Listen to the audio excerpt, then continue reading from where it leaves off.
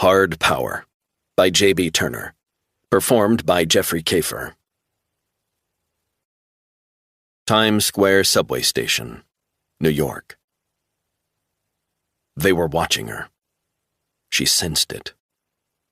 Amy Chang stood on the packed subway platform, paranoid android blaring in her ears. She was trying to block out her surroundings. She tapped her phone to turn up the headphone volume, noise cancellation on. The music was like a wall of sound washing over her, a barrier to the outside world. She stared across the tracks at the dirty white-tiled wall as the music overpowered her senses. The vibrations from passing trains and the throng were making her more anxious than usual. Amy's heart beat faster. She wondered if they were close by, watching and waiting. Her fear never seemed to subside. She wondered if today was her final day on Earth. More and more she saw threats everywhere, sometimes real, sometimes imagined. A fear gripped her deep down in her soul, gnawing away at her. Her boyfriend and her brother had both told her to get therapy. She resisted. It would not save her from her fate. It was like a sixth sense she couldn't turn off. She couldn't see them today, but she felt their presence. She saw them in the dark shadows, lurking on subway stairs, in a passing reflection in the mosaics around the station. She knew they wanted to take her back, but she wasn't going. Not now, not ever. Amy closed her eyes and tried a meditation exercise she had been working on, learning to disassociate herself from the mass of people all around her. She hated the subway. She hated its chaos, its grime. She especially hated Times Square underneath the heart of Midtown Manhattan, with its heaving, twisting, winding paths through the Byzantine corridors. The heat, the pungent smell of weed, the stench of pee, the reek of shit in subway carriages, cardboard boxes of broken men and women, needles stuck in their rotten, blackened veins, the homeless shouting, whispering threats, talking to themselves. It was like no one was in charge, a post-industrial society hollowed out, having to fend for itself, a dystopian dog-eat-dog world, a dangerous place.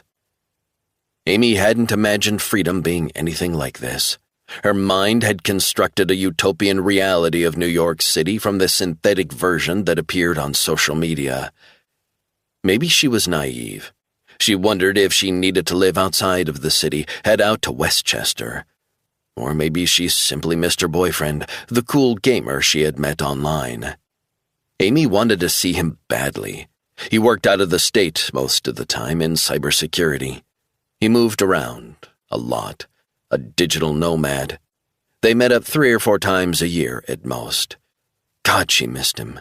Her way of coping without having to resort to Xanax was meditation and loud music. She switched on her playlist the moment she left her Midtown office. It quieted her mind just a little. The smell of fries and more weed smoke wafted in her direction. She choked back nausea. Truth was, she wasn't sleeping too well. She had finally agreed to see a psychologist for her anxiety. She felt like she couldn't relax. Not totally.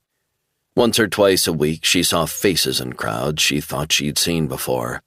A friend asked if she was having flashbacks to childhood trauma. She said no. She believed she was being watched and followed. Her brother told her to just relax. He said he understood her fears. He felt the same, but she felt it more acutely. The more she thought about it, the more she feared they were closing in and that they wished her harm. She glanced around. Anxious faces, most staring ahead, etched with tiredness, talking into phones, gray pallor. A muffled loudspeaker announcement penetrated the noise cancellation headphones. Her mind flashed back. She had first started noticing them a month earlier. The same faces, different locations, sometimes on the R train home, sometimes at a street corner near her tiny Upper West Side studio. She thought at first it was just a coincidence. But no, a pattern was emerging. The ominous rumble of the train began to sound like a jet engine, even with her music blaring. Were they playing mind games with her? Were they just trying to make her scared? Maybe that was what it was, just a way to try and intimidate her. Amy tried to push those thoughts to one side. She felt people pressing against her as the train approached. But it wasn't stopping. She felt her breathing grow rapid, closer and closer. Bony fingers pressed against her lower back. She stumbled forward onto the tracks, head first. Screaming, she looked up as the train hurtled toward her. 1. John Resnick stood outside JFK's Terminal 4, dying a little inside. He hated goodbyes. He always had. And this was going to be a long one. He wouldn't see his beautiful daughter in person for a couple of years. He took Lauren in, all grown up and self-assured. He beamed. "I'll miss you." Lauren had one hand on a cart piled high with her luggage. Tears welled in her eyes. "I'll be fine." Resnick hugged her tight. "You look after yourself, honey." "I can look after myself, don't worry." "I know you can, but I'm your father. I worry. You're going to be 10,000 miles away from home, from me. And it's not America. They have different rules." Lauren hugged him tightly once again, as if she didn't want to let go. "I'm going to miss you so much, Dad. I'm going to miss Mom, too." Resnick wiped away the tears on her face. "I know. I can't believe we thought she was gone, and now she's back in our lives, and now I'm the one who's going away, just when we finally found her again." Resnick held his daughter close. He and Lauren were still coming to terms with the shocking discovery that Elizabeth Resnick, the mother and wife they believed had died on 9/11, was actually alive and well. She wasn't a high-flying New York tax lawyer, mom, and wife who had tragically died more than 2 decades earlier. Instead, she had been living and working in Switzerland as a CIA agent.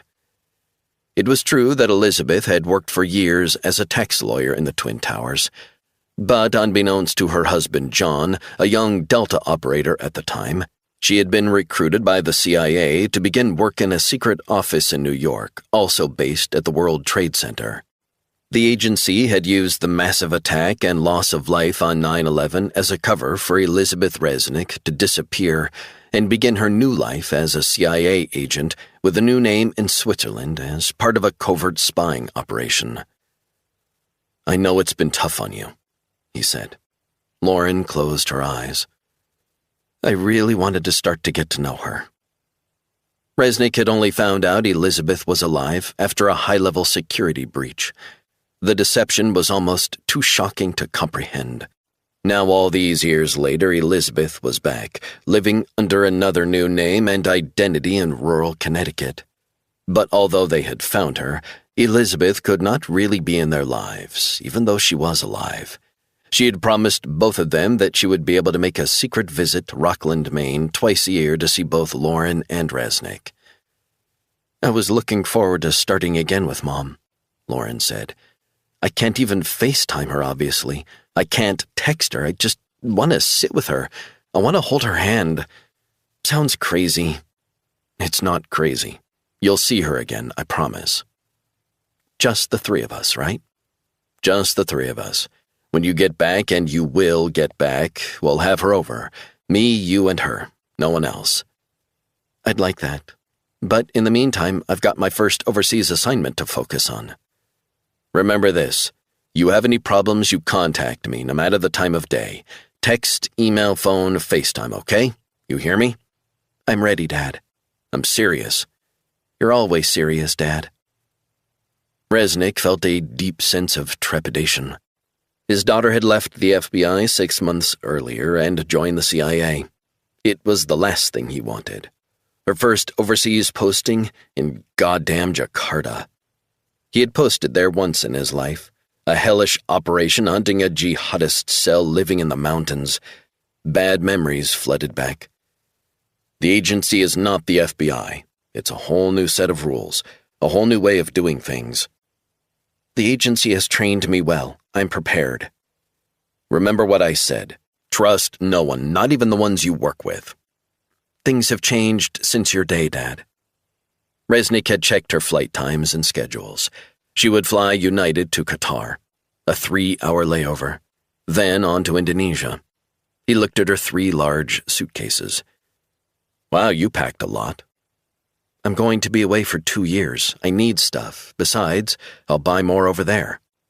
Resnick hugged her one last time. I'll miss you, Lauren Resnick. I'm coming back, Dad. Damn right you are. One thing, Dad. What? Try and stay out of trouble. Is that too much to ask? I'm fine. Look after yourself. I will. Love you, Dad. Resnick pecked her on the cheek. Give 'em hell. And with that, Lauren spun around and pushed her luggage toward the terminal elevator, without a final glance.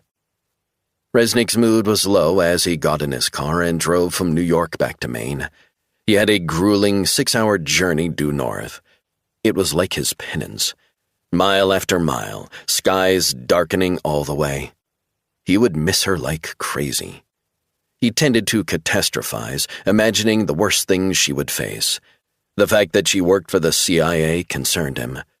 A foreign posting was always a challenge.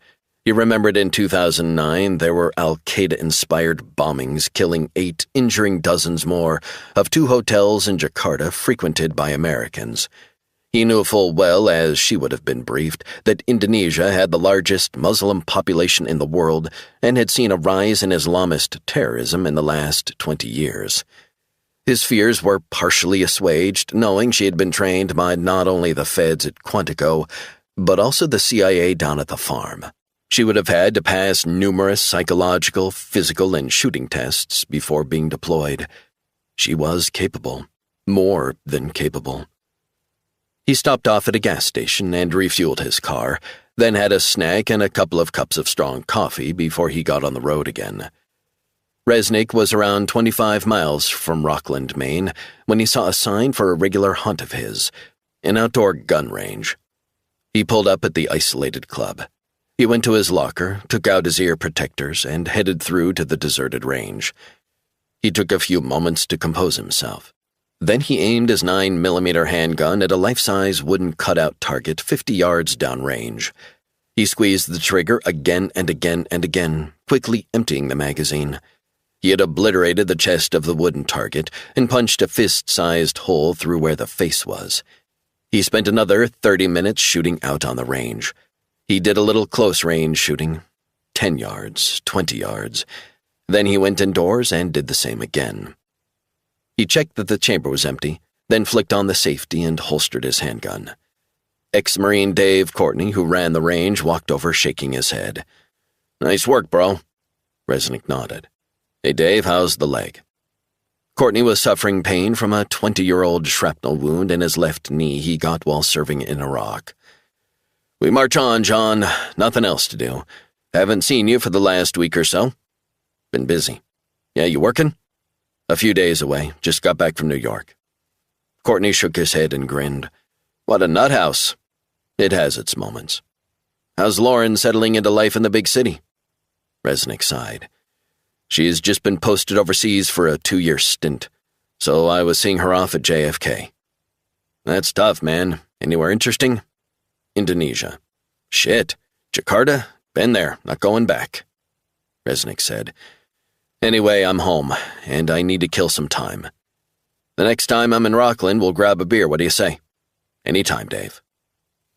Resnick shook Courtney's hand and climbed back in his truck and drove off. He arrived back in Rockland half an hour later. It felt good to be home. He made himself a strong black coffee and a ham sandwich and sat out on the deck. He stared across Penobscot Bay and wondered how he was going to cope with his beloved daughter being away for so long. They had grown closer and closer over the years, especially since she had joined the FBI after college. Now he was going to have to adjust to not having her in his life for a long period. The more he thought about it, the more he wondered about the direction of his life. He didn't see many people these days. He kept mostly to himself. Maybe it was just the way it was. Maybe it was by design. Maybe the fact was he liked it that way. He hadn't even seen Martha Meyerstein in a while. The FBI assistant director had been a fixture in his life for years. He had worked with her and her team on national security assignments, top-secret investigations, and all manner of intelligence operations.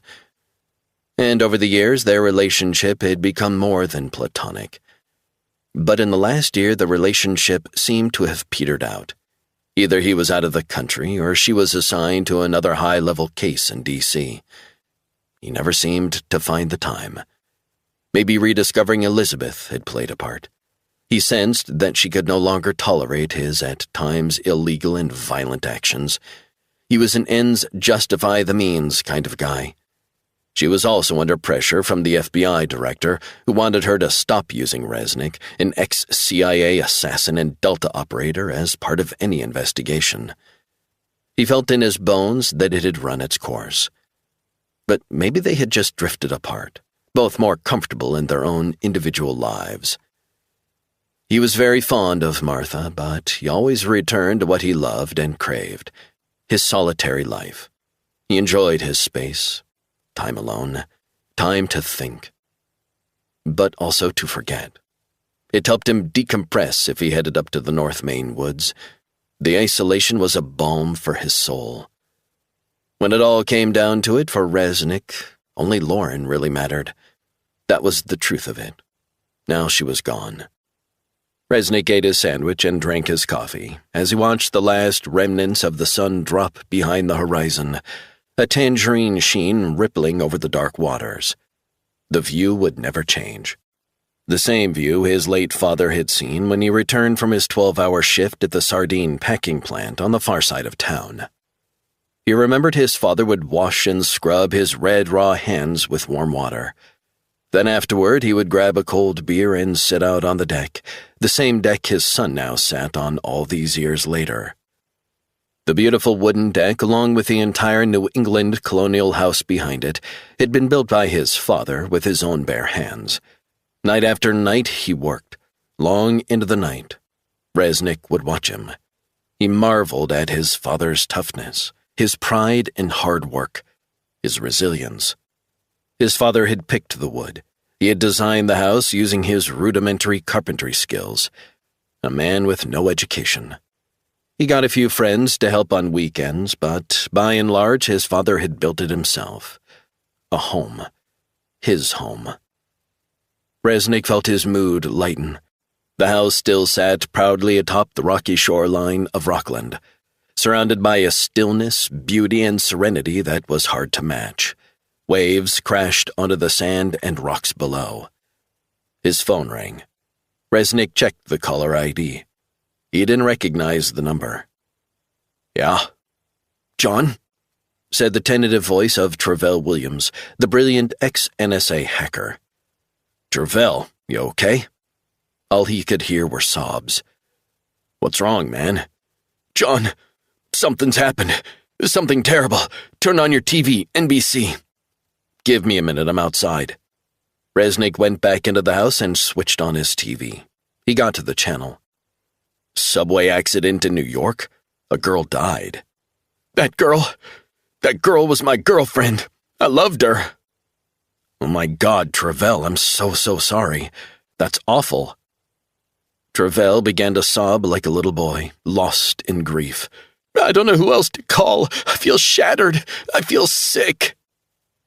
Resnick stared at the screen as cops and paramedics swarmed the platform. He was devastated for his friend. "I was planning to surprise her by turning up unannounced in New York in the next day or two. I can't comprehend this, John. I can't deal with this." "What can I do? Do you need anything?" Travell began to cry again. "I thought I had a future.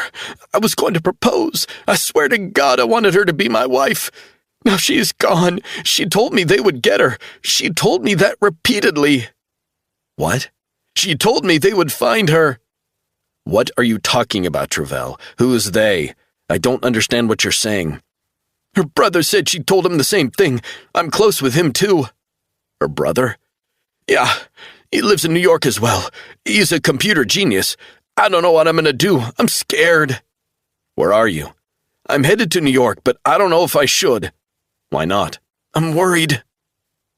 Resnick was concerned that Travell thought his girlfriend had been targeted. "How did you hear about it?" "Her brother messaged me, but he's gone silent. He's freaking out of his mind." "When you say he's gone silent, what exactly do you mean?" "I mean he's scared for his life, really scared." Resnick listened as Travell cried and cried. It was painful to listen to. His friend was analytical, a cold, detached geek. But he was showing a side of his personality now that Resnick had never truly seen. A young man crushed by grief. "It wasn't an accident. You need to believe me." "I'm listening." "He thinks she was pushed." "Your friend needs to go to the police right now." "John, this wasn't a random event. It wasn't a drugged-up panhandler shoving someone onto the tracks. This was targeted." Resnick didn't know what to say. "Travell, I'm going to level with you. Shit happens. Maybe it was terrible luck that she was in the wrong place at the wrong time. Nutcases are all over the subway. We all know that. It's bad." "John, you're not listening. Amy was pushed by people who wanted her dead. They killed her. My friend is freaking out. He thinks he's going to be next. That's why he's in hiding." "So your friend believes his sister was murdered?" "I don't know. Amy was assassinated. I swear to God she was murdered. Not by a freak accident, but a very calculated assassination to look like a random subway push. It wasn't." Resnick wanted to be there for Travell. His friend had helped him out countless times in the past. "I need a favor, John. A big favor." "Name it." "I'm going to New York to see her brother. He's my friend. I need to be with him. He was my last connection with Amy." "That's a nice thing, man." "But I'd like you to be with me when I meet up with him." "Me?" "Just to reassure him. He's spooked, and I'm hoping your presence along with mine will reassure him that he's not alone. We can get through this, and that he's not going crazy." Resnick closed his eyes. "And he's in New York now?" "Lower Manhattan." Resnick had just returned from there. "I see. Is that a problem?" "It's not a problem, just that I just got back from New York." "I'm sorry. I didn't realize." "It doesn't matter. I'll be there. Count on it. A bit of moral support, right?" Travell began to sob hard again. "I hope so." "I'll be there." "I don't know how I'm going to get through this." "I'll be there before you know it." "This wasn't random." "I know." "They got to her." Resnick watched the TV footage of a cop being interviewed. "She told me over and over again that they would find her and kill her, and now they have." "She told you that? Didn't she go to the cops?" "She was afraid." "What else did your girlfriend say?" "She called me a couple of nights ago." "And what did she say?" "She thought she was being followed. I tried to tell her that she was just paranoid, but she insisted she wasn't. She thought people were going to kill her. We had decided that it would be best in the future if I could be based in New York to be close to her. I guess it's not going to happen now." "That's horrible, man. I'm so sorry." "John, I'm on a level with you. I don't want you just to reassure my friend. I don't just want you to be with me for moral support." "So why do you want me to come down?"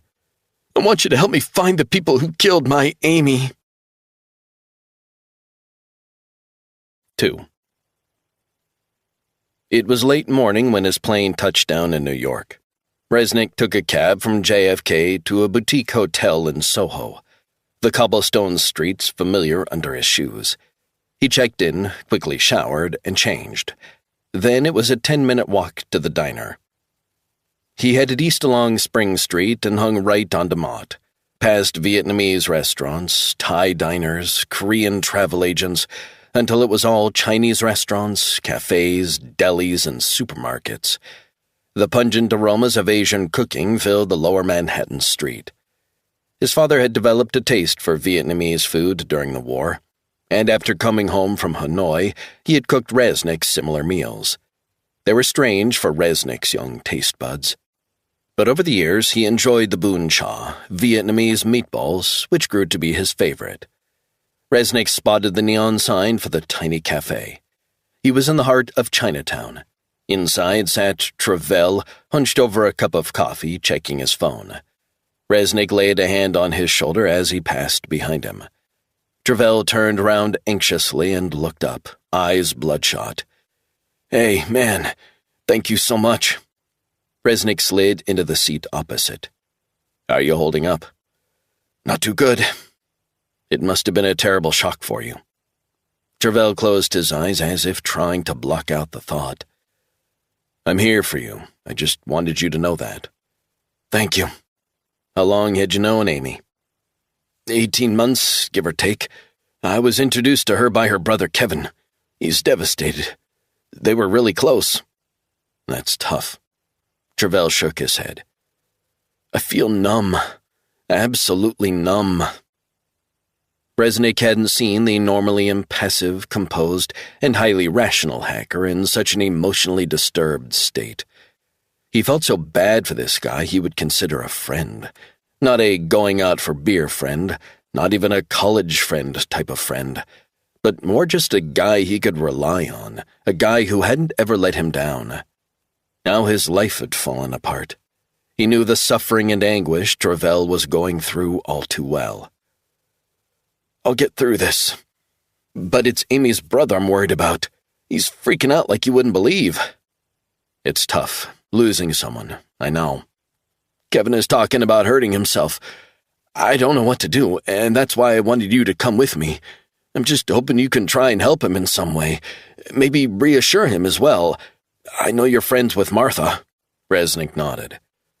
I'll do whatever I can. I appreciate that, John. Resnick stopped a passing waitress and ordered a couple of cups of coffee for him and Travell, along with steamed shrimp and pork dumplings for each of them. The flight was delayed. I would have been here earlier. I haven't slept since I heard about Amy.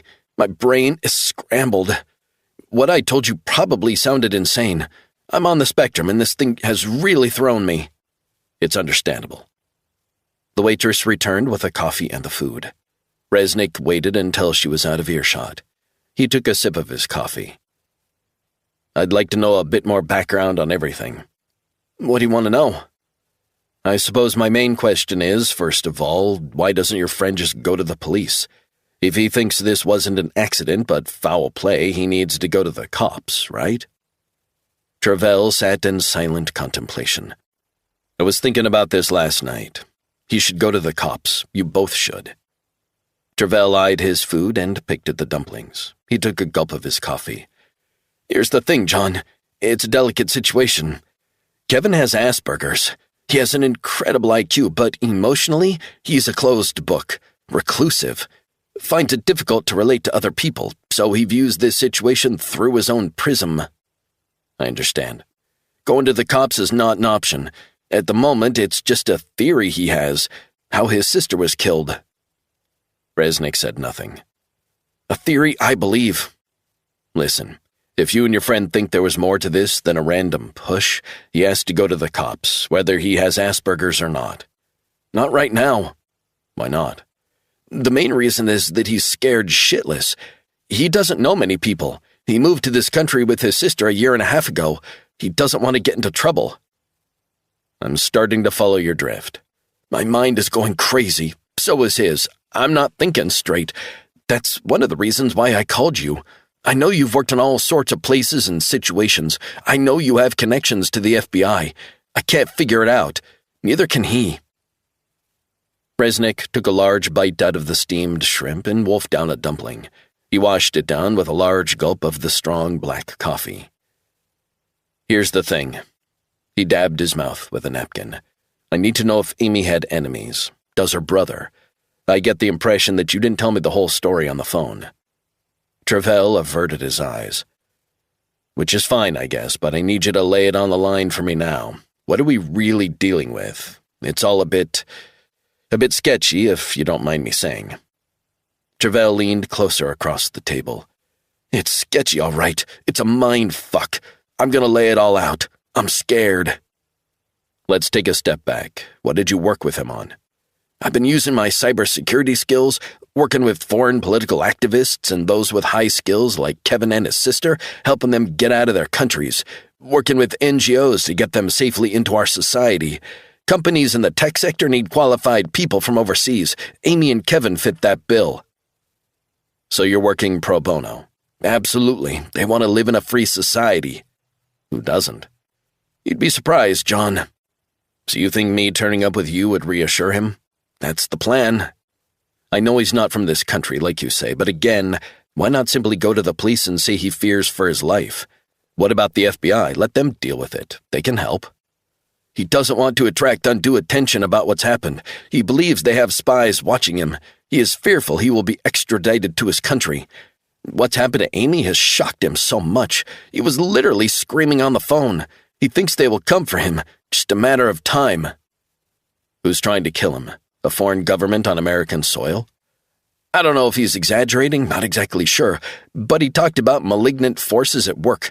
Maybe from his government, maybe working for that government, maybe here in New York, I don't know. Let me get this straight, Resnick said, taking a sip of coffee. He's a stand-up regular guy who just wants to live in America. Correct. He's already worked as a contractor for the State Department. That's interesting. Amy was the last surviving member of his family. You couldn't meet a nicer person than Kevin. I could put a call in, NYPD or the feds. We'd get the ball rolling. He really does need help, personal, psychological help, as well as support from law enforcement. Travell shook his head. That won't work. That definitely would not fly with him. Your friend, does he work in the city? New York? Yes. Yeah, he works from home. He has a green card. He's a permanent resident. But he's not an American citizen, at least not yet. Maybe in a year or two? There have been some delays, and he doesn't want to jeopardize his status. He feels very fortunate. Resnick finished his food, wiped crumbs from his mouth, and shrugged. Listen, Travell, I want to help. That's why I'm here. I can contact Martha Meyerstein directly and explain the situation.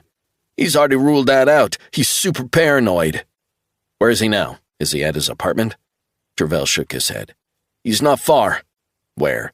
Staying at a friend's house down here in Chinatown. He had a place in Midtown, but he moved because he was convinced they would quickly track him down there. He packed a bag and was gone. Resnick leaned back in his seat. Tell me more about this guy. Travell showed him a copy of that day's New York Post and pointed to a picture on the front page. That's her, the one that died. She's very pretty. Resnick studied the story. It says here it was a random push from the subway platform. John, you're not listening. My friend says. He insists that is absolutely not the case. Besides, Amy was also convinced people were watching her. Was she maybe a bit paranoid too? Maybe she was. I don't mean any disrespect. It's fine. What else do I need to know? You said they're from China, right? Amy and her brother are from Hong Kong.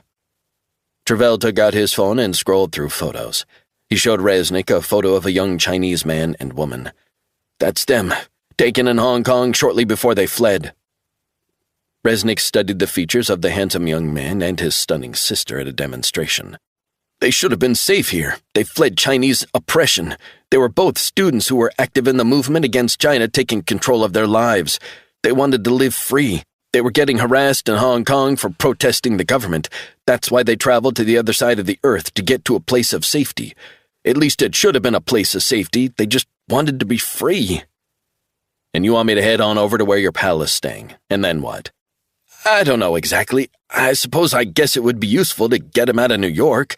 Maybe to my place in Iowa, my compound? I thought you could help me with that. I want to help you. Really, I do. But I think the best bet is for your friend, Kevin Chang. Right. For you and Kevin Chang to go to the FBI. I'll go with you. The cops, anyone. For what it's worth. And we can go from there. We can also talk about getting police or FBI protection if he's in danger. If you're with me, he might listen to you. You worked with the feds, right? Resnick nodded. You know I have. My concern is that he won't listen. You think he'll go for it coming from someone else? There's only one way to find out. 3. The rundown fourth-floor walk-up on Forsyth Street sat above a Chinese grocery store. Resnick noticed the intercom had been ripped out of the wall, hanging loose. He pushed open the door, and he and Travell headed up the dingy stairwell, past graffiti sprayed on the peeling walls, past the pungent smell of cooking, past cigarette smoke and weed in the air. Frightened shouts were coming from a fourth-floor apartment. Travell had fear in his eyes. Shit. Resnick's senses heightened. Travell pointed to the graffiti-daubed door straight ahead and whispered, Sounds like Cantonese. Resnick wondered if the frightened kid was arguing with someone on the phone. He signaled for Travell to move away. He put his finger to his mouth, indicating for Travell to be silent. Travell nodded. Resnick approached the door and paused, listening. Then there was the sound of a piercing scream from the room, panicked pleading as if begging for mercy. He signaled again for Travell to step away. He took a step back and kicked the door wide open. Resnick burst in, crouched down, handgun drawn. He rolled into a room where a besuited Chinese man pointed a weapon at a kneeling Kevin Chang. The man spun around and faced Resnick, gun pointed straight at him. Resnick fired off 2 deafening shots to the guy's head and 1 to the chest. Blood splattered the wall. The guy collapsed. Chang cowered on the floor, trembling. Resnick stepped forward and reached out his hand. "I'm a friend of Travell. Come with me." Chang cowered and shook. "Now." Chang stared up at him. "Please don't kill me." Resnick grabbed his arm and hauled him to his feet as Travell entered the room and hugged his friend. "We need to go, now." He checked the guy's pockets. He pulled an ID out of the wallet. A Chinese diplomat based in New York. Shit. Travell whispered softly to Kevin. "What are you saying to him?" Resnick asked, staring at the body on the ground. "I'm saying we need to get out of here to someplace safe, that you're here to help." Resnick thought he heard whispered voices down in the stairwell. He moved softly through the opened front door. The voices were faint, Chinese, maybe a couple of floors below. It wasn't surprising after screaming and 3 loud gunshots. He spread-eagled ear to the floor, sensing the vibrations of movement farther down. But he couldn't be sure if it was on the stairs or vibrations from traffic outside. He crawled to the landing of the 4th floor and peered down through iron stair railings. The sound of angry whispered voices rose back up. He craned his neck and looked down. A Chinese man and woman on the stairs. The man had his gun drawn. Resnick waited until they headed up a few more steps. "Freeze!" he shouted. The man spun around, gun trained on him. Resnick gunned him down with a single shot. The noise reverberated and echoed around the old stone stairwell. The Asian woman with him fell to her knees on the stairs, hands on her head. She began to plead, speaking in Chinese. "Don't fucking move!" The woman flinched, right hand moving to her side. Suddenly, she reached into her jacket and pulled out a gun. Resnick fired off 2 quick shots at her head. She collapsed on the stairs, blood and brain matter splattering the walls. The gunshots echoed like firecrackers in the enclosed space. He got to his feet and leaped down the stairs to the 2 bodies. He rifled in the man's pockets and pulled out a wallet. The guy was a private detective from Queens, James Lawn. Then he rifled inside the woman's jacket and pulled out ID from her pocket.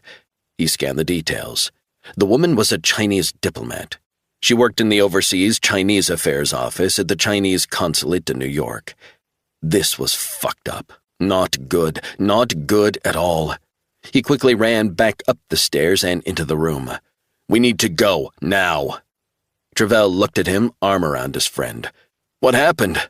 I'll explain later." Resnick led them down the stairs, past the bodies. "What the hell, John?" Resnick said. "Ignore the mess." Chang was a quivering wreck as he clutched Travell's arm. He glanced at the bodies. Travell said, "Why did you kill them?" "They were carrying guns and pointed them in my direction." "Oh my God, what have you done?"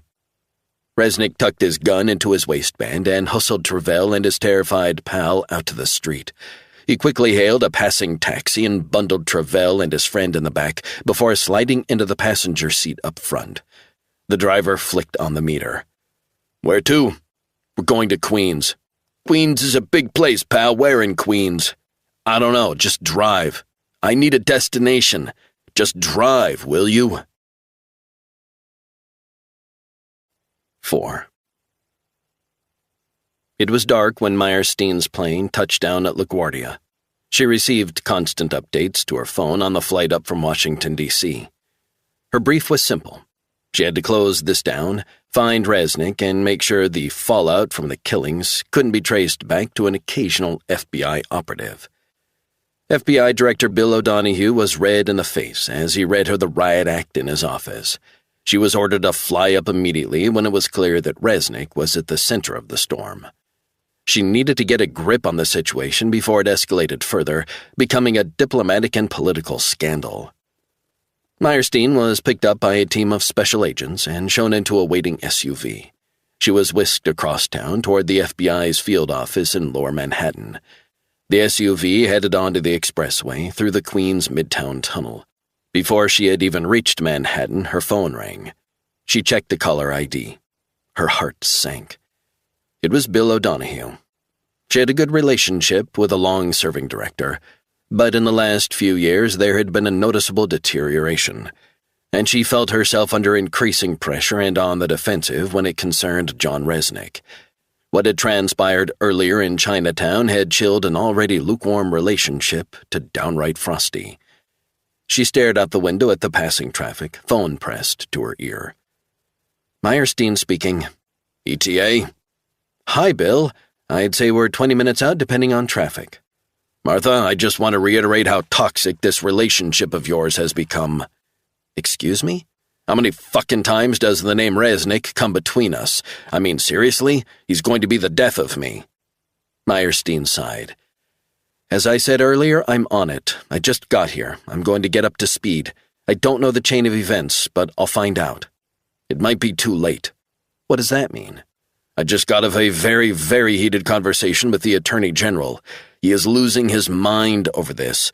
Resnick is finished. You and Resnick as well, that's finished. Let's not be hasty. It's over. The Department of Justice has flipped over what happened. They know the links with Resnick and the Bureau. Now Resnick is a wanted man. Meanwhile, 2 Chinese diplomats are dead. One other is also dead. Do you understand the problem this creates for the Bureau, the State Department? I saw the message from the State Department. The Chinese government is going to want blood for this. Meyerstein closed her eyes as she sat in shock in the back seat.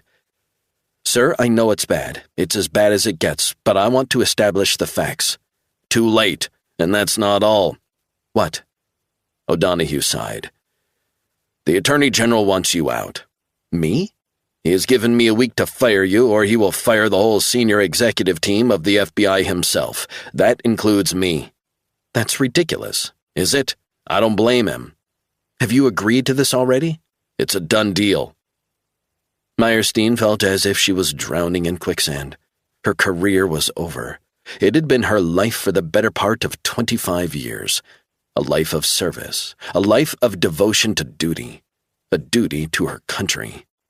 Look, I'm sorry, this is brutal, I know, but no one apart from me, you, and the Attorney General knows about this. Meyerstein snapped out of her shock. I want to find out where Resnick is. I have another week, right? That's right. Well, I want to try and use whatever leverage and influence I have with John to bring him in. New York has taken the lead on this, but you can have your say, of course. Understood? The car emerged from the tunnel. I understand. Don't sweat it. I'm sorry it had to be like this. Whatever, but for what it's worth, Bill, I don't think the Attorney General should be getting embroiled in day-to-day FBI operational matters. Bullshit, he can do whatever he goddamn wants. Resnick has already been formally identified by a witness going into and leaving the walk-up in Chinatown, and I'm hearing that we have him on surveillance video taken outside the Chinese grocery store below the walk-up. Shit. Yeah, shit, it's all gone to shit. It's a mess. I will fix this. Find him, bring him in. This is on you, Martha. The SUV pulled up in the underground parking garage beneath the FBI's New York field office in Lower Manhattan. Meyerstein rode the elevator with a couple of agents to the 23rd floor and was escorted to her temporary office. A young agent handed her a cup of coffee as she was shown into the meeting room for the latest briefing. Meyerstein sat down and introduced herself, notes spread out in front of her. She looked around the assembled faces. I appreciate the opportunity to sit in and hear what we're facing. First of all, can I have the latest update on this shit show? Special Agent in charge of the FBI's Criminal Investigative Division in New York, Don Laszlo, got up and stood in front of a huge TV screen on the wall, the remote control in his hand. This is what we've got, Martha. He pressed a button and the footage began. So we've got this frame by frame. We've pieced together the movements of when Resnick arrived with Travell Williams at Forsyth Street in Chinatown. Meyerstein began to take notes. When they were first spotted, we have them here." He pointed to Resnick and Travell headed down Forsyth Street. "John Resnick and Travell Williams, genius, ex-NSA." He paused the video, showing two men entering the rundown walk-up apartment. "The shooting of a Chinese diplomat occurred in the apartment less than 2 minutes after Resnick's arrival. We don't have footage of the shooting inside the apartment. We are also dealing with the execution of another Chinese diplomat and a private investigator from Queens in the stairwell. Forensics is all over this. 3 confirmed dead, 3 Chinese, gunshot wounds from a 9mm. Meyerstein watched the footage as Resnick led Travell and Kevin Chang out of the apartment building and to a passing cab. "Where did the cab go from there?" "We could trace it using traffic cameras heading across to Queens. The cab driver we still have to talk to. Can't seem to find him or the cab. Just seemed to disappear." Meyerstein studied the others at the table, special agents taking notes, analyzing real-time data. "Resnick has dropped off the grid," Laszlo continued. "He's as tough as they come. Along for the ride are Travell Williams and Kevin Chang, a green card holder originally from Hong Kong. We've got to assume they're together on the run." "I'm assuming that the Marshal Service is up to speed?" "Total cooperation. They're linked with us on this. It's gone high priority for them." "Any leads from anyone?" Don shook his head. "It's early, but we'll find them." Meyerstein looked around the sea of determined faces. "I can't stress this enough. They must be caught and detained. I don't want any media leaks on this. If there is a leak, you'll be dealing with me." "We all know that," Laszlo said. "I'm just re-stressing the point. This is to be kept under strict wraps here in New York. This is already a diplomatic incident. How did this happen? What brought John Resnick to New York?" "We have no idea, Martha. Resnick is friends with Travell Williams. They both use and access military-grade encrypted phones. Resnick is a trained killer, we know that. Travell has worked with us in the past on off-the-books jobs. So you can see how these links to not only the FBI but also the NSA could be explosive if this got out to the media. I don't want to see this story blowing up on Fox or anywhere, you got me?" The team nodded dutifully. Meyerstein looked up at Laszlo. "I know John well, better than anyone. I know what he's capable of. But I don't understand how this situation has evolved." Laszlo ran his hands through his hair. "He's crazy. Must be." Meyerstein stared at Laszlo. She detected an irritation in his tone of voice. Was it sarcasm? "That's not the man I know. Yes, he's a trained killer, but he's not crazy. He wouldn't go and gun down Chinese diplomats just for the hell of it. So I want to find Resnick." Laszlo went quiet for a few moments. "I've got to be up front, Martha. I'm concerned that this wacko has any sway with you or the FBI." "He's no wacko, Don, and let me be very clear, he has no sway with me." "What I mean is that we can all see what sort of guy he is. He's a damaged ex-Delta nutcase." "I don't care for your language." "Oh, come on, Martha. We all know he's certifiable." "That's where you're wrong. He has high intelligence and is considered one of the most brilliant CIA operators over the last 20 years. He has brought down drug cartels, jihadists, and terrorists. He has helped out the FBI on highly classified operations. So do not underestimate him or call him crazy. He's far from crazy. But yes, I agree he is dangerous." "Point taken," Laszlo said, changing the direction of the discussion. Meyerstein sat in stony silence. She knew it had to stop. Enough was enough. She had had her fill of John Resnick. It seemed like every year there was another crisis. She faced losing the job she loved. She believed in the FBI, what it stood for. The problem was that Resnick, a man she very much admired, maybe even loved, seemed to push the boundaries of her tolerance to the breaking point. Resnick as a man couldn't give a damn about the FBI. He didn't respect it. She thought at one time he did, but it was clear from his actions that he held the organization in contempt. He was a maverick, a rogue operative. She'd known that all along.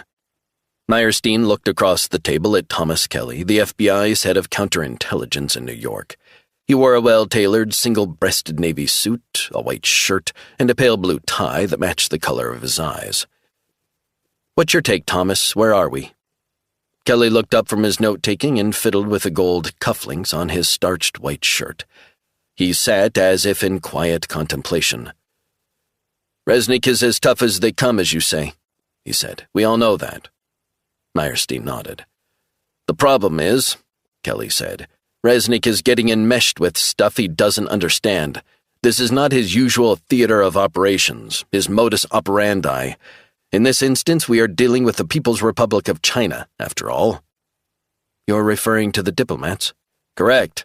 I don't believe they're diplomats in the true sense of the word. And these people, they operate on a whole other level than what Resnick is used to, a world of spies. Meyerstein glanced at Laszlo. To put you in the picture, Martha, Kelly said, my last report concerning China's nefarious activities in and around New York was pretty conclusive. They're probing. The tempo has changed. They're upping the ante. They're testing us. They want to see how far we go. What happened down in Chinatown might be the latest example of that, and that's why we need to find John Resnick for his own good. Meyerstein nodded at Kelly, impressed with his summary. So what happened might be linked indirectly or directly to Chinese spying in New York? High degree of probability. If that's the case, do you believe the 3 people Resnick killed had their actions officially sanctioned by Beijing? Maybe tacitly approved, hard to tell. But the mood is different. China's taken its first steps in the last year or so, crossing boundaries, and the mask has slipped. The meeting broke up then, and Meyerstein headed back to her office and shut the door. The threat to Resnick from the Chinese operatives was clear. She wondered what on earth had possessed Resnick and Travell to become fugitives. A moment later, her phone rang. Meyerstein. Well, Assistant Director. It was a voice she didn't recognize. Who's this? My name is Robert Chow, Consul General at the Chinese Consulate here in New York. Meyerstein's blood ran cold. Assistant Director, I just got off a call with your boss. He said you are the most senior person in New York, although the Kevin Chang investigation is being led by the special agent in charge of New York. Am I correct? Meyerstein shifted in her seat. Mr. Chow, that is correct. How can I help? I want answers. I think it best to direct your questions to Special Agent in Charge Laszlo. He is in charge of the New York FBI. I talk to the most senior people only. I will talk to you, and that's why the director passed on your details. I trust that is not a problem. Meyerstein sensed a migraine coming on. No problem at all. 2 of my diplomats, one a friend from university, are both dead. I've just spoken to their families back in Shanghai.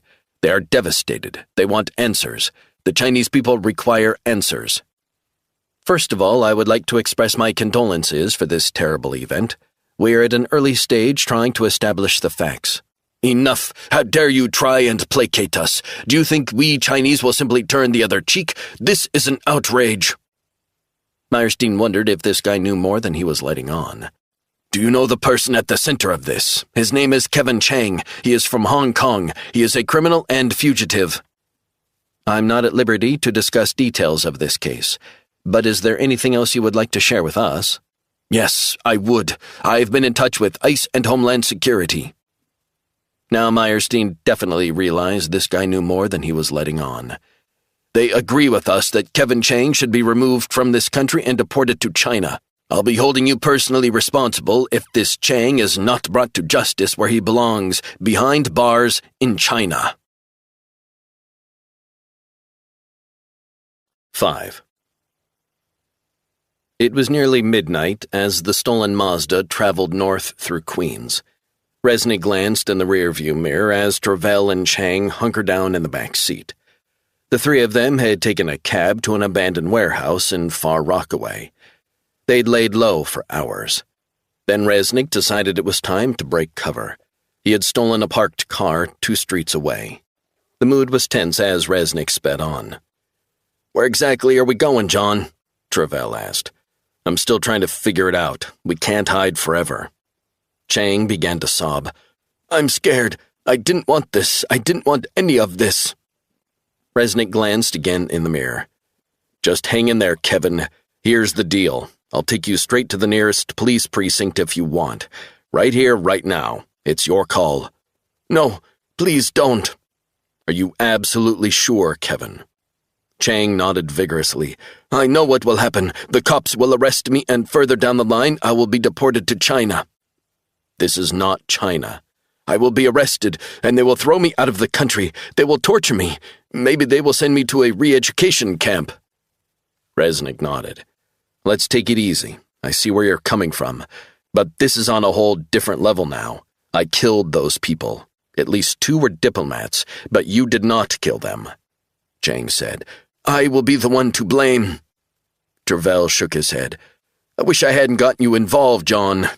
"Well, I am involved, okay, so we need to move on. And both of you need to compose yourselves.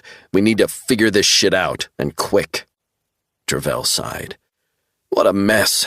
I don't want to hear any more bullshit negativity. We need solutions. This is not the time for morose thoughts. Think."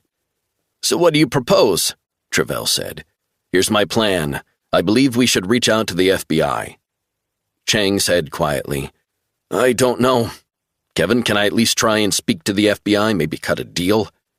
Chang was quiet for a moment. "What sort of deal?" "A guarantee that you would not be deported under any circumstances. That's our red line." "That would be a smarter move, I think, than going to the police, that's for sure." Resnick drove on through a desolate area not far from Rockaway Beach. "I'm going to get a new pair of wheels, okay?" Travell said, "Sure thing." Resnick pulled up on a near-deserted side street behind a Ford Transit van. He got out and pried open the passenger door of the van. He reached over and took a couple of minutes to hotwire the van. He climbed in and revved up the vehicle as Travell and Chang climbed into the back seat. "Bit more spacious, guys? Buckle up," Chang said. "Let's go." Resnick sped away and drove for 10 miles through northern Queens until he pulled up beside a rare payphone. "This is as good a place as any. I'm going to make the call to the FBI. Sit tight." Chang sat quietly, head bowed. "You okay for me to do this, Kevin?" "It's the best plan." Resnick reached over and ruffled his hair. "We'll figure this out, don't worry. I'm not going to bail on you." He got out of the van, looking around the deserted street before he tapped in Meyerstein's phone number. He waited a few moments as it rang. Eventually it was picked up. "Who's this?" Martha Meyerstein sounded stressed. "It's Resnick." "John! My God, what the hell is going on?" "Long story. You need to turn yourself in along with Travell and Kevin, John." "That's why I'm calling. We need to talk." "Where are you?" "You need to listen to me, Martha." "I'm assuming you know the whereabouts of Kevin Chang?" Resnick stood, filthy payphone pressed to his ear. "I don't want to get into that." "John, you are in serious trouble." "Tell me something I don't know." "What the hell happened? Maybe I can help you." "Forget about me. I want to talk about Kevin Chang." "Tell us where you are. Is Kevin with you?" "I have a proposition." Martha exhaled loudly. "What sort of proposition?" "I will hand myself in, but I need a cast-iron guarantee that Kevin Chang will be safe from deportation to China if I hand him over. He wasn't involved in this." "I don't do guarantees." "Bullshit, Martha. You guys cut deals all the time. Immigration officials and Homeland Security, not to mention the State Department as well as the NYPD and the FBI are interested in Kevin Chang. He is not an American citizen." "I'm trying to come to an agreement. I'm reaching out to you. I'm helping you if you can help me." "That's not how it works, and you know it." "I want you to trust me." "John, trust is earned. The fact is, I don't trust you anymore. I don't trust you not to go crazy and get involved in all this madness. I can't take it. I can't do this." "Let me explain what went down. I arrived and heard shouting inside the apartment. I kicked down the door. What I saw was a man with a gun to Kevin's head." "So you killed that guy?" "Yes, I did. I was responsible. I want to go on the record. I'll take my chances. But Kevin isn't responsible. I was trying to save him. I was defending him." "Tell me where you are, and then we can talk. You killed 2 Chinese diplomats. Do you even understand the ramifications of your actions?" "I know full well." "This is the final straw, and you need to know one thing. We will find you." "You're not making this easy for me. I'm giving you a heads up. The diplomats were threatening Kevin. They tried to kill me. I was acting in self-defense. I had to take the fuckers down." "We can talk about that. We can work something out there. But right now, it's a diplomatic nightmare. The Chinese government will not take this lying down." "They were going to kill Kevin. All I'm asking is for the FBI to give me a guarantee that Kevin will be safe and not deported. A guarantee for Kevin, that's all. Not for me, for him. No guarantees, no deal. I'm going to ask one final time. She cut him off. Like I said, no deal, no guarantees. Resnick ended the call as his mood began to darken, knowing they had to get the hell out of New York. He got back in the van and sped off. What did Martha say? Tervel asked. No deal. So what do we do? We need to find a place to hide out for a while, out of the city. Resnick sped over the Whitestone Bridge, the East River below. He drove through the Bronx and into the night, trying to figure out their next move. 6. The early morning sun streamed through the windows of the beachfront cottage in Madison, Connecticut, bathing the inside in a beautiful tangerine glow. Caroline Sullivan sat hunched over her computer, as she invariably did 7 days a week, working to finally deliver her long-awaited book, a tome on America's national security threats in the 21st century. The more she learned about the ongoing threats from China, Russia, and Iran, among others, the more she feared for the country. Computer viruses, psyops warfare waged online, energy security, robots, drones, asymmetric warfare through hacking economic and infrastructure facilities. The list went on and on. But despite America's spending, the threat level was increasing, and some of the spiraling hidden costs were allocated to future programs. If that wasn't enough, America owed an insane $31 trillion and counting. The country's enemies were watching and waiting in the wings as America began to buckle under the strain. She leaned back in her seat and bemoaned the mess all around her. Her desk was strewn with notepads and yellow post-its and excerpts of what she had already written. She cast a glance over typed interviews she had conducted with intelligence operatives or retired analysts from think tanks or politicians who had sat on intelligence committees.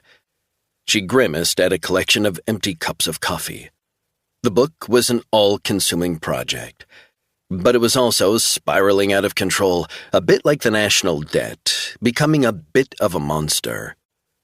She had already asked for 2 extensions over the last year. A third delay wasn't an option. It had to be delivered in 3 months. She was already 200,000 words in. She imagined at least 60,000 words to go. It was a monumental task. She didn't want to think too much about it, or she would never get any work done. Her editor in New York, a sweet man, was getting antsy. He had called her 2 days earlier, wanting an update. He seemed partially placated with her progress, at least so far. Sullivan took a few moments to appreciate the rest of her study. Framed journalism awards from the last 15 years, newspaper scoops for the New York Times, an Investigative Reporter of the Year award. She had been lauded for her tireless work on defense issues. She had broken numerous stories on foreign attempts to penetrate the National Security Agency's Fort Meade facility, penetration of FBI operations by foreign intelligence agencies, illegal operations by the CIA at home and abroad, and ongoing operations by Russia and China to infiltrate intelligence facilities and collect sensitive schematics of planes and drones being developed at secret defense facilities across America. She loved her work. Maybe she loved it too much. She hadn't taken time to think of herself. She had no social life. She hadn't been into the city for months. But she had no time to slack now. She spun in her chair to the windows facing the ocean in the distance. She loved the beach town. But occasionally, very occasionally, she still felt the pull of the big city. The more she thought about it, the more she wondered if she needed to get back into Manhattan. The hustle and bustle, the distractions, the busyness, the cultural life she enjoyed. She was loath to give up her family home, this idyllic retreat in an idyllic small New England town. She had made close friends who lived nearby. Her phone rang, snapping her out of her daydreaming. Sullivan picked up, expecting to hear the acerbic wit of her editor in Manhattan. "Yes, Caroline speaking." "Caroline, I don't know if you remember me." The voice sounded familiar. Sullivan couldn't place the voice. She wondered if it was a former colleague from the Times. "It's Travell Williams." "Ex-NSA Travell?" "Ex-NSA Travell, right. How are you?" "My God, it must have been nearly a year, right?" "Listen, Caroline, I need some help." Sullivan wondered what he meant. What kind of help? "I'm in trouble." "You?" "Yeah, me." "Who are you in trouble with? Do you need money?" "No, I don't need money." "What do you need?" "I need a place to hide out for a few hours." Sullivan's stomach knotted. "I don't understand. What have you done?" "I need you to trust me. I trusted you with my confidence. Now I'm asking you to return the favor." "I don't know how exactly I can help." "Get me and my 2 friends out of sight, just for a little while, maybe a few hours." This is a little strange. Sullivan wondered what the hell Travell was talking about. "It depends. What did you do?" "I know it's strange. It's actually more than strange. It's a bad situation. A few hours ago..." "Turn on the TV. Fox News." "Why?" "Just do it, Caroline." Sullivan walked through to her den and picked up her remote control. Live footage showed a reporter in Lower Manhattan in front of a downtown bodega after a triple shooting in Chinatown. "Okay, what does this have to do with you? You're not a killer." "No, I'm not." "Did you have something to do with this?" "I don't want to elaborate on the phone." "I'm not recording it, I assure you." "There's more to this than meets the eye. A lot more." "I'm going to need some more details." A sigh. "Caroline, I'm desperate." "Tell me what happened first. I need to know the big picture." 2 of the people who were killed work for the Chinese government. My friend killed them." "Are you serious?" "Deadly. Can you help us?" "This doesn't sound like you, Travell." "It wasn't me, but I am involved. Caroline, are you going to help?" "I need answers first. Why did your friend kill them?"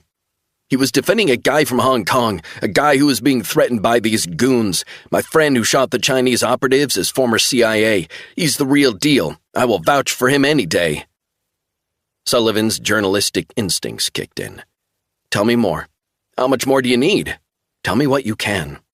"The man who pulled the trigger is a friend of mine, and we've worked together. He's a good guy. He's ex-CIA, ex-Delta." This is a lot to take in. Sullivan wondered if she should call the cops.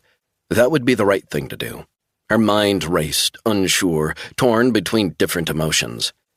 "I need an answer, Caroline. It'll just be for a few hours." Sullivan closed her eyes for a moment. "Okay, where are you?" Sullivan gave her address in Madison. Then the line went dead. 7. Madison was a place Resnick hadn't been before. It was late morning when he turned the Ford van onto Neck Road, past beautiful colonial houses lining either side of the road. Then he turned onto Middle Beach Road, past weather-beaten shingle-style houses overlooking the Long Island Sound. The last house on the road, a beach cottage, sported a stars and stripes on the front porch, fluttering in the breeze. Resnick glanced in the rearview mirror. "Is that it?" Travell checked a map on his phone. "That's the address, right at the end," she said. "Can we really trust this woman? This is a big ask." "I trust her. She has never betrayed my confidence." Resnick reversed the Ford van into the driveway. "Fair enough. You want to talk to her first?" Travell stepped out and knocked on the door. He stood and waited for a few moments. Then the door opened and he disappeared inside. Resnick peered in the rearview mirror at Kevin Chang. "Don't worry, son, we'll figure this out." But he could see the kid's eyes were filled with fear and apprehension. "Just hang in there. I think this is going to be fine." "Can we trust her?" "I guess we'll have to. We have to put our trust in someone." Chang shook his head. "I can't believe the FBI didn't want to talk to me." "They didn't say that. They do want to talk to you, and me. But they couldn't offer any guarantees that you wouldn't be deported." "Thank you for what you're doing." "Listen, let's just see how this goes." The door opened and Travell waved them both inside. Resnick escorted Chang into the house. The woman who owned the home locked the door behind them. She showed them up to a huge attic furnished with 2 single beds and a sofa. The woman smiled. She was very attractive, dressed in faded jeans, a white t-shirt, and sneakers. "Consider it your safe house. For a little while. I'll do what I can." Resnick looked at Sullivan. "I appreciate this. It's very kind of you." And you're Resnick, I believe. John Resnick, right? Correct. Sullivan nodded. I've made some sandwiches and soup for you guys, down in the kitchen if you want some.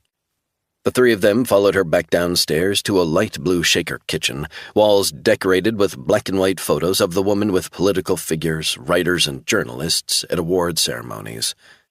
Resnick noticed several professional black and white photos of a military man in uniform. A general. Take a load off, she said. Resnick, Travell, and Kevin sat down at the table. On a white linen tablecloth, she'd set an assortment of dishes and serving plates, and a couple of large jugs of ice water with slices of lemon. That's quite a spread, Resnick said. Thanks.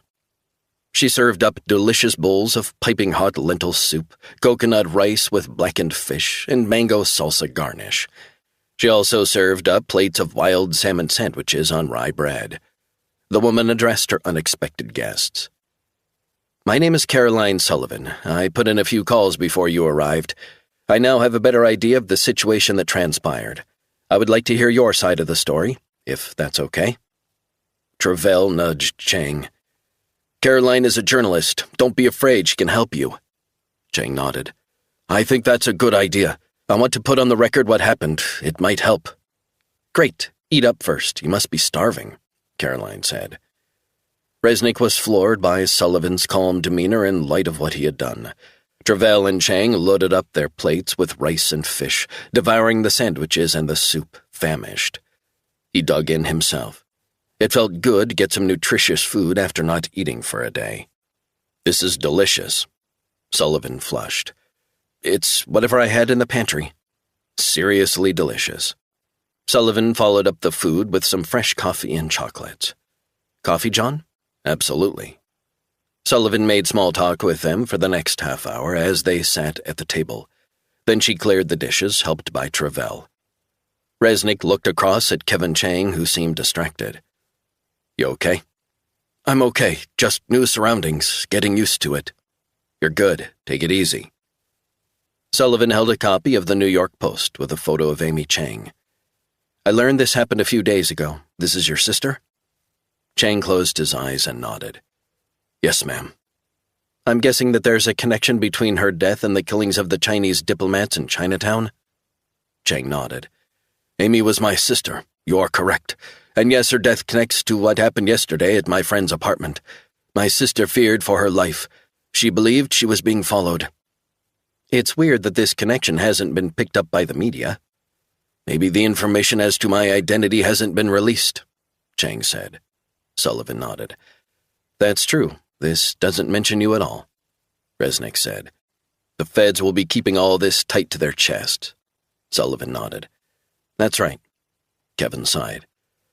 You see, this whole thing began when my sister was pushed to her death. It does make more sense now.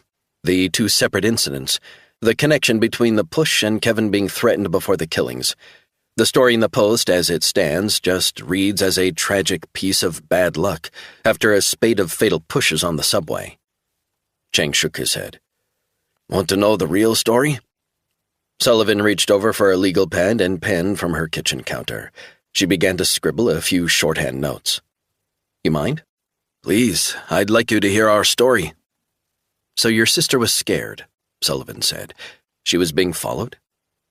What happened to both of us is a pattern of surveillance and intimidation of dissidents from Hong Kong who live in America that culminates in cold-blooded killings. Sullivan looked up and across the table at Travell. What do you know as a friend of Kevin's? Amy was my girlfriend. Oh my God, I'm so sorry. I can give you background on what happened. I wasn't in the room when John burst in. I was off to one side on the stairwell landing. When John took down the two people in the stairwell, I had to move into the room. I can tell you what I know and what I saw.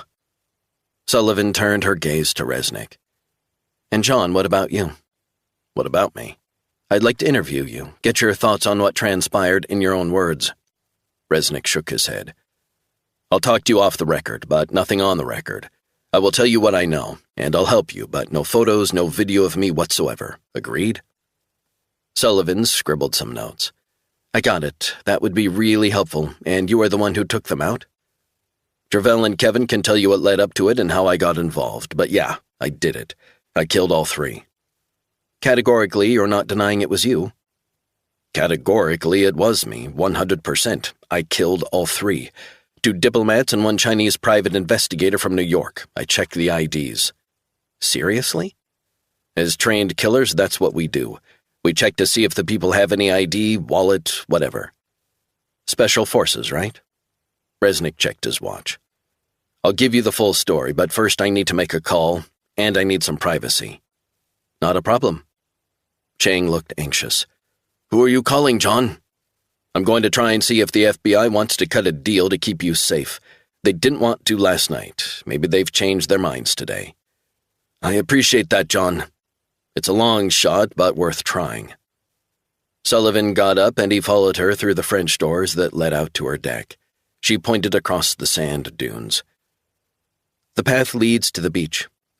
Resnick looked at Sullivan, amazed at how accommodating she was. This is above and beyond what I expected.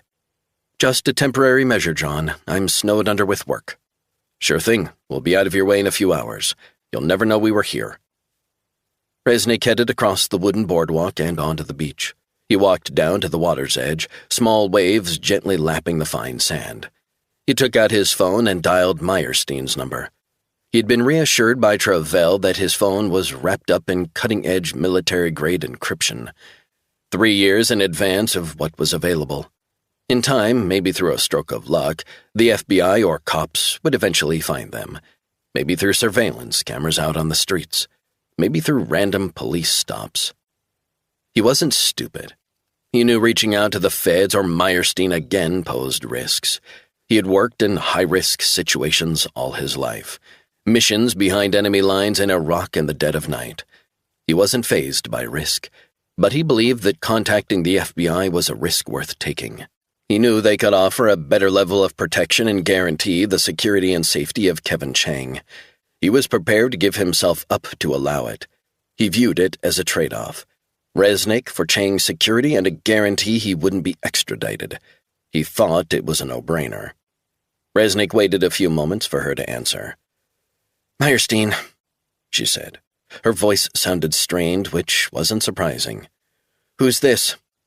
Resnick stared out at the calming blue waters. Resnick, I'm sorry for calling again, but I want to do this deal.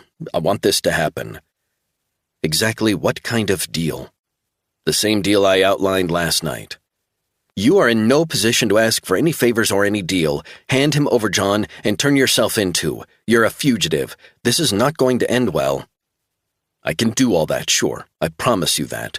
But as I said earlier, I need a guarantee that he won't be handed over to ICE and deported to China. The kid is afraid for his life. He's a green card holder. Meet me halfway on this, Martha, and make this happen. Get O'Donoghue to sign off on it, and we're good. Resnick walked farther along the beach, phone pressed tight to his ear. Where are you calling from? Let me know and we can bring you all in safe and sound. Then we can talk. Resnick sensed her hostility. It wasn't surprising. He peered up at the sky, a pristine blue, a few dark clouds visible on the far horizon. I can help you if you can help this kid. And he is just a kid, a frightened kid. You're taking the law into your own hands, John, and not for the first time. This time it stops. It's over. Forget about me for a moment. Think about Kevin Chang. He's an innocent. But you're not. You killed 2 diplomats. Are you insane? This stops now. It's over. You're not getting it. You're just not getting it at all. Getting what? What am I not getting? You're not getting what I'm prepared to do to protect this kid. A silence stretched between them. Resnick sat down in the cold sand for a few minutes as he stared out at the big blue sky. I'm asking you as a favor. Not for me. For Kevin. Please, I'm begging you. Try. I'm not in the business of doing deals with killers or their accomplices. Resnick let the stillness wash over him. Okay, here's what I'm prepared to consider. I'm going to think about this again, and I'll do what I can. How does that sound? I need guarantees, signed and sealed. You need to trust me. Trust that I'll do my best for Kevin. I'll do what I can. If it was just you, I would, but you're talking for the FBI. I don't trust them, not one bit. What do you mean? Your daughter used to be a special agent herself. Did you not trust Lauren? Enough bullshit. You'll be able to haul me in and let the Chinese consulate know you have the person responsible, just so long as Kevin is protected from those thugs in that regime. Take it or leave it. God damn it, I'm trying to cut you a break. We can work things out, but not if you act like this. You've gone rogue. That's rich, coming from the FBI. What about Lauren? What about her? How do you think she'll feel when she learns that you're a fugitive? What does Lauren have to do with this? Have you thought about the impact this will have on her career at the agency? Resnick was dumbstruck that Meyerstein would use emotional blackmail for her own means. Are you serious? Her career? Are you threatening to derail my daughter's career at the agency? I just want you to see the big picture, that's all. All American intelligence agencies are interconnected. Resnick wondered now if he had ever really known Martha Meyerstein. He had always thought when they worked together that there was a semblance of trust, a deep understanding of the other's concerns, a thread of common decency, a thread of humanity.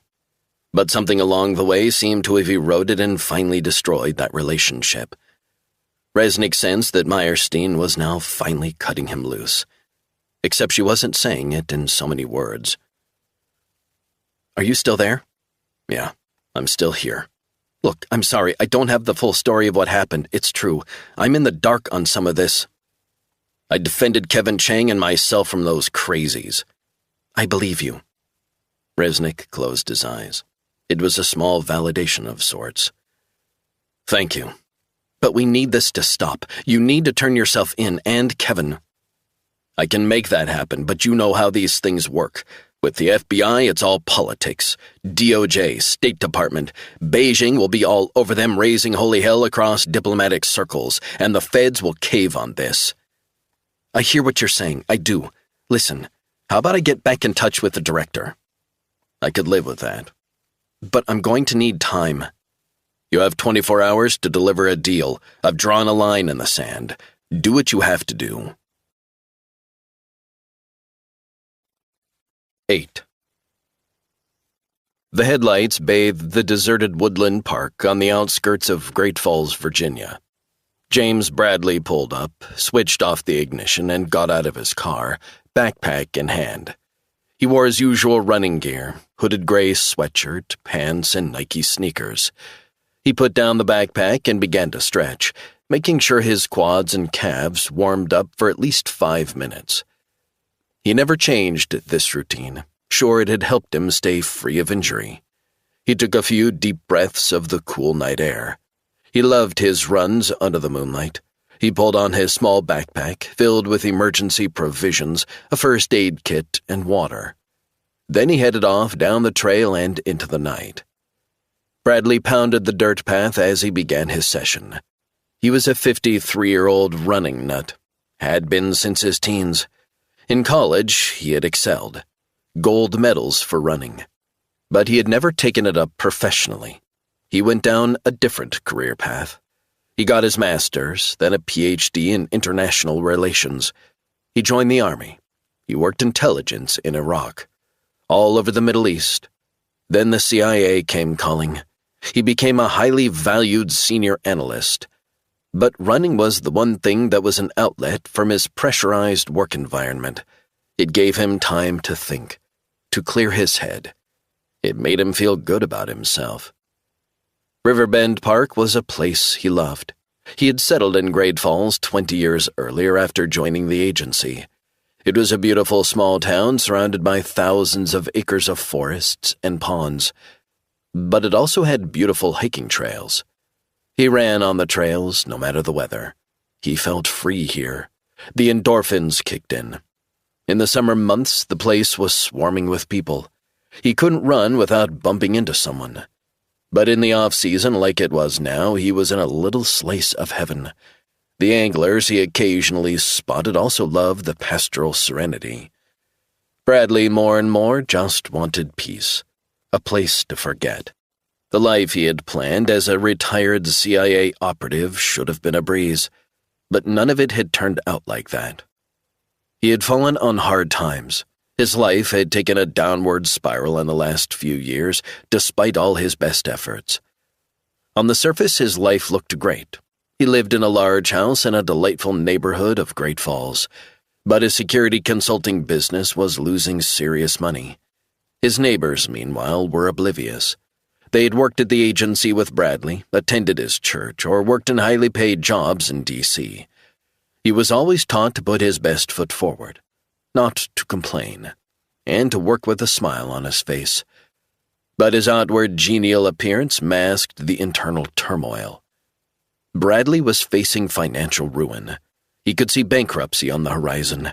He couldn't face the ignominy. His head swam as he headed off down the riverside. He stopped for a few minutes and did a few more stretching exercises.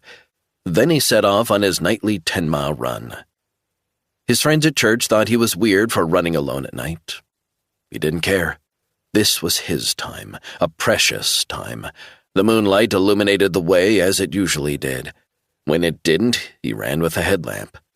He preferred no lights, no distractions, as he tried to figure out a way to salvage his dire financial situation. The same blight of bankruptcy had ruined his father 40 years earlier when Bradley was a boy. He remembered the pain, the screaming matches between his parents during the inevitable family breakup, the poverty that had followed. He was haunted by the failure of his father. And now it was his turn. It was like a curse. He ran on and on, pounding the hard ground. The musty smell of the water and fecund aroma of the trees and foliage filled his senses. It reminded him of running as a boy to escape his tormented father's mood swings as his own business went under. God, it was awful. On and on he ran.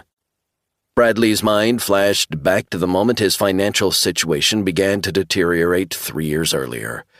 His late mother had accrued insane amounts of medical bills, $213,000 from enduring countless operations after being run over outside her retirement community in Florida by an alcoholic delivery driver. The driver was uninsured. She was insured, but the bills quickly outstripped her time-limited coverage.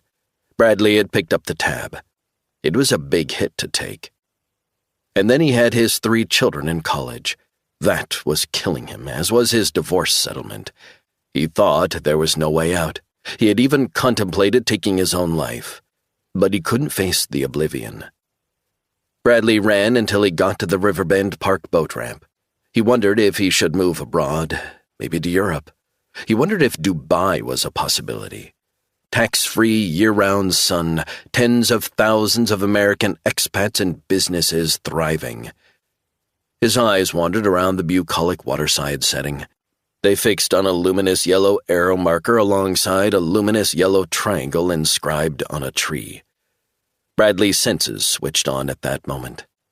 This was it. They had finally made contact. They said they would. But now it was happening. He jogged on for another mile until he got to a wooden footbridge. He spotted a luminous green circle marked on a tree adjacent to the footbridge. He kneeled and looked underneath the wooden bridge and spotted a black plastic bag tied with duct tape. He reached over and pulled the dripping bag toward him. It felt like a box was inside. Bradley placed the bag and unknown contents inside his backpack, zipping it shut. He took a piece of yellow chalk out of his backpack pocket and chalked a yellow cross on the bark of a tall oak, his sign to tell them that the pickup had been completed. Then he headed back the route he had come on, finishing his night run through the dark, moonlit park. Bradley returned to his car and quickly drove back home. He locked his door and headed to his study. He pulled the curtain shut and switched on his desk lamp. He laid the black plastic bag on his desk, then ripped it open. Inside was an item wrapped in duct tape. He carefully peeled that off. Inside was an outdated, scratched Samsung Galaxy phone. It's them. They want to talk. Bradley turned on the phone. It came to life. A number appeared on his new phone. He called the unknown number. It rang 7 times before a voice answered. "The weather is changeable," a man's voice said on the other end of the line. It was the coded phrase Bradley had been told to expect. Bradley replied, "The forecast is mixed, so I hear." "Good evening, sir. How are you?" "I'm fine. Wondering what is required." "We want to know the whereabouts of a man from Hong Kong, a criminal, goes by the name Kevin Chang." Are the alphabet agencies involved in the search for this guy? 100%. NSA, CIA, and of course the FBI. Find out what they know, even a nugget of information. We want to know anything they know. It might seem like nothing, but we want to know whatever it is. Bradley already had the name Kevin Chang seared into his brain. Got it. We'll be in touch. Your account in the British Virgin Islands has just been credited 100,000 American dollars, as we promised. So you're up and running. We look forward to getting some fresh intel very soon. Bradley closed his eyes with relief. I'm much obliged. Don't let us down. 9. Just before midnight, Resnick headed back out onto the beach in Madison, needing time to clear his head. He'd been cooped up inside since he'd made the call to Meyerstein. He needed to figure out his next move. He should have anticipated Meyerstein taking a hardline stance. He'd gotten them involved in a diplomatic crisis. You didn't have to be Henry Kissinger to know that. He looked back at the lights in the house. Sullivan stood on her deck holding a mug of coffee, watching him. She waved and he acknowledged her. He still didn't know if he could trust her. Journalists and writers used confidential sources, that was a given, especially for investigative reporters working on sensitive stories. But if push came to shove and under enough pressure, some journalists would cave on their principles. All it would take was a misplaced comment at a fancy cocktail party to an intelligence source, and his confidence could be breached. Resnick's thoughts switched back to Meyerstein. He could see that his fraught relationship with her was withering on the vine. It felt as if an unspoken trust and understanding between them had already eroded. The problem had been simmering for many months, maybe the last year or so. It began, or so it seemed to Resnick, very gradually. He sensed she no longer had his back. He felt a growing distance between them. It was almost imperceptible at the start. Maybe his trip to Switzerland, which had unearthed his wife's involvement as a CIA sleeper agent neutralizing Russian operatives, had been the final straw for her. Maybe she had come to realize that his unorthodox involvement with FBI investigations was damaging her career. He had lost track of the times she had taken his side against the director when he had crossed legal and ethical red lines. Maybe the relationship had simply run its course. Then came the rupture, caused by the killings in Chinatown. Resnick headed back up the beach, doubts crowding his exhausted mind. Travell had vouched for Sullivan. He trusted her, implicitly. It was all about judgment. Was Travell's judgment sound? Sullivan gave a small friendly wave as Resnick approached. Coffee? Please, strong and black. I thought you were going to spend the night out there. Just clearing my head. Time to think. We've got to be heading out soon. Sullivan headed back inside as Resnick followed behind her. He shut and locked the huge French doors that led out onto the beachfront deck. Then he pulled the curtains shut. You're very security conscious, she said. I like it. Old habits. Sullivan poured Resnick a cup of coffee. He pulled up a chair as they stared at each other across the table. The boys are okay. They're upstairs. Getting some shut-eye, hopefully? I hope so. We need to get going. I think we've overstayed our welcome. Sullivan shrugged. I'm not showing you guys the door, yet. They sat in companionable silence. This is all very out of left field. It's kind of thrown me. Freaked me out, actually, if I'm honest. Listen, we'll be out of your hair really soon, I promise. I don't want to cause you any trouble. Sullivan curled her silky dark hair behind one ear. I've got a question for you, he said. Shoot. Why didn't you just call the cops on us? That would be the right and lawful thing to do, after all. Sullivan shrugged. My father always said to gather the facts the best you can.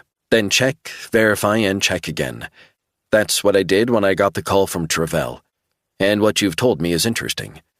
I find it rather compelling that you went to Chinatown at the request of your friend. So you were doing him a favor, right? Right.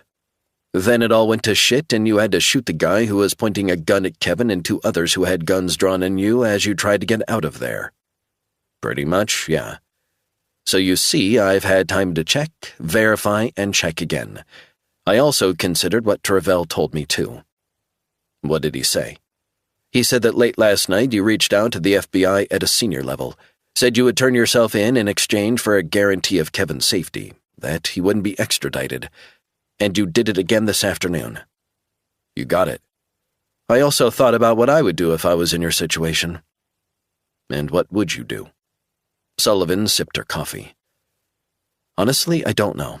What I do know is that what you're doing for Kevin is selfless. If the Chinese government gets its hands on him, he's dead. Make no mistake. Sullivan nodded. I agree. So, for all those reasons, I figure that putting you up here for a little while is a small sacrifice. But it has the added bonus for me that it allows me to get a front seat to Chinese methods of intimidation and tactics to threaten dissidents in America. And yes, in a selfish sort of way, it helps me too. Quid pro quo and all that. Sullivan laughed. You can't beat a bit of Latin, right? If you say so. Just to give you a heads up, I've already had an initial interview with Travell and Kevin. This absolutely helps me write a fascinating first-hand account of the events. Quite a crazy day you're having. Resnick took a sip of the scalding hot coffee. I could do without the aggravation, but it is what it is. Listen, I appreciate this hospitality, but I don't want to impose much longer, Caroline. We're not going to outstay our welcome. Sullivan shrugged. I would tell if you were. Straight talk works for me. Without trying to sound too mercenary, you're a journalist, right? Sullivan laughed. I hear you. It's not the most popular profession, I know. I'd really like to interview you at length. What transpired, what work you've been involved in. Resnick felt himself grimace. I don't know. Some of it is unpleasant. Some of it is classified. You said, correct me if I'm wrong, off the record would be fine. True. I don't give up sources for anyone. I give you my word. Resnick didn't want to hang around much longer. He checked his watch. It's 3 minutes after midnight. I think we've got to go. Maybe within the next half hour. How about you tell me what you know until they wake up? You do know we're fugitives. I'm well aware of that, John. Sullivan reached over to a shelf in the kitchen and picked up a MacBook. She flipped it open. Tell me what happened, blow by blow. Off the record? Strictly. Resnick finished his coffee and spent the next 20 minutes going over the chain of events. The call from Travell, the trip to New York, then the triple shooting in Chinatown. Sullivan typed quickly as he told the story, occasionally interrupting with further questions. Resnick reached into his pocket and pulled out the 3 IDs he had taken from the victims. Holy shit. Sullivan picked up her phone and took photos, front and back, of the IDs. She typed in the names of the victims and began to shake her head. Resnick smiled at her. He could see close up how beautiful she was, her high cheekbones and soft, pale skin, the beautiful blue eyes, dark hair. John, I'm putting myself on the line for you guys, okay? Audio confirmation along with a contemporaneous verbatim note would please my editor and fact-checkers. Well, you can use it as background, I guess. Deep background. Whatever the hell you call it. Sullivan tapped away as he spoke and saved the Word document. So I can't use your name if I'm asked by my editor? Correct. What else can I say about you? Ex-Delta operator, worked for the CIA under the supervision of the Special Activities Center. Clandestine, paramilitary, and covert operations the American government doesn't want to be associated with. Assassinations? Now and again, yes. Actually, quite a lot. Sullivan typed in his response. And how do you feel about that? It was my job. I served my country. Do with that what you will. Sullivan tapped away furiously at the keyboard. I don't know if I mentioned it, John, but I served too. Resnick was surprised. Yeah? Graduated top of my class from the Army War College. I served for 4 years military intelligence, and then I left. Resnick was impressed. Now that is interesting. Why did you leave? I wanted to write about geopolitics and... And? I was in Afghanistan. I was sickened by what was happening to the country and the Americans who served there. It was a mess. 20 years. Resnick nodded, looking at her now in a different light. So you got a job at the Times?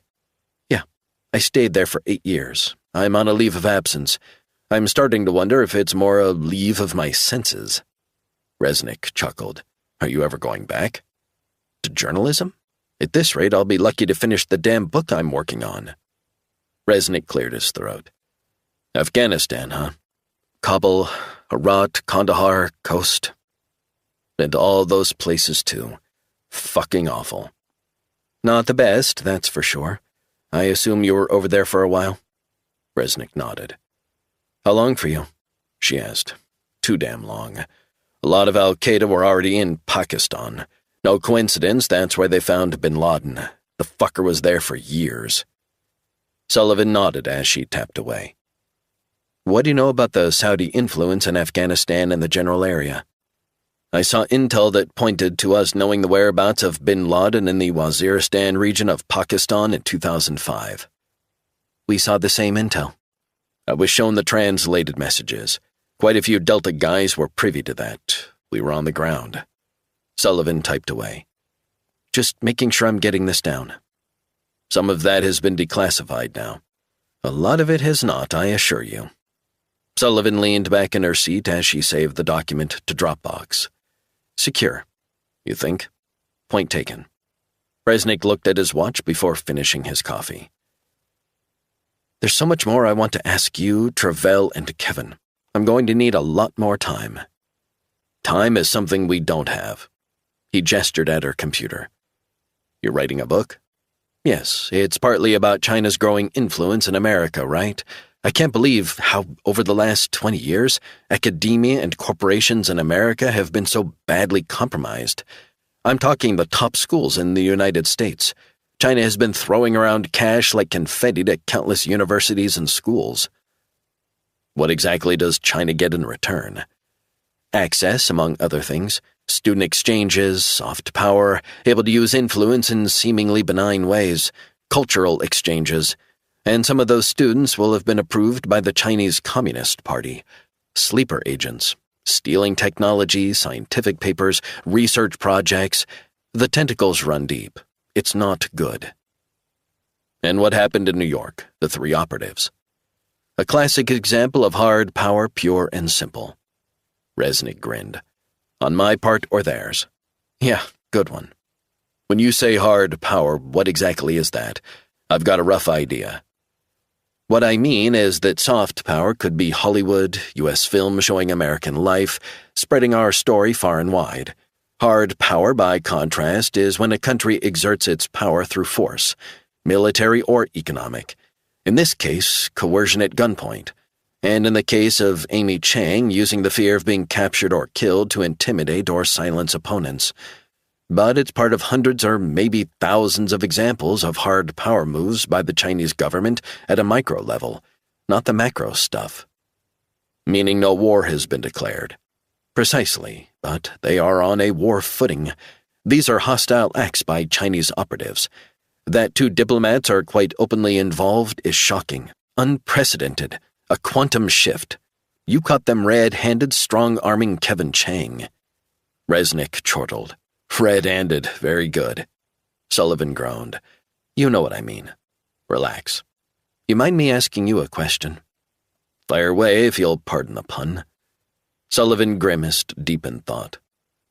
How would you feel about me helping you? I don't understand. I can help you, Kevin, and Travell. You already have. I have a place in Vermont. We can go there. You've done more than enough, Caroline. I can help you more. Resnick shook his head. We're very grateful, but I can't put you more at risk. Not a chance. I can decide what risks I take, John. I'm not saying you can't. It was my dad's old place where I grew up. Now it's mine. We can stay there until you figure out the next move or get a guarantee that Kevin won't be extradited. It will buy you some time. Quid pro quo. I'll help you and you can help me. How?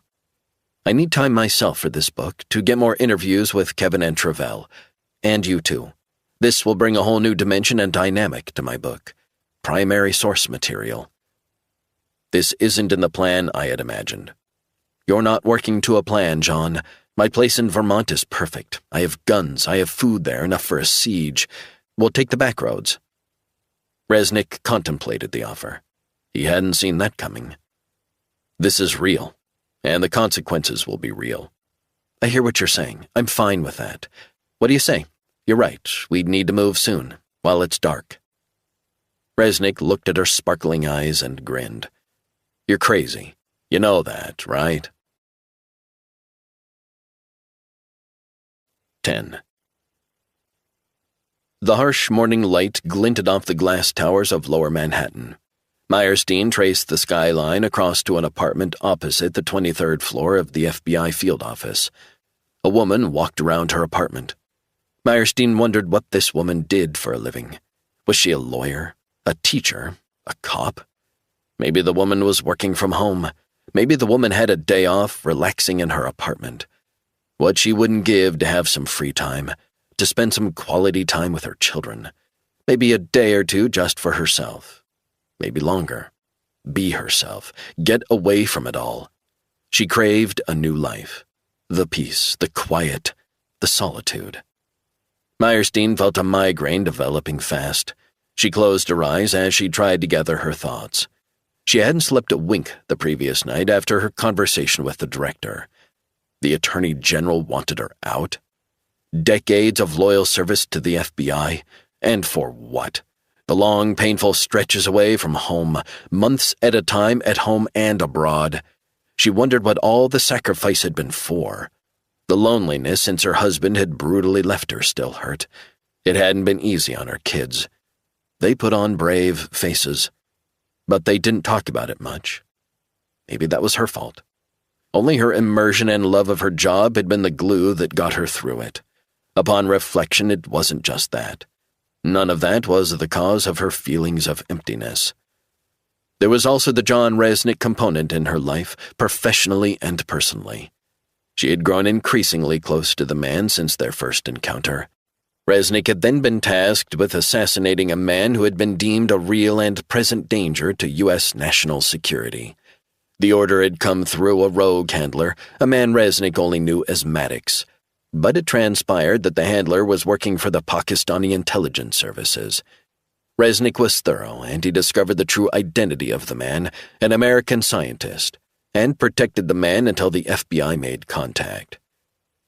That was the old John Resnick she knew. He had put himself on the line for the scientist despite being tasked with the assassination, just as he had put himself on the line for the FBI time after time. He was wild. He didn't enjoy authority, but he invariably had impeccable judgment and would do the right thing, sometimes using unorthodox and occasionally illegal methods. Truth was, he was a law unto himself. It hadn't been a problem before, until now.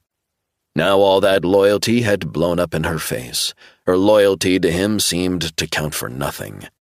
Meyerstein had grown to understand that he needed space to operate in his world. She had allowed him leeway since she wanted to learn to trust him. But as the years had gone by, she had belatedly begun to realize that his modus operandi was completely at odds with her role in a law enforcement agency. No matter how she framed his latest methods, Resnick had crossed a red line. Meyerstein had known all along that Resnick crossed boundaries. In the past, she had tried to rationalize his actions when she spoke with the director. She told him about Resnick's military code of honor, code of war, and no-holds-barred way of dealing with sensitive and dangerous classified issues. He dealt with things using pure force, power, menace, by killing whoever the hell got in his way. At least that's how it seemed. But this was, even by his standards, untenable. The more she thought about the situation and how she was literally in the final days of her career, the more she despaired. For her future. For what was going to happen to Resnick. What had all the sacrifices over the years been for? Was it worth it, the time spent away from home? The years of penance? But she hadn't had any choice in the matter. Besides, she was the main breadwinner in her family. the only breadwinner. She was a single mother. Her kids needed a good college education. She loved her smart kids now trying to make their way in Ivy League universities, Harvard and Brown. The tuition was crazy. Her husband paid his share, but she was reliant on her job. They needed health care. A career in the highest echelons of the FBI was well compensated. She had her pension. She would get by. But she wanted to work. She needed to work. That was her life. Meyerstein wondered if Resnick knew the true cost to her of his violent actions. She knew that concern would intrude on his zero-sum game methods. One side wins, the other loses. The end justifies the means. Meyerstein herself was responsible for giving him such access to the FBI over the years. She had facilitated his introduction to her world of sensitive and highly classified investigations. She had called on his experience, his skill set, and it had paid handsome rewards. She had received praise for her work. Countless investigations had succeeded because Resnick crossed boundaries. But as for the rest of the FBI, friends and colleagues of Meyerstein's, they privately abhorred his free reign. In hindsight, they were right. How had she allowed herself to be put in this position? Why had she allowed it to get so crazy? It had paid off in the vast majority of investigations, but the blowback on this investigation was devastating. The best she could do was to try and clear this up. But first, she needed to find Resnick, Chang, and Williams. The FBI needed to bring them in. The question was how. She checked her watch. A little over 5 minutes until the first meeting of the day, the morning update for the New York field office on the killings. It wouldn't be pretty. She headed into the private bathroom adjacent to her office, freshened up her makeup. She applied a little concealer to hide the dark shadows under her eyes. But there was nothing that could solve the bloodshot eyes from lack of sleep. Meyerstein straightened herself up and headed out of the office, down a corridor and into the meeting room. It had already begun despite her arriving 1 minute early. "What's the latest?" she snapped as she took her seat at the table. Analysts, FBI counterterrorism experts, Homeland Security analysts, and 4 young special agents all sat scrupulously taking notes. Don Laszlo, special agent in charge, picked up a remote and turned on the huge screen. "We'll get you up to speed, Martha," he said in his patronizing voice. He clicked as a succession of grisly forensic photographs of a woman sprawled on a subway line appeared in high definition. "The remains of one Amy Chang, green card holder from Hong Kong." He pressed the remote and it showed Homeland Security passport photos of Amy. "This is her arriving at JFK. Bright girl, loved New York, worked tremendously hard with sections of the Chinese and Hong Kong communities that have settled across New York." Meyerstein studied the photos. "The push happened in Times Square. What about the footage? MTA had no cameras down there." "They did, but they weren't working. Electrical failure apparently knocked out the surveillance cameras at that station. They'd been out for the previous 10 days. "How very convenient. So no surveillance footage of the moment she was pushed. What about the subway cars? Don't they have cameras?" "The Metropolitan Transport Authority is rolling out a program of installing 2 surveillance cameras in each subway car. But there were none on this particular train. According to them, the program isn't scheduled to be completely installed for another 18 months, minimum." Meyerstein pointed to the screen. "What about phone footage on the platform?" "The NYPD is gathering it. 1 or 2 are filming, but it doesn't show the attack. Just some goofball lawyer ragging on about panhandlers on the subway or something, and an NYU student influencer showing a typical day for her or something. But they haven't found anything that will find the killer." "So just to be clear, Don, you believe this was a push?" "No question. According to the train driver, it was as if she got a sharp push in the back and was flung forward. She was pushed. But there have been 19 fatal subway pushes in the last year alone. It was higher last year." "Are we sure this is random?" Laszlo looked around the table and shrugged. "That's the question. We don't know for sure. That's the honest answer. But 99 times out of 100, it's a stranger pushing a random man or woman." "What if it wasn't random?" "The Chinese connection?" "She was a dissident. She worked with people who have been threatened or coerced by people working for the Chinese government. Ryan Dalton of Homeland Security interjected. We absolutely cannot rule that out, in my opinion. Laszlo grimaced. I don't know, it's a stretch. They wouldn't kill in such a crude manner. Subtle, coercive pressure is more their style. Meyerstein said, What if the Chinese operatives are getting more aggressive? It's a possibility, Laszlo conceded. Bring up the forensic photos of the murder scene on Forsyth Street, Meyerstein requested. Laszlo pressed the remote control. The screen showed the first victim, face bloodied, lying twisted on a bare wooden floor. This is the living room. Chinese diplomat in the 4th floor walk-up. He pressed the remote control again. This is on the stairs leading to the apartment. If you look closely, you'll see the guns still in the hands of both the diplomats after they were killed, as well as the private eye, Laszlo said. This is significant. It indicates that they had headed to that address where we believe Kevin Chang was hiding out. Maybe they were downstairs and responding when they heard the gunshots upstairs from Resnick. Anyway, the apartment is registered and belongs to John Lee, a second cousin of Kevin Chang. Meyerstein shook her head. What's he saying? He's terrified, not saying a word. Laszlo pressed the remote again. The huge screen was filled with a grainy still image of 3 men. She recognized all 3.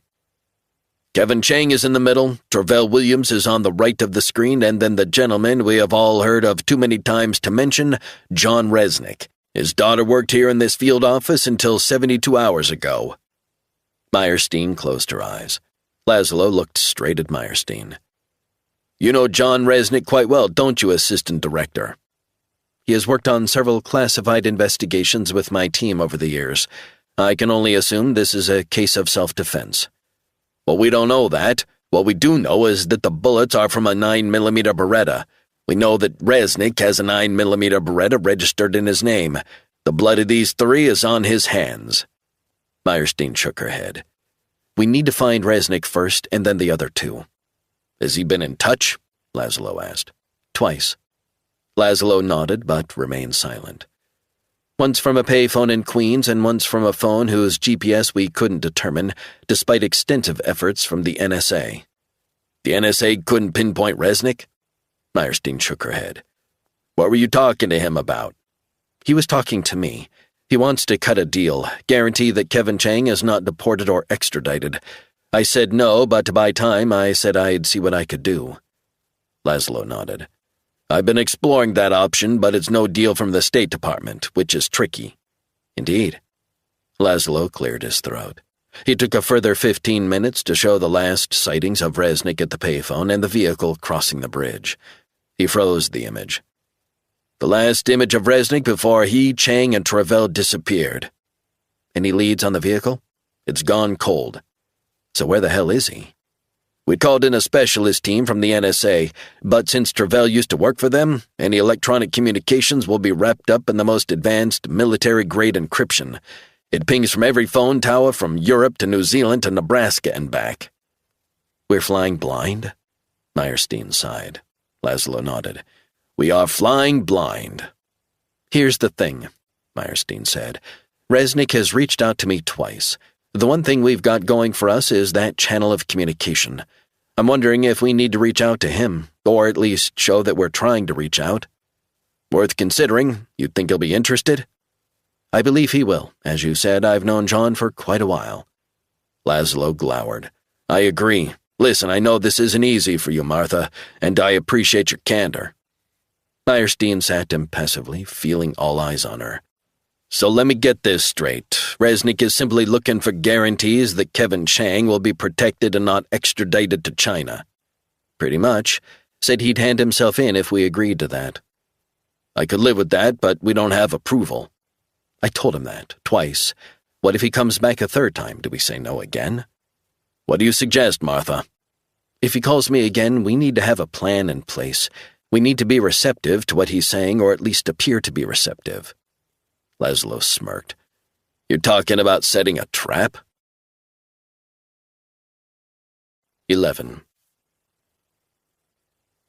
Caroline Sullivan drove fast as they headed through a rural part of western Vermont. In the passenger seat, Resnick checked his watch.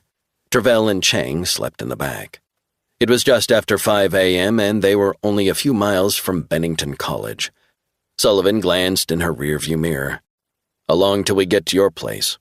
10 more minutes. "Nice part of the world," he said. "Yeah, I love it up here." Sullivan drove for another few minutes until she turned up a dirt road. "We here?" Resnick said. "This is it," Sullivan said breezily. "Middle of nowhere, no surveillance cameras in sight." "You might not believe me, but I actually know this area quite well." "You do?" Resnick nodded. "Been a few years, but it never changes." "Did you have a place up here?" "Nope. My daughter Lauren, she went to Bennington College." "No kidding. I did too. Did your daughter like it?" "She loved it. Not so much when I showed up on the weekend." Sullivan laughed. "Yeah, I get it." The headlights bathed the dirt driveway, which was fringed by large oaks and pines, as she headed toward a large, imposing house in the distance. Resnick nudged Travell and Kevin awake. "We're here." Travell peered through his disheveled hair as Kevin looked wary. Resnick got out and helped Caroline with the bags of supplies she had packed. He followed her into the house. Caroline switched on the lights. A dark oak hallway led into the kitchen. She put on the recessed lighting in the dark blue shaker-style kitchen overlooking a walled garden.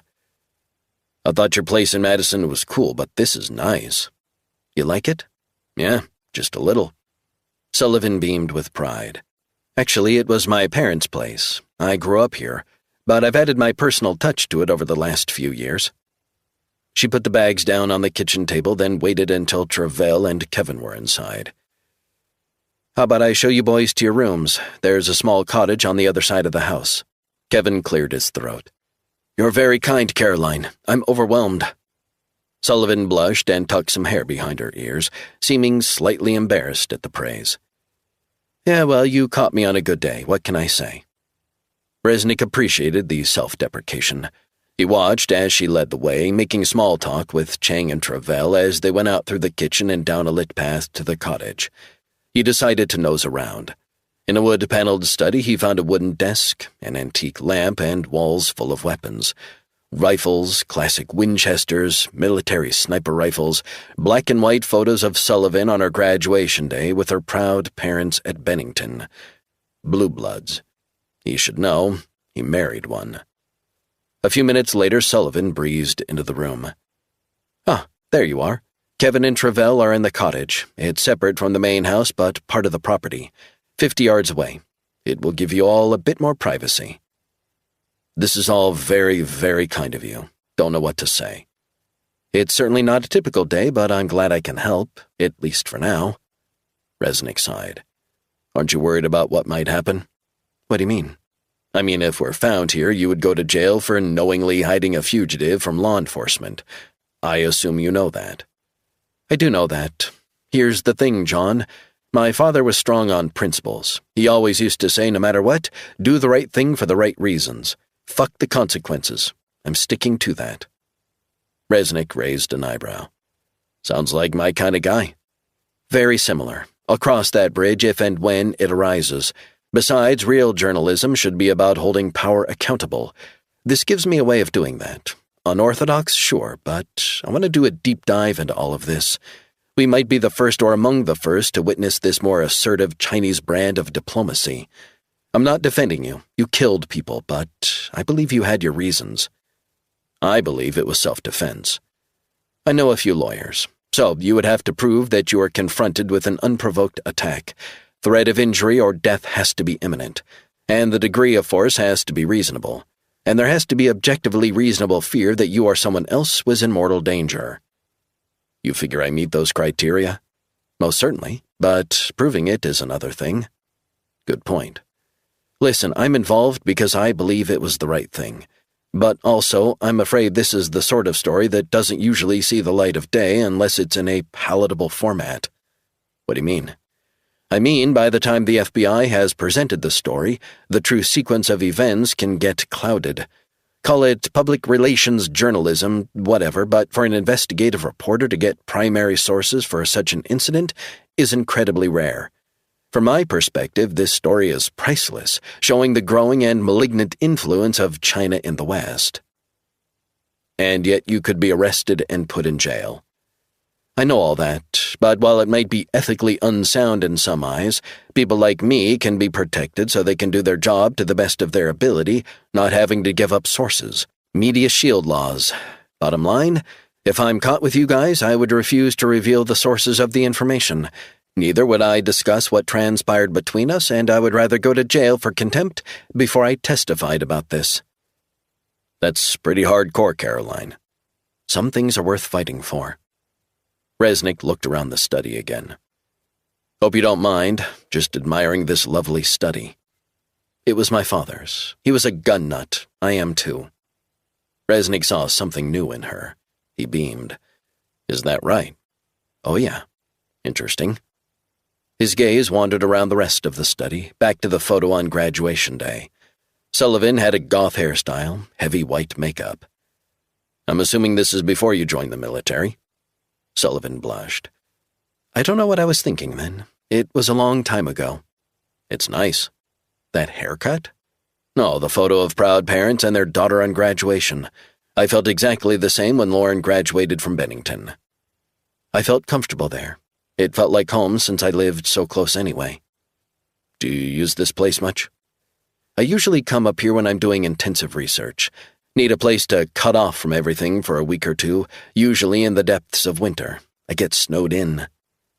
I thought your place in Madison, the beach house, was perfect for that. It is, for writing. Up here I can be left alone. Phone coverage is spotty at best, and that's good for peace and quiet. You hungry? Starving. That makes two of us. I'll go and get some breakfast started and make some food for you and your friends. Resnick laughed softly. What's so funny? Just the risks you're taking with us. Maybe I'm getting more reckless as I get older. Resnick stayed quiet. You think I'm going to sell you out? Is that what's on your mind? Resnick realized how perceptive she was at reading people. In my line of work, you'll learn to trust people, but only a very select group of people. Can you trust me? He shrugged. Travell has put his faith in you. That's good enough for me. Just so you know, I'm a pretty old-fashioned girl at heart. Is that so? I believe in the American way. The First Amendment of the Constitution is all about individual freedoms. That's important in my line of work. Freedom of speech, the free exchange of ideas. And that's what Kevin Chang is trying to exercise in a free country, right? Right. So we should defend people in this country who want to be free of tyranny. That's the way I see it, too. Sullivan tucked some hair behind her ear. Now that we're on the same page, I need to get organized. Make yourself at home. Resnick headed back out of the house, through a side door, and down a sheltered path to the cottage, away from the main house. He gave a sharp knock and went inside. Chang was curled under a thick duvet on a single bed. Travell sat in a chair, tapping away at his MacBook, AirPods in. He looked up and took out his AirPods. I gave him a couple of Valiums. He needs to sleep. He's in shock. Resnick nodded. What about you? I feel like swallowing the whole bottle. Don't talk like that. I feel empty. I'm heartbroken, John. Amy is dead. Resnick sat down beside him. I'm so sorry for what happened to her. She sounded like a lovely girl. She was. Super smart. Real funny, too. I've never lost anyone so close. I feel like I'm losing my mind. Literally going fucking crazy. You know what I mean? Resnick nodded. He knew better than a lot of people. The suffering that comes from loss. The loss of blood brothers on the battlefield. The arena. But also his devastating loss for more than 20 years, believing his wife had died on 9/11. Her bizarre disappearance, facilitated and conceived by the CIA, then her re-emerging. But in a way, Resnick was lucky. His loss was temporary. Travell, by contrast, had lost his girlfriend in the most destructive, violent, and horrific way imaginable. The blink of an eye disintegration of a young man's hopes and dreams. When I lost, or rather when I thought I lost Elizabeth, no one could reach me. I didn't want to speak to anyone. I disappeared into myself. I became haunted by the events. I know what you're going through. I became defined for a while by my loss. You? I can sort of imagine the emptiness inside you, but only you can go through it. I wish I could say or do something to make you feel a little better. But that's not how it works. I want you to know that I'm here for you. It's a small consolation, I know. I'm here for you, right here, flesh and blood. Travell scrunched up his eyes. I feel as if I'm drowning. I feel panicky, alone. Really, really alone. She's not gonna call me. No more texts, no more funny little memes. It's all gone. It's funny, isn't it? It's the little things. I remember her perfume. It's still on one of my shirts. I can smell her. I know it's not much, but you will come to cherish the memories you had with Amy, the good times together. Travell nodded. Hold those memories close to your heart. They will be with you forever, even if she's not. You know the funny thing? What? She was the one. I knew it the first time I met her. The absolute first time. Really? I've never been great with the whole relationship commitment thing. Maybe too much of a geek, but she got me. She really did. I admire the fact that despite losing Amy, you're not forgetting Kevin and all this. It's tough what he's going through, too, but it's nice you're there for him. Travell nodded, closing his eyes as if lost in thought. You had a sacred thing with Amy, man. You had a girl you loved and she loved you. Maybe for a short time, but you had it. Just for a moment. It's going to be impossible to try and move forward from this. You will. Trust me. Dark days come to us all. The random nature of it all. It's a crapshoot, but we learn to cope, day by day. You'll beat yourself up, too, about why you weren't there with her when she was pushed. I think about that. It's natural. I often look back and wonder why I came out alive after fighting for days in Fallujah when the guy next to me got a bullet in the head. It's a way of making sense of it all. It's sad, I know, gut-wrenching, but I promise Travell it will pass. It won't be easy. You won't forget what happened. How could you? The pain will, one day, not be so unbearable. I know it will. Listen to me, I'm sorry again. For what? For everything. This whole thing has nothing to do with you. Don't sweat it. This is John Resnick you're talking to. Look, you're in a safe place. I'm here. We are going to figure this out. You like Caroline? Yeah, I like her a lot. She's got a lot of guts to do what she's doing. Travell rubbed his eyes with his hands. I just want this to be over. It's a nightmare. I know. I intend to try and resolve this in any way I can. Might be a long shot, but I'm not giving up yet. I thought you said Martha wasn't interested in striking a deal.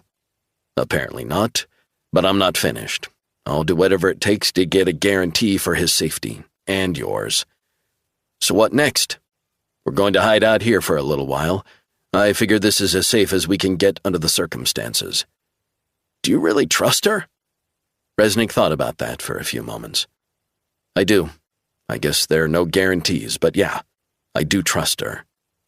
I've been a source of hers for years, since I left the NSA. Nothing that can compromise national security, but steering her on the extent of surveillance on ordinary citizens, that's what concerns her. Travell shut his MacBook and scrunched up his eyes. He began to sob again. Amy had her whole fucking life ahead of her. Our life. She just wanted to be free. We're going to get through this. You will get through this. Amy's not coming back. She's dead. We owe it to her, to her memory, to make sure Kevin is safe. That's what concerns me now. What about the consequences for you, John? I'll deal with any consequences that come my way. Travell dabbed his eyes. It's shocking to see killing firsthand. It's horrible. I understand. It's tough. But we need to be alert. We need to be ready to move at short notice. We can't keep running forever. They'll eventually find us. Eventually, yeah. Travell shut his eyes for a few moments. I don't know if I can do this, John. Do what? Deal with this. I can't seem to get my head straight. Resnick kneeled beside him and wrapped an arm around him. We roll with the hand we're dealt. I'm not going to bail on you, but we need to stay strong. Not easy, but we have to. I'll try. Get some sleep. You'll feel better. I'll try, John. Resnick found Sullivan in the kitchen frying eggs, making toast and pancakes. You don't ever stop, do you? Sometimes it feels like that. I like cooking. I'll have you fed in a little while. Within an hour, all four of them, including a drowsy Kevin and Travell, sat around the kitchen table digging into fried eggs, wild mushrooms, hot black coffee, and thick homemade pancakes drenched in maple syrup. Resnick ate up and reached across to Kevin. "How you doing?" "Drowsy, overwhelmed, with what's happened, but also touched by your bravery, and Caroline's kindness. It's too much." Caroline ate a slice of toast with a bit of egg hanging off it. "Travell said you were part of the umbrella movement in Hong Kong." Resnick interrupted. "Sorry, the what movement?" "Umbrella movement," Travell supplied. "What's that?" Chang set down his fork. "It was the name given to the political movement involved in the Hong Kong democracy demonstrations in 2014. "I see. That was the reason I had to flee Hong Kong, and I ended up in America. I thought I had left all that behind." "You mind me asking what you were campaigning for? I mean, what were the umbrella movement's aims?" "Transparent elections." "Not a bad idea," Resnick observed wryly. "So we had a 79-day occupation of the city," Chang said. "Maybe we were idealists, I don't know. We were very young, early 20s. There was brutal repression, and I could see how it was all going to end. Friends I know were kidnapped in the middle of the night and disappeared. Plainclothes police watched us day and night. It was terrifying." Kevin Chang went on, more animated than Resnick had ever seen him, about how he and his sister had escaped Hong Kong on a fishing boat. The fear, the sadness, leaving behind friends and relatives, all at the mercy of China's repressive state. After breakfast, as the first light bathed the kitchen, everyone went their separate ways. Resnick showered and freshened up. He headed downstairs and sat as Caroline began to interview Kevin and Travell. They covered the days leading up to Amy's death and the hours leading up to Kevin trying to escape the clutches of the Chinese state in New York. Resnick listened, glad that Kevin was at least compos mentis, and Travell seemed not to be as anxious. The morning passed. They stopped for a light lunch after 1. Then the exhaustive interviews of Kevin and Travell dragged into the evening. When it was all over, Travell and Kevin retired once again to the cottage for some much-needed sleep. Resnick had taken a few Dexedrine and was wide awake. He was amazed that Sullivan didn't seem tired, maybe running on adrenaline. Sullivan opened a bottle of red wine and poured herself a glass. "I think I need this. You want to join me?" "You got any scotch?" "A single malt, my father's favorite, Lefroy." "Set it up." Sullivan opened a fancy liquor cabinet beside the bookcase and poured a measure of scotch. She handed him the glass. "So what's your next move, John?" "Me? I'm assuming there is a next move. At least you're thinking about your next move." "I've tried to talk to the FBI twice. I believe that's the only way to properly guarantee Kevin's safety. I need to get them to give me some assurances." "I think that's a good idea." "Just a simple agreement saying that Kevin won't be handed over to the Chinese government. That's a red line for me, and Kevin too." Sullivan nodded. "The problem is," Resnick said, "I don't detect a willingness to compromise from Assistant Director Meyerstein." "Do you know her well?" "Martha? I do, very well. But I'm starting to wonder if my optimism for a deal is misplaced." "What makes you say that?" "I sense she's not up for a give and take. I think she sees this as a hand-yourself-in and shut-up sort of scenario. I've told her I'm prepared to give myself up to secure the guarantee." "You think she's going to play hardball if you ask her a third time?" "I know she's going to play hardball." Resnick took a sip of the single malt. The liquor warmed his belly. "That's nice."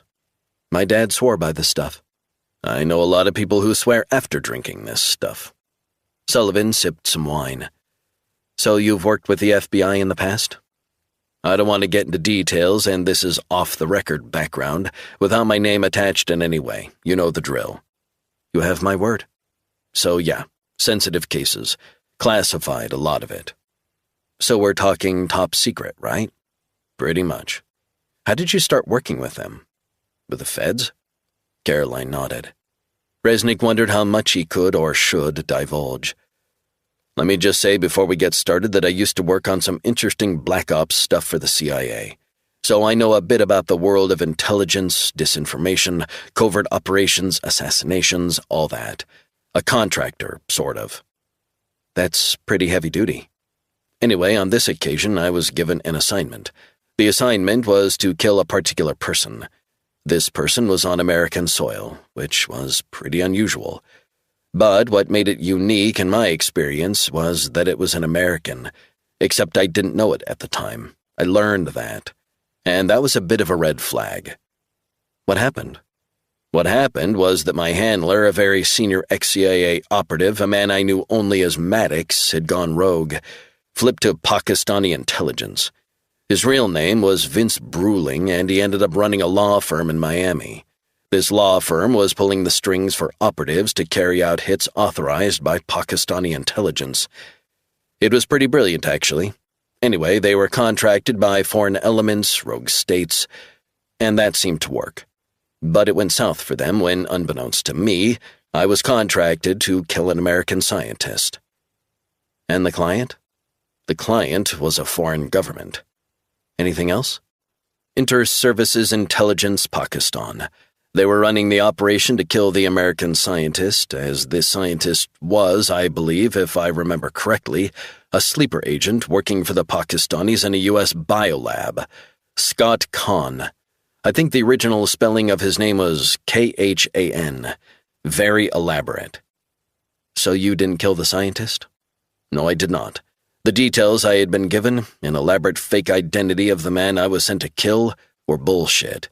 I had to interrogate the scientist, find out who the hell he really was. But it was clear that it had all been set up. I was being used. So I tried to figure it all out and keep the guy safe until I could hand him over to the FBI. And that's when I first got introduced to Assistant Director Martha Meyerstein. Sullivan swirled her wine. Crazy stuff. You don't know the half of it. That's shocking. It absolutely is. Do you mind if I take some notes on what you've just said? Resnick sighed. Non-attributable? Sure. Why not? Fuck it. Sullivan reached over to a bookcase and picked up a notepad and pen. She scribbled down the details. Bruling, right? Vince Bruling. He's dead. He was neutralized in Pakistan, but he was ex-CIA before he went rogue. Sullivan captured the details Resnick had divulged. That's outrageous. Yep, the agency has some secrets that will never see the light of day. Maybe they don't think the American public is ready to know what they get up to on our behalf. Secrecy is one thing, that's a given in intelligence matters. But the problem is that it allows malignant influences like Bruling to flourish and exploit the system from within. He was bad to the bone. Money? Precisely. Perhaps hundreds of millions, I don't know. Sullivan put down the notepad and pen on the table in front of her. She picked up her glass and took another sip of her wine. Tell me about you and Martha Meyerstein. It seems like you have an understanding, right? We did. At that time, yeah, I guess that's right.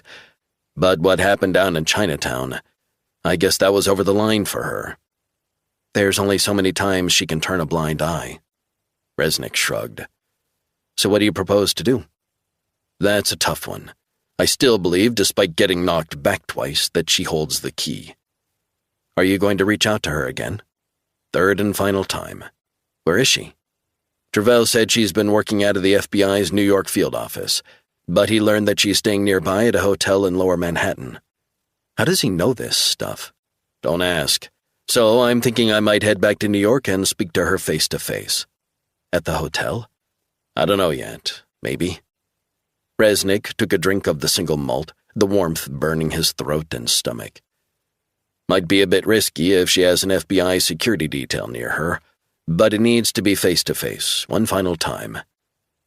That poses an inherent risk to you. I'm aware of that. You think you can trust her? I have to. Besides, I think she'll be under enormous pressure to bring in not only me, but Kevin too. I can deal with the consequences. I'll roll with it, whatever they throw at me. But it would all be for nothing if Kevin is extradited. Do you think she'll go for it? Resnick shrugged. We can try. What about Travell and Kevin? They need to lie low. You want them to stay here? That's your call. It's okay with me. The place is perfect. I'm here. I'm not going anywhere. Usually, I would only be happy entrusting their safety to a Delta friend, someone like that. Sure. I'm entrusting you with their safety and safekeeping. Do you really understand the magnitude of that commitment? Very much, John. Here's the deal. I give you my word I will look after them, and you can meet up with this friend of yours. But I have one condition of my own. And what's that? When this is all over, I want to interview you, at length. I can live with that. Is that a promise? That's a promise. Then I will look after them. How are you going to travel to New York without the cops or feds finding you? I'm not sure. Can I make a suggestion? Shoot. In the barn out back, my father had an old Moto Guzzi still registered to a friend of a military friend of his. You could use that. The ownership technically is the friend of the friend. So if I'm stopped, there would be no trace back to you. Smart. Sullivan gave a sheepish grin. I have my moments. Resnick finished his scotch, put down his glass on the table, and picked up the pad and pen. He wrote down the address of Sam Ripley, a former Black Hawk chopper pilot. Ripley had worked with Resnick and Delta Force on numerous top-secret missions. He tore off the scrap of paper with the address and handed it to Sullivan. If I'm not back in 48 hours, you head there. 12. The sun peeked through the trees on the eastern side of Caroline's house in Vermont. It felt like she had taken leave of her senses. The question was why. She had been full of bravura when she was speaking to John Resnick the previous afternoon and evening. She could see how huge the story was. And to get a raw primary account of the events that transpired in Chinatown would enhance her book unbelievably. Resnick was useful to her. But the risks she was taking were huge, and so out of character. She wondered if there had been a return of what her mother once termed an episode. As a young woman, she had been diagnosed with bipolar disorder. It had started at Bennington. Some referred to it at the time as manic depression. Sullivan would spend days, sometimes weeks in her bed or locked in a room. She loved college life. But the stress mounted month after month, and it took a major toll on her mental health. She had to take a year away and return the following year to start again. She began a course of antipsychotic medication, and this had stabilized her mood. Was this now a manifestation of her terrifying highs and crippling lows returning with a vengeance? She had learned to live a simple life, shunning the social scene if she could. She preferred her own company, the silence of her beachfront home, the stillness. But had the out-of-the-blue events upended her world, possibly sparking a manic episode? Her world had been turned upside down, and she had allowed it. Sullivan had barely slept that night. She woke when Resnick left the house in the dead of night. She watched from a rear window as he wheeled the old bike out of the barn. He kneeled and checked the bike for a few minutes. Then he pulled on the crash helmet, the same one her late father had worn on road trips around the rural roads of Vermont. Resnick switched on the bike's headlights, illuminated the dark driveway in front of the house. He revved up the bike for a few moments, then edged off into the darkness, alone. She wondered when he would be back. Her mind began to work overtime, whirring and spinning out of control, imagining scenarios if Resnick didn't or couldn't return. She felt the odd fears and insecurities returning. My God, had she lost her mind? Resnick was a fugitive, wanted by the FBI. He had killed 3 people in Chinatown. He had blood on his hands, and not for the first time. But still, knowing all this, she had sheltered him, Chang and Travell. The consequences for her would be huge if she was caught. She would be fired by the Times, fired by her publisher, and put on trial. The more she thought about it, the more she wondered if she shouldn't just cut her losses. She could let the FBI know what had happened, admit she had made a mistake, and be done with it. It was a fleeting thought. It would be a terrible betrayal, a betrayal of not only Resnick, but Chang and Travell as well. And what if Resnick was right, and Kevin Chang was handed over to the Chinese government? What then? She would be solely responsible. How would she feel then? She closed her eyes for a few moments and did some deep breathing exercises. Quiet your mind, Caroline. Quiet your mind. But she couldn't. Her thoughts began to run out of control, fear washing over her, getting its claws into her. Her phone rang and she nearly jumped out of her skin. Sullivan checked the caller ID. She immediately recognized the number and her heart sank. "Caroline, it's Bert, her editor in New York. How are you?" "I'm good, how are you?" "Not bad. So I just thought I'd give you an early call before a succession of meetings this morning. I'm not disturbing you, I hope." "Not at all. It's nice to hear from you." "So, you working hard at the beach?" Sullivan felt herself grimace. "Yeah, I'm getting there." "The deadline is fast approaching, Caroline. This needs to happen." "I'm on it." "Listen, you know I don't like bothering you unnecessarily, but I was hoping I could swing by your place in Madison this afternoon. I have some rather extensive notes on the first half of the book, quite extensive." "I see." "Listen, if you're worried I'll take up too much of your time, forget it. 1 hour and I'll leave you to it. I was hoping to stay with my brother-in-law who lives nearby." "Oh, I didn't know." Sullivan's mind raced as she tried to think of excuses. Her editor wasn't a man to be put off by vague excuses. He was very assertive. "I'd love that, Bert, but I can't today. Sorry, maybe another time." "Why the hell not?" "It's complicated. I just spoke to Harry, our esteemed publisher, as he keeps reminding me, who has told me confidentially that he is inclined to dump your book." "What?" "It's crazy, I know. Harry says it's more hassle than it's worth. And besides, it's so far behind the schedule. That's what he said to me. This is serious." "Why don't you email me the notes?" "Ordinarily I would, but that won't cut it with Harry. Besides, I know what you're like." "What does that mean?" "It means I will not email the notes just for you to ignore them. I need to go over these points, and there are a lot of them, face to face. It's stuff that's best conveyed in person. I'm sorry to come down hard on you, but this comes from the top." "Bert, this is not what I expect of our working relationship." "And there's the small matter of the $200,000 advance you received." "Bert, this is intolerable. You know I work in private for weeks at a time." A sigh. "I'm sorry to come at you with this bullshit. I love your work, we all do, but Harry is talking numbers. He's been looking again at the P&L for your title. The numbers aren't adding up, he said." "What kind of numbers?" "He's talking about slashing budgets, cutting the size of my list, cutting everybody's list, to the bone." Sullivan closed her eyes for a moment. "Listen, I'll call my agent." "I just got off the phone with Nicole." "You did?" "Of course." "What did she say?" "Nicole said it might be better coming from me, straight from the horse's mouth, so to speak." Sullivan was reluctant to say that she wasn't at her beach house in Madison. He would want to know where she was. But she couldn't tell him she had a place in Vermont. He didn't know about that. She figured that if she told Bert, he would catch a flight up. Maybe even drive all the way there. "Caroline, I'm headed up to Madison anyway. It'll only be an hour, 2 hours tops, and I'll head back to see my sister and my brother-in-law at night. Can't get easier than that, and it will get your book back on track." "I've got other stuff as well as my writing." "Is there a problem I need to know about, Caroline? If there is, it is imperative that I know. Further delays are not an option, and Harry is looking for an update from me tonight by 10 o'clock at the latest. I don't want to give him bad news. He doesn't like bad news."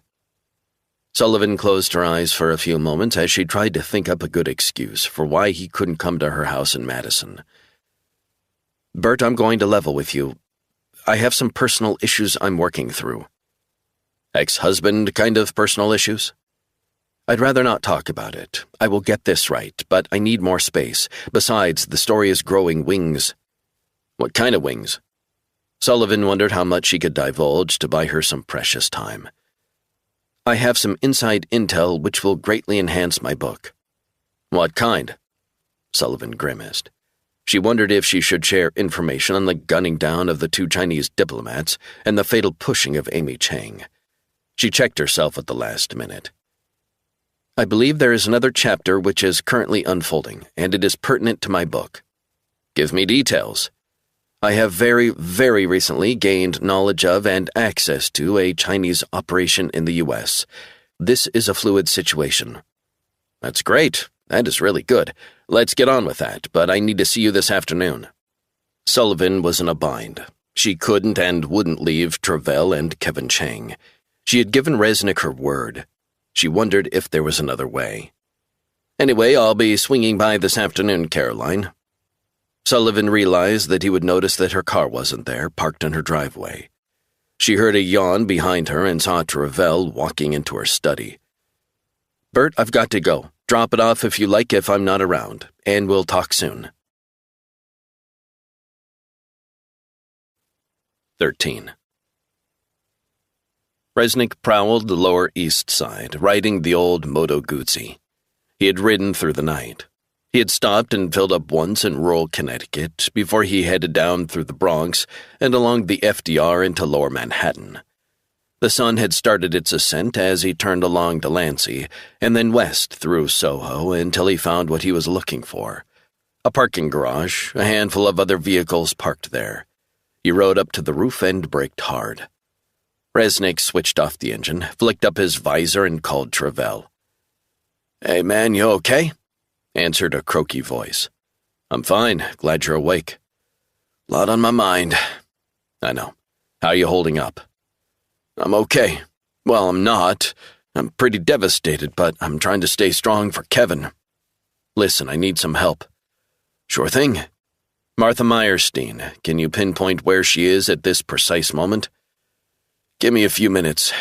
Caroline sends her best wishes. Tell her I'll be back and hopefully out of her hair in no time." "Will do.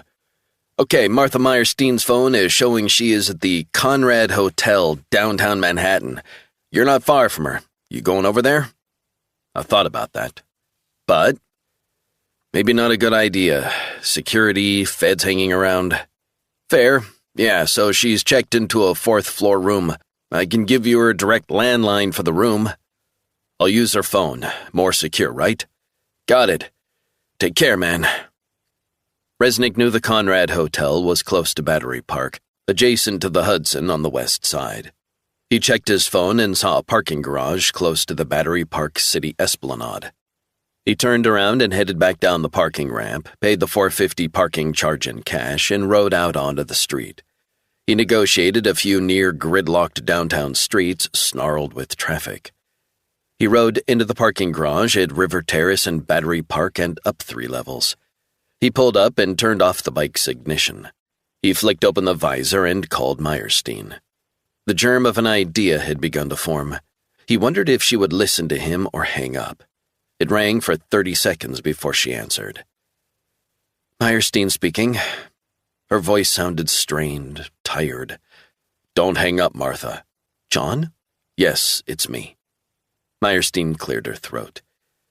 "Where the hell are you? This has gone on too long. It has to end now." Resnick got off the bike, keeping the helmet on. "Are you finished?" "Where are you?" "Never mind. This is the third and final time I'm going to reach out to you. There won't be any more calls." "Are you giving me an ultimatum?" "I'm giving you a chance to speak to me." Meyerstein was quiet for a few moments, as if trying to figure out her next move. "Where are you? Do you want to talk? What are your conditions?" "No conditions, no strings. I want to talk, just me and you, face to face." "I'm in New York. You would have to come into the city." "I'm already here." "In New York?"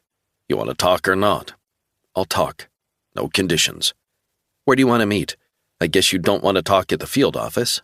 "Correct." "Where do you want to go?" "I want you to walk along Battery Park City Esplanade and head north." "I know it well."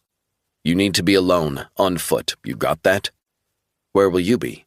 "Just be there. I'll find you." "When?" 15 minutes. If you don't turn up, I'm gone." "Anything else?" "Come alone. Can I trust you?" "I hope so." Resnick saw Meyerstein alone amid the crowds as she walked the Esplanade.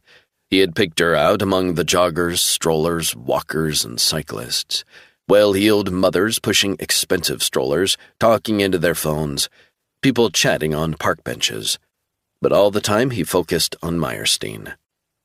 Her hands were pushed deep into the pockets of her overcoat, a scarf covering her mouth and neck. She was wrapped up against the cold wind whipping across the Hudson. Resnick stood poised as she approached. Meyerstein glanced around. This is a bit irregular even for you, John. I'm glad you showed up. Let's walk and talk." They walked on. Resnick stared straight ahead. "How are you?" "Me? Not so good." Resnick indicated for them to head into Rockefeller Park. "This okay for you here?" "I like it here." "Me too." Lauren loved it also. She liked the space, the light, said it had a different feel from the rest of New York. Meyerstein nodded but stayed silent. "Listen, I want us to reach a mutually acceptable outcome," he said. "I've asked you for this guarantee already. This is the third and final time I'm going to talk." "I'm listening."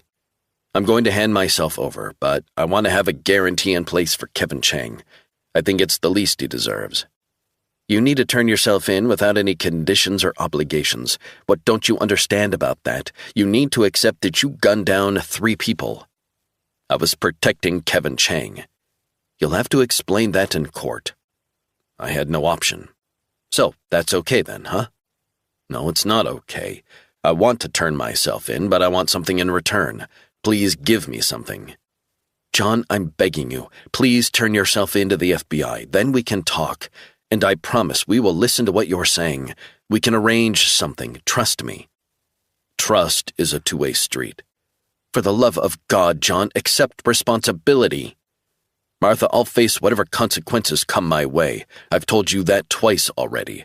But I'm not prepared to sell out Kevin Chang to save my own skin. He has risked his life to get to this country. His sister was pushed to her death. He believes she was murdered. There is no proof that it was a targeted killing. You need to do some more homework." Meyerstein stopped and shook her head. "You're killing me, John."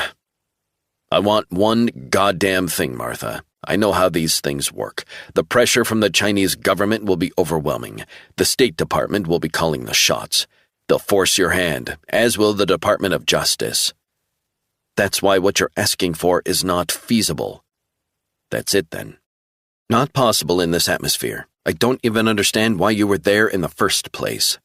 I got on board because Travell's girlfriend Amy was murdered a few days ago in the Times Square subway station. Then the heavies appeared at Kevin's door. Connect the dots. There's a direct connection. There is no evidence that Amy Chang's tragic death was a targeted killing. Do you have proof that it wasn't? I'm telling you, she believed she was being followed. She was scared something was going to happen to her. She sensed it."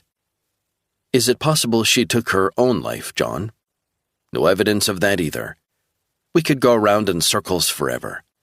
Here's what I know. China is getting more assertive in its operations in America." "I know that." "Then you also know full well that China is operating unofficial police stations in the city." She brushed it aside. "This is not the time and place to discuss such things.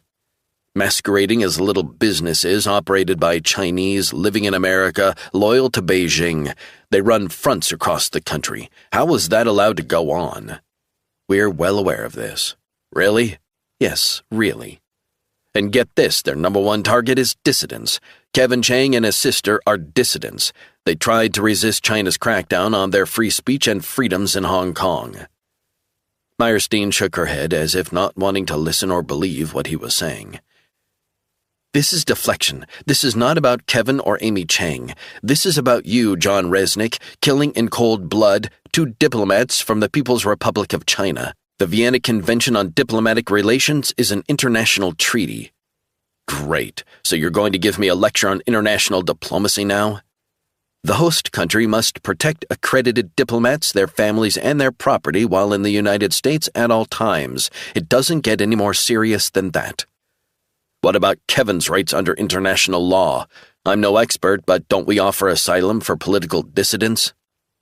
Meyerstein was silent. "You know that's true, Martha." "I accept that.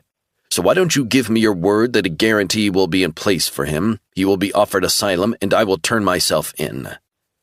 "This is getting us nowhere. I'm asking you to see sense.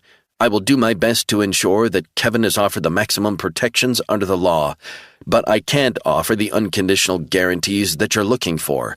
That's the best I can do. I want to help, John." "Do you really?" Meyerstein stopped walking. She turned away from him and stared over the water. "I don't have to come up with a deal. I'm sorry, John, but you're not giving me any options. Resnick was focused on pressing the point for as long as it took. Consider this. If you can get a guarantee for Kevin Chang, the FBI would be able to utilize him for intelligence-gathering purposes too, now and in the future. He could be a valuable asset. He's super bright. Where is he being kept? I can't say where he is. You're putting your life on the line for a kid you don't even know. You don't know what he's wanted for in Hong Kong. He's wanted for sedition. He didn't want to live in a police state. Besides, I wouldn't believe one word coming from the Chinese government. The end justifies the means in their world. It's their way or death. Meyerstein strode away down the esplanade. Where the hell are you going? Is that it? Are we done? Meyerstein kept on walking. Resnick realized then that men with FBI SWAT vests were approaching across the park, guns and rifles drawn. Hands in the air, Resnick! It had been a setup all along. 14. James Bradley sat on a park bench in Leesburg, Virginia, reading a copy of that day's Washington Post, as per his instructions. He had been waiting for 20 minutes already, making sure he wasn't going to be late. He hated tardiness. Had all his life. He observed the tiny, neat park nestled in the beautiful town.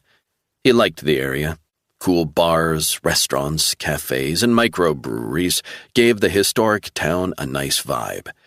He had at one point considered buying a property here. Maybe he would if his situation improved over the coming months. He was an optimist, if nothing else. An Asian woman wearing over-the-ear headphones entered the park from South King Street. Backpack slung over her shoulder, she seemed miles away, as if lost in her own world. He instinctively knew that this was her. He had never met the woman, but he had been reassured by his handler that she was the best there was. Smart, cool under pressure, and always delivered results. The woman walked past him, not even giving him a glance. Bradley watched, transfixed, as she strolled carefree through the park. She walked on for 100 yards or more. Then she kneeled down and tied her shoelaces. She checked her watch, stood up, and walked straight back along the path toward him. She pulled a phone out of her pocket and appeared to be taking a call. But no sooner had she taken the call than it ended. The woman put her phone away and sat down beside him. Bradley felt a few butterflies in his stomach. He turned and smiled at her. But she didn't let on, oblivious to his presence. She opened her backpack and pulled a sandwich out of a Tupperware container. She carefully placed the backpack at her feet and took a large bite of the sandwich. Then she took off her headphones. "This is my first time in Leesburg," she said, staring straight ahead.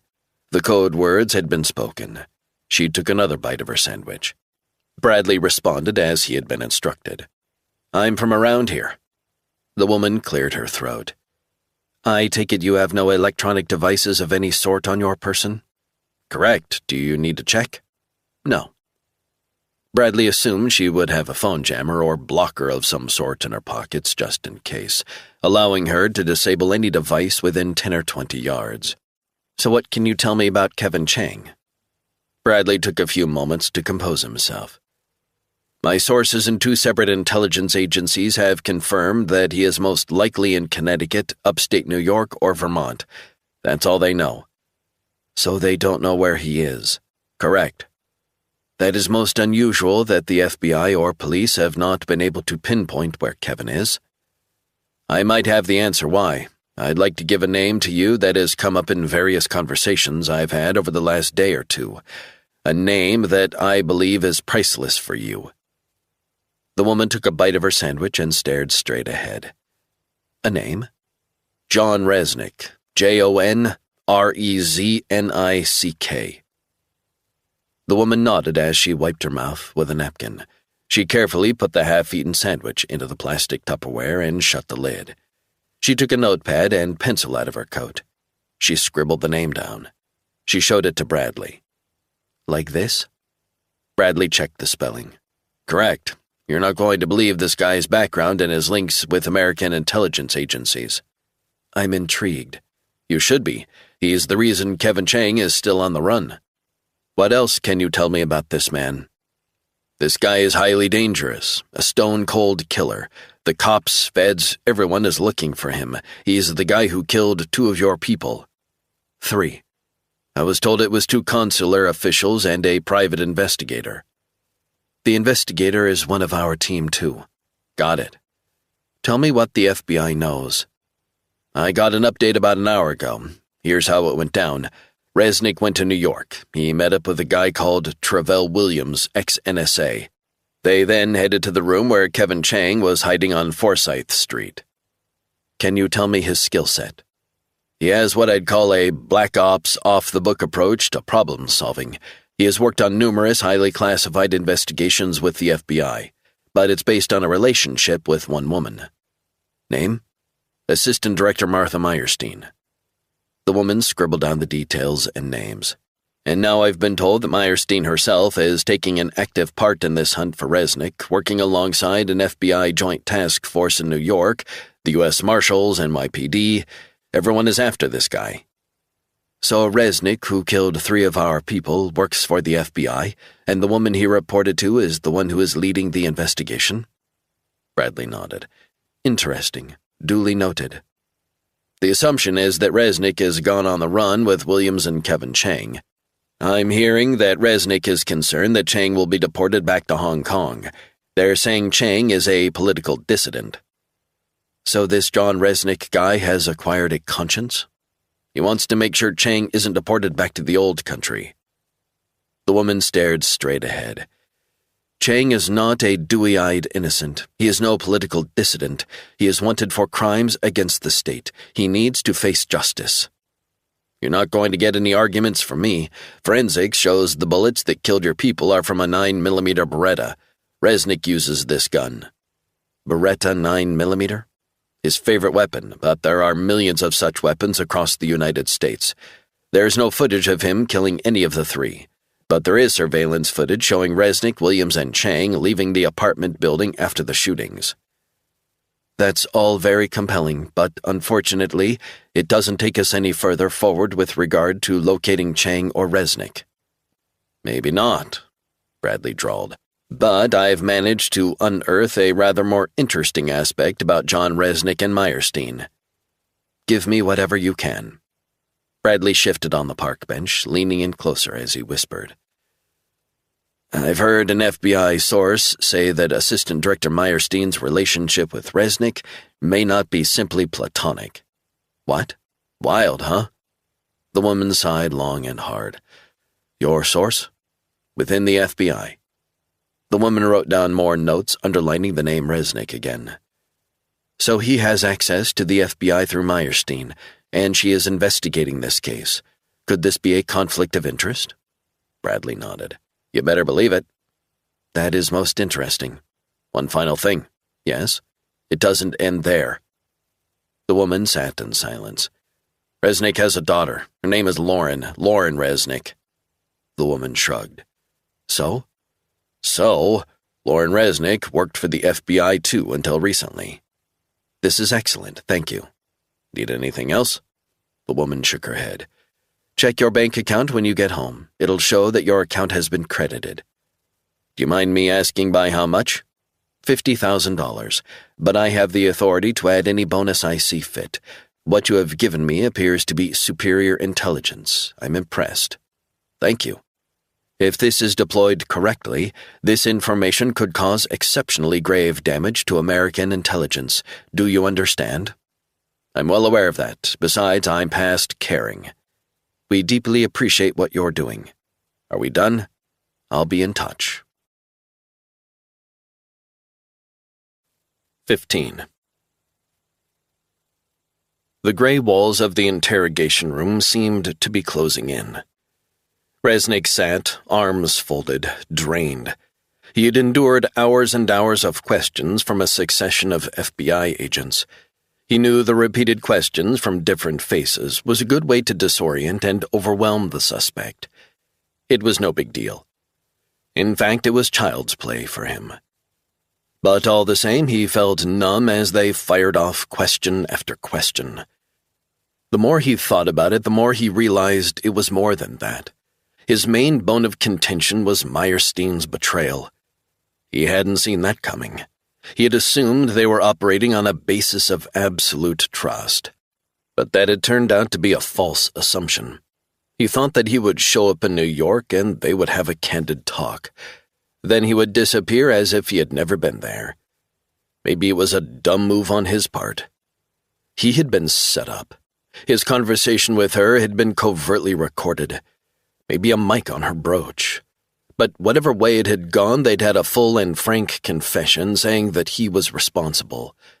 It was cold, and he had been well and truly suckered. Resnick was done chatting with the Bureau. It was over. He stared at the two FBI special agents on the other side of the table, a middle-aged guy taking notes and a 30-something female agent asking the questions. "We've got all the time in the world, John," she said. 3 hours, 10 hours, whatever it takes. You will talk to us, eventually. She looked at her watch. "I make it 5 hours and 20 minutes that you've been here. Just tell us where Kevin Chang and your buddy Travell are, and we'll be out of your face." Resnick glanced at her. This could have been his daughter a few months back, asking the tough, searching questions. He hadn't been disrespectful. He hadn't been argumentative. He hadn't raised his voice to either of them. Fat lot of good it did him. Instead, he just sat, zoning out. His thoughts turned to Kevin Chang and Travell. He wondered how they were at that moment. Was Caroline looking after them as she had promised? He wondered for a fleeting moment if his trust in her was misplaced as well. He couldn't say for sure. But he sensed she was genuine. At least he hoped she was genuine. "Do you want me to play the taped conversation again? Just to jog your memory?" Resnick had incriminated himself. They had him right where they wanted him. He could argue semantics in court about privacy. He could hypothetically argue that the FBI had been conducting illegal electronic taping without his consent. They would argue it was in the interests of national security. The best thing he could do under the circumstances was say nothing.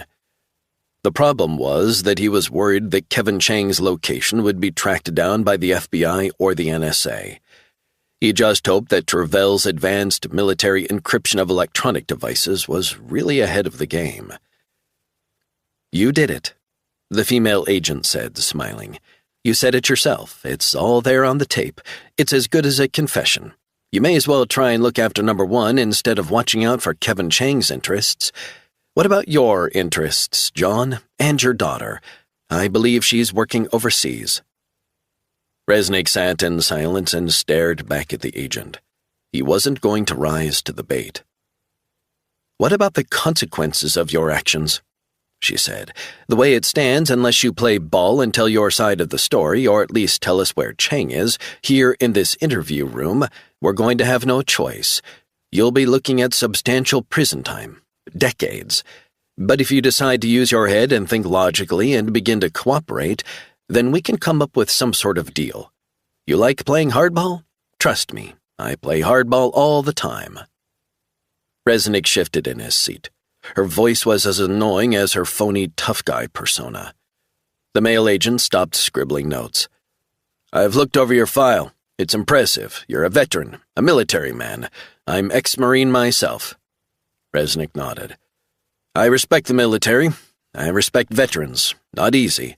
But I know that your work in Delta, CIA, and the FBI makes me want to offer a special one-time deal. We'll do our best to ensure that Kevin Chang stays on American soil. I know that's an issue for you, and we can cut a deal for Travell, who will see no charges. But for you, the deal is straightforward. You tell us where Kevin Chang is, and you can be offered an immunity from prosecution waiver. This comes from the highest levels of the FBI. No trial, no anything. We can make this work for you." Resnick sat quietly, waiting for the punchline. "So, for no trial, no anything, all you need to do is hand over Chang. We're giving you a choice. It's you or him." Resnick stared at the agent long and hard. He couldn't believe a word they were saying. It was bullshit. It wasn't up to the FBI to decide if he would stand trial or not. It would be the Department of Justice's decision. The smart move is to look after number one. You don't know Kevin Chang. I guarantee that deal is the best we can give, and we can deal with any fallout. We'll deal with the Chinese government." Resnick looked past the agent at the mirror on the far wall. Were there cameras on the other side secretly filming? The feds didn't formally record interviews. Was this their covert way of doing it? No other law enforcement agency in the world in the 21st century considered notes taken by special agents during interviews as reliable. It was the agent's word against yours, and it also gave them plausible deniability if it was claimed they had offered a deal or anything else. It was a relic of the Hoover era. Maybe the Hoover era of illegal surveillance had never gone away. The female agent shrugged and feigned a bit of boredom. "Your choice. Make the deal and we can navigate this without you facing a trial and jail time. It's a take-it-or-leave-it sort of offer." She reached into a briefcase at her feet and pulled out a typed document, waiting for his signature. She placed it in front of him with a pen. "Your signature and we can all move on." Resnick folded his arms and remained in a stony silence. "Sign it. Tell us where Chang is and we're good to go." The male agent cleared his throat, betraying a sense of nervousness. "You'd be off the hook, plain and simple. If I was in your position, I would bite my hand off for this deal. It's been cleared by the Department of Justice at the highest level. They're looking at the big picture. This is the moment when you can put this whole episode behind you." Resnick sat, impassive. The female agent blinked a few times. "This is time-sensitive, John, just so you know. We are authorized to say that this deal is on the table now, but when we walk out the door in 5 minutes, if it's not signed, the deal is off. Best move for you?" She pointed to the space for his signature on the document. "Do the right thing for you, John. Think of you.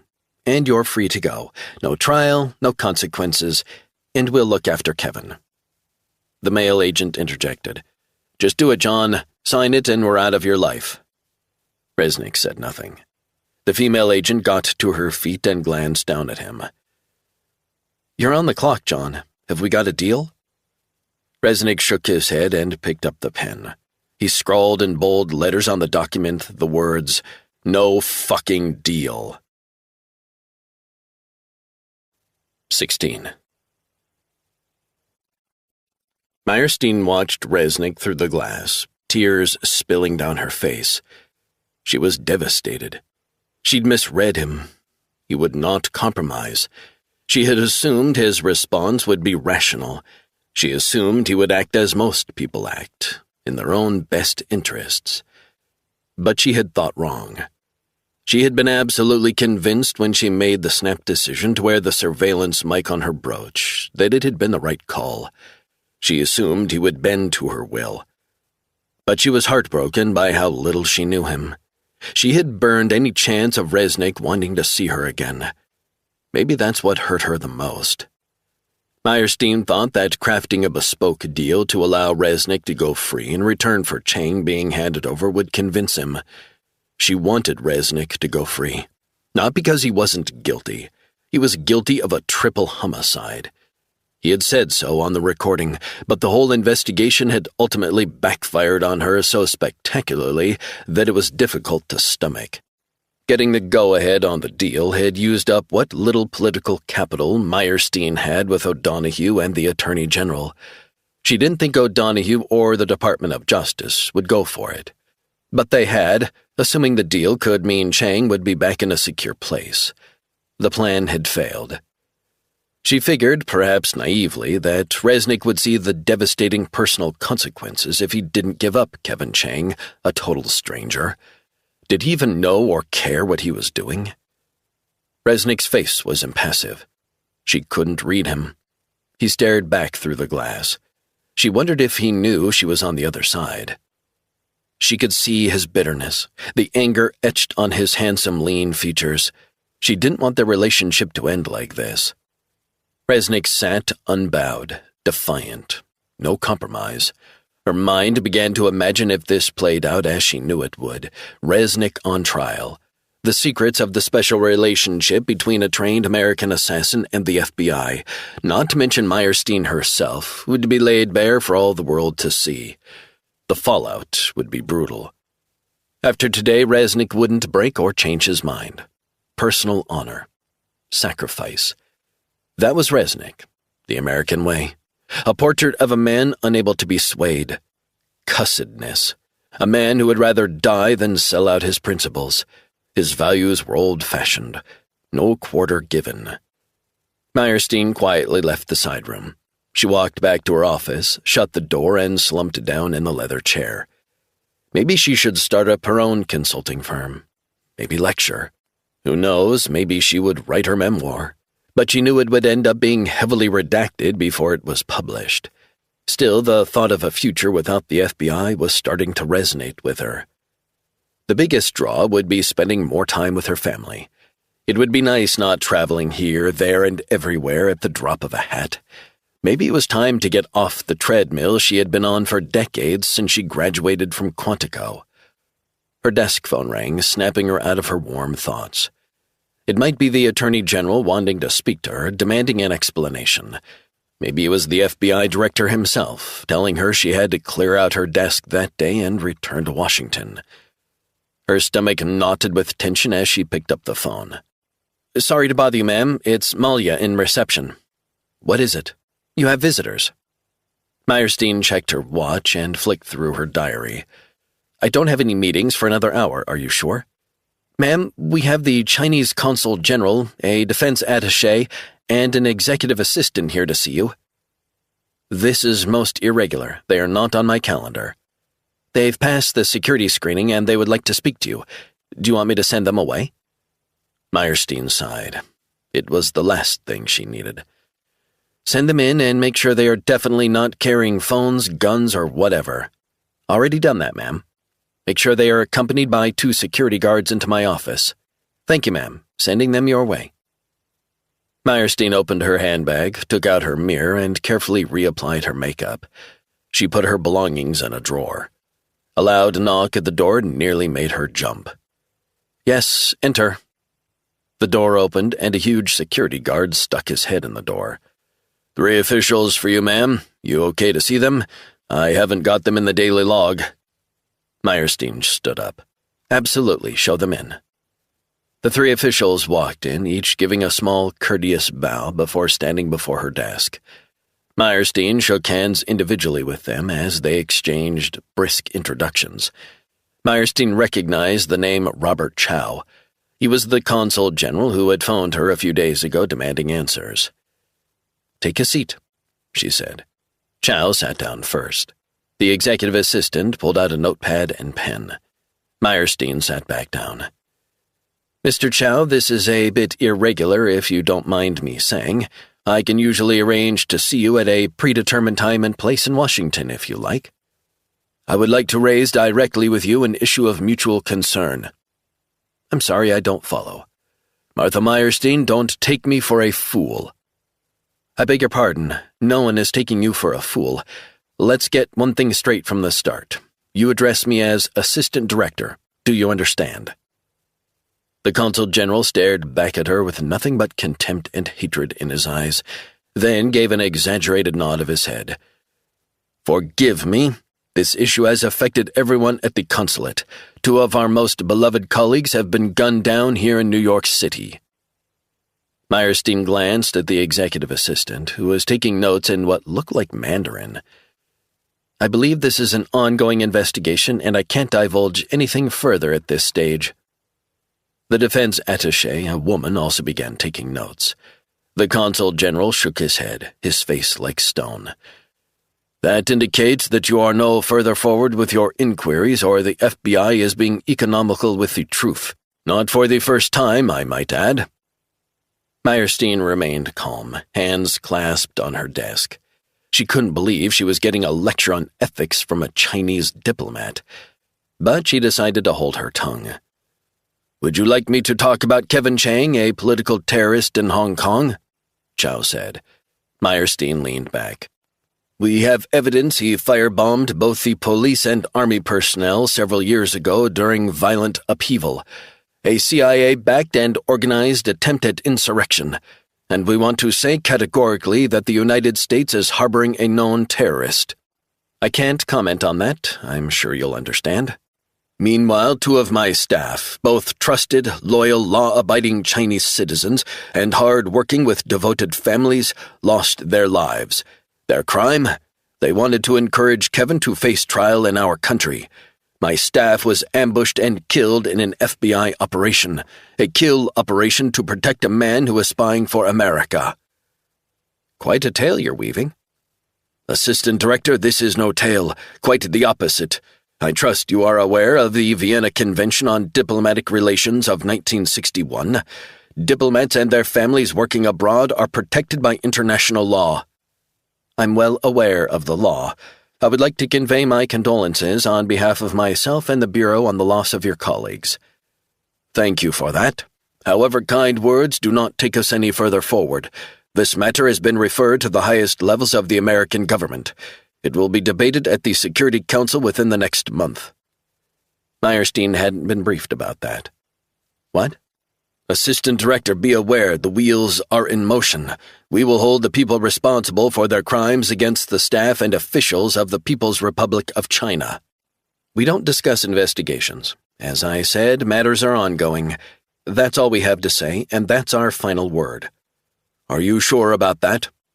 Meyerstein felt his piercing eyes on her. Quite sure. Assistant Director, let me put my cards on the table. Do you know I've been in touch with the Attorney General? We have information from a credible source that says that a man, John Resnick, reported directly to you, Assistant Director, when you were based in the Hoover Building. He worked within the highest echelons of American intelligence. He had access. You gave him access. He is guilty of murdering Chinese citizens. Meyerstein felt sick, although she tried to mask her emotions. She duly noted the comments, knowing all this was another nail in her coffin. Was he sent by the FBI or by the CIA to kill our people and protect a terrorist? That is an outrageous accusation. Is it? Meyerstein felt suddenly very alone and vulnerable. It turns out you know the man very well, the assassin, not only professionally but personally. You had an affair with him. 17. A shard of light peeked through the blinds. Resnick yawned as a new day began. He sat alone in the locked interrogation room, leaning back in his chair. He figured he had been in FBI custody for nearly 24 hours. The questions had gone on until 4 in the morning. But he hadn't issued a word since he had told them no fucking deal. The 2 feds had never let up, keeping up the questioning, on and on through the night. But for Resnick, it was easy to zone out. His mind drifted as the agents raised their voices. He knew they were trying to unnerve him, needle him to respond. Maybe they wanted him to lash out. But he did none of that. Resnick stifled another yawn and stared at his reflection in the mirror. He had a sickly pallor and was unshaven. The dark shadows grew under his eyes. He wondered if at that moment on the other side of the mirror he was still being watched. Suddenly a sharp knock at the door, then a lock turned. Meyerstein walked in briskly as the door was locked behind her on the other side. She stood a few yards from him, a blank look as if they'd never met before. You're free to go. Resnick sat up straight in his seat. Why? We don't have to give reasons. So I can just walk out? You will be escorted down to the lobby and you will be free to go. Resnick stretched for a few moments. He sensed they were still fucking with him. That's quite a turnaround. 1 minute it's entrapment, the next morning you're free to go. You can hang around here if you wish and discuss this further. Resnick got to his feet. Just like that, I'm free to go. Just like that. You feds really do make stuff up as you go along, don't you? Enough. Who the hell do you think you're talking to? I'm talking to the woman I thought I could trust. Meyerstein's face flushed red. Guess I was wrong. You're a piece of work. You're free to go. You mind me asking why? I was accused of killing 3 people. Am I being charged? We're done. I tried to help you. Martha rapped hard on the door until it was unlocked. A couple of burly, fresh-faced special agents came in and escorted Resnick down to the lobby. Resnick walked out into the harsh morning light on Worth Street. He took a few moments to get his bearings. It had slowly begun to dawn on him that the FBI might have released him without charge, hoping he would lead them to Kevin Chang. It was a high-risk strategy. He wondered if he was just exhausted and more than a bit paranoid after being interrogated throughout the day and night. But he could imagine that if he was released, he would be off guard and could be tracked and monitored as he left New York. It would be a complex operation, thousands of surveillance cameras dotted around the city, especially peppering roads, subways, and transport hubs. He needed to be careful, very careful. He crossed Broadway as he headed west to Tribeca, doubling back on himself. Then he walked east, then turned north as he took a long, circuitous route to get to the motorcycle. He walked along Warren and past the Battery Park City soccer fields until he got to the parking garage. Resnick headed up a flight of stairs and looked around the parking garage. A few empty cars. Maybe he was just being paranoid. He looked around until he saw that the bike was still there, the helmet still locked onto the front wheel. So there were two ways he could be trailed, theoretically. He stood and took a good long look at the bike. It all looked like he had left it. What if the FBI had simply covertly inserted a GPS tracker on the bike? The more he thought about that, the more he realized that would make perfect sense. A skilled FBI tech expert could have done the work as Resnick was being held throughout the day and night. He kneeled down and examined the bike visually. He reached underneath the seat, then the engine, to feel for any magnetic trackers. But after a few minutes, he realized there were none. He unzipped the leather pannier and pulled out a small toolkit. He opened it up and took out a couple of screwdrivers. He unscrewed the seat top to get access to the battery. He carefully lifted off the seat and scanned the wires and metal in and around the battery. He thought there might be a couple of rubber insulation wires that seemed extraneous, newer insulated. Resnick reached for the second screwdriver and began to unscrew the rear seat used for passengers. He pried it off and looked closely at the underside of the tail section. And there it was. The same new rubber insulation below the rear seat, two wires attached to a brand new 3-inch by 1-inch GPS tracker. A professional job. He knew for sure this was the feds. Not a quick metallic tracker that a private investigator might attach to the underside of a motorbike or a car, but concealed, out of sight. Very, very clever. Discreet. Resnick's natural reaction was to rip it out and throw it in a trash can. He didn't want them to remotely track him. But if he did dismantle the tracker, that would also put the FBI on alert. They would know for sure that the device had been found and disabled. If a physical tail and electronic tracker's GPS position didn't match, they would figure out very quickly that he had thrown away the tracker. The other chilling thought he had was how they knew he had come in on this bike.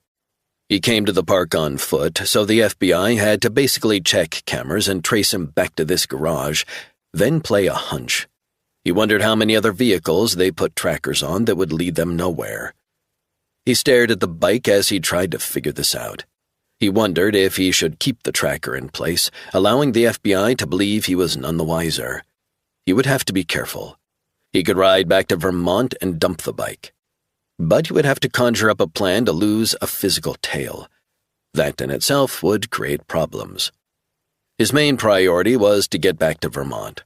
Resnick figured that the best move was to do nothing. He decided to leave the tracker in place. He carefully put the sections back together again, screwing the seats in tight. He put away the repair kit. He pulled on the helmet and tied the strap tight. Resnick straddled the bike, put the keys in the ignition, and fired up the bike. It roared to life. He flipped down the visor and edged his way down and out of the parking garage, paying the toll. The security barrier flipped up, and he turned onto the streets of Lower Manhattan. He rode across town through the financial district. He noticed a black Suburban behind him. He quickly pulled onto FDR Drive as he headed north along the eastern fringes of Manhattan beside the East River. Mile after mile through snarling, heavy morning traffic. He took a quick glance in his mirror. The black Suburban was still on his tail. He headed north, then on through Mott Haven and up into the Bronx. He pulled up at a gas station and filled the tank for the long journey home. He bought a can of Coke, washed down a couple of Dexedrine. Resnick got back on the road. He continued on, feeling more alert, wired. He wondered if he had maybe lost the Suburban. But as he headed along 95, he spotted the same black Suburban in the mirror, the same New York license plate. No question, he was being tailed.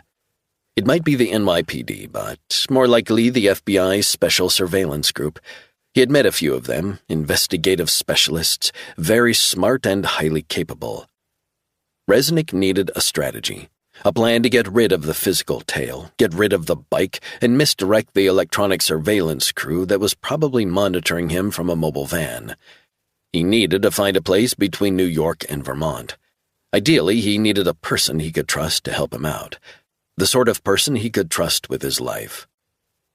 He headed up through the suburbs and sped onto the highway north into beautiful Connecticut. He needed to find a place. He glanced in his mirror. He couldn't see the black Suburban, but that didn't mean another team hadn't taken over. He headed off the highway at a truck stop. He was starving. He sat down to a hearty breakfast of scrambled eggs and toast, followed by homemade apple pie. He washed it down with a few cups of black coffee, discreetly taking a couple more Dexedrine to pep him up. 20 minutes later, refreshed and loaded with enough amphetamines to keep him alert for days, Resnick got back on the bike and got back on the highway. He opened the throttle hard. As the bike ate up the miles, gradually an idea began to form. It was a plan that might work, a plan that was going to need some outside help. He needed to create a false trail. He rode up I-91 north until he got to Hartford. Then it struck him. He knew a guy, a good friend, a man he could trust who was close by. His mind flashed back to memories of a wedding a few years back in Springfield, Massachusetts. Ex-Delta operator Ray Mad Dog Diaz was getting married. He had stayed at Ray's house before. He was even the best man at his wedding. Ray ran a garage on the outskirts of Springfield. Resnick rode for another half hour until he reached Springfield. He headed along Bay Street. It seemed familiar. Then he remembered a diner. It was adjacent to an auto shop, so he headed there. He spotted the diner sign and pulled up between a Chevy pickup and a Suzuki Jimmy. He switched off the Moto Guzzi's powerful engine and headed inside, helmet deliberately still on. A couple of diners sitting on stools at the counter, drinking coffee, checking their phones. No one so much as looked up when he entered. A jukebox played an old Guns N' Roses track. Resnick took off his helmet. He headed over to a corner booth overlooking the rear parking area. Nice line of sight. He picked up a menu and quickly scanned the options available. A waitress walked up, pencil and pad. "What can I get you, honey?" Resnick ordered a bacon sandwich, followed by blueberry pie and whipped cream. And coffee. Black. "You got it," she said. The waitress returned with a mug of hot black coffee. "Enjoy." Resnick pulled up a number for Ray Diaz. He hoped his friend would answer. He was pretty unpredictable on a bad day. The number rang for a couple of minutes before it was finally answered. "Ray Diaz's garage, how can I help?" Resnick grinned when hearing his voice. "I was wondering when the hell you were going to pick up your phone." "Who's this?" "It's John. Ray, how the hell are you?" "Are you kidding me? Resnick?" "Yep, you got it." "Good Lord, John Resnick?" "How many Resnicks do you know, Ray?" Diaz laughed. "How you doing, bro?" "I've been better." "What's the matter?" "I've got a serious problem, and I'm calling in a favor." "What do you need?" "I need your help, right now." "Where are you?" "Old school diner on Bay Street. You know the one?" "I was in there last week. Great place. Listen, what do you need? You need money? You need logistical help with something?" Resnick quickly explained the events of the last few days. He also explained what he was looking for. "That is off the scale, man." "So I want a car, a truck, something." "I have cars, a lot of cars. In exchange, I have a vintage motorcycle. I know you like bikes." "You can have the car for nothing." "No, I want to exchange this bike for a vehicle. I don't want you out of pocket. This bike is worth quite a bit." "You short on cash?" "No, I need to lose a tail. It might bring you some heat." "Never had a problem with heat." "Have you got an old car or truck I can have?" "Are you kidding me? My garage is full of cars. I have 4 cars and 2 bikes of my own." "Great. Bring one of the cars." "I see what you're going to do, man. Yeah, I get it. What else do you want me to do?" Wear jeans, black sneakers. You want me to bring some weapons? Resnick laughed. Negative. You sure? I got a lot of cool stuff I bought online. You're fine, relax, just bring some wheels. See you in 30 minutes, man. One final thing, when you arrive, see if you get a visual on a suburban, black New York plates in the vicinity of the diner within a mile. You got it. See you soon, bro. The line went dead. Resnick finished his lunch and was on his third coffee when Ray Diaz arrived. His old pal sat down opposite Resnick. Man, nice to see you. He shook hands with Resnick, the vice-like grip unchanged. Good to see you, bro. I appreciate you helping out. You kidding me? I love this sort of stuff. Sparks me back to life. So off the bat, you see any sign of a suburban around here? Damn right you have, bro. You got a tail, all right. Resnick nodded. I thought so. You get a visual? 200 yards farther down Bay Street on a side street in a parking lot opposite Burt Field. It's parked up. They have line of sight to the diner entrance, but not to the rear parking lot. Interesting. The waitress fixed Ray a black coffee and brought some blueberry pie. Who are the guys in the car? Ray asked. Feds, I think. Maybe their surveillance team. Jesus H. Christ, John. So exactly who are the guys you deleted? 2 Chinese diplomats and one of their goons. Are you shitting me? Resnick shook his head. If you think that's too heavy, I'll deal with it myself. Not a problem. I'm in. Fuck it. Can't let you have all the fun. Resnick smiled. He leaned in close as he handed Ray the keys to the bike underneath the table along with his black leather jacket. So they can't see us now, but they can clearly see the main entrance inside parking lot of the diner, right? Correct. Resnick pushed the helmet in Ray's direction. Under the backseat of the bike is a GPS tracking device, hardwired, very professional. Where do you want me to take them? First, get changed. Head east out of the parking lot so I can see that they're heading in that direction. Then what? Ride east on 90 to Worcester. Perfect, just over an hour away. And then head back home. Take a detour if you want. You're seriously out of your mind, Resnick. Out of your fucking mind. Do you know that? Resnick felt happy and relieved to be in the presence of one of his closest buddies from his Delta days. I have my moments. I miss the old days, man. Not me. Is killing 3 Chinese goons your idea of trying to enjoy the quiet life? Fair point. Resnick winked at his old comrade. They had fought side by side in Iraq. Stinking back streets, dead bodies rotting in the sun, terrified children screaming for help. A never-ending nightmare. At times, when Resnick was alone at night, his mind was alive to the same horrifying images etched into his psyche. It wasn't the sort of story people really wanted to hear. Besides, like his father, he kept his thoughts on what he'd witnessed in war to himself, for him alone to deal with. Diaz cleared his throat. Take care of yourself, man. You too. Diaz headed to the bathroom with a jacket and helmet. A few minutes later, he emerged, helmet on, black leather jacket zipped up tight to his throat. He strode past Resnick and walked out of the diner. He straddled the bike, put the key in the ignition, and kick-started her up. He revved it hard for a few moments. Then he edged away slowly. He stopped at the diner exit, carefully taking a right turn as Resnick had instructed him. Resnick watched Diaz head down Bay Street away from the diner. A minute later, a black Suburban was quickly on his tail. Resnick left a $50 bill on the table as he headed to the bathroom and freshened himself up. He waited 15 minutes before he left the diner. He opened the old Mazda Ray Diaz had left him, keys in the ignition. He adjusted the mirrors and took a few moments to get comfortable. Resnick started up the car, reversing out of the parking lot before turning left along Bay Street. He glanced in his rearview mirror. No sign of the Suburban. He drove on, negotiating a few streets in downtown Springfield. Then he crossed over Memorial Bridge and out through West Springfield, headed northwest of town as he focused on getting back to Vermont. 18. Caroline Sullivan was exhausted. She hadn't slept since Resnick left her isolated Vermont home. She grew agitated, fearful something had happened to Resnick, expecting him back the previous night. But still nothing. She checked her watch.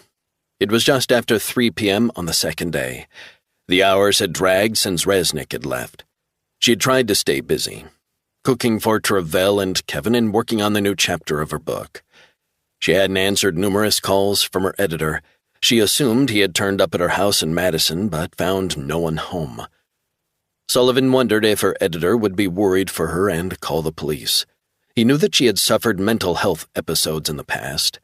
If he contacted the police, saying he was worried about her and asking if they could do a welfare check on her home, it might lead them to the house in Vermont. She needed to clear her head.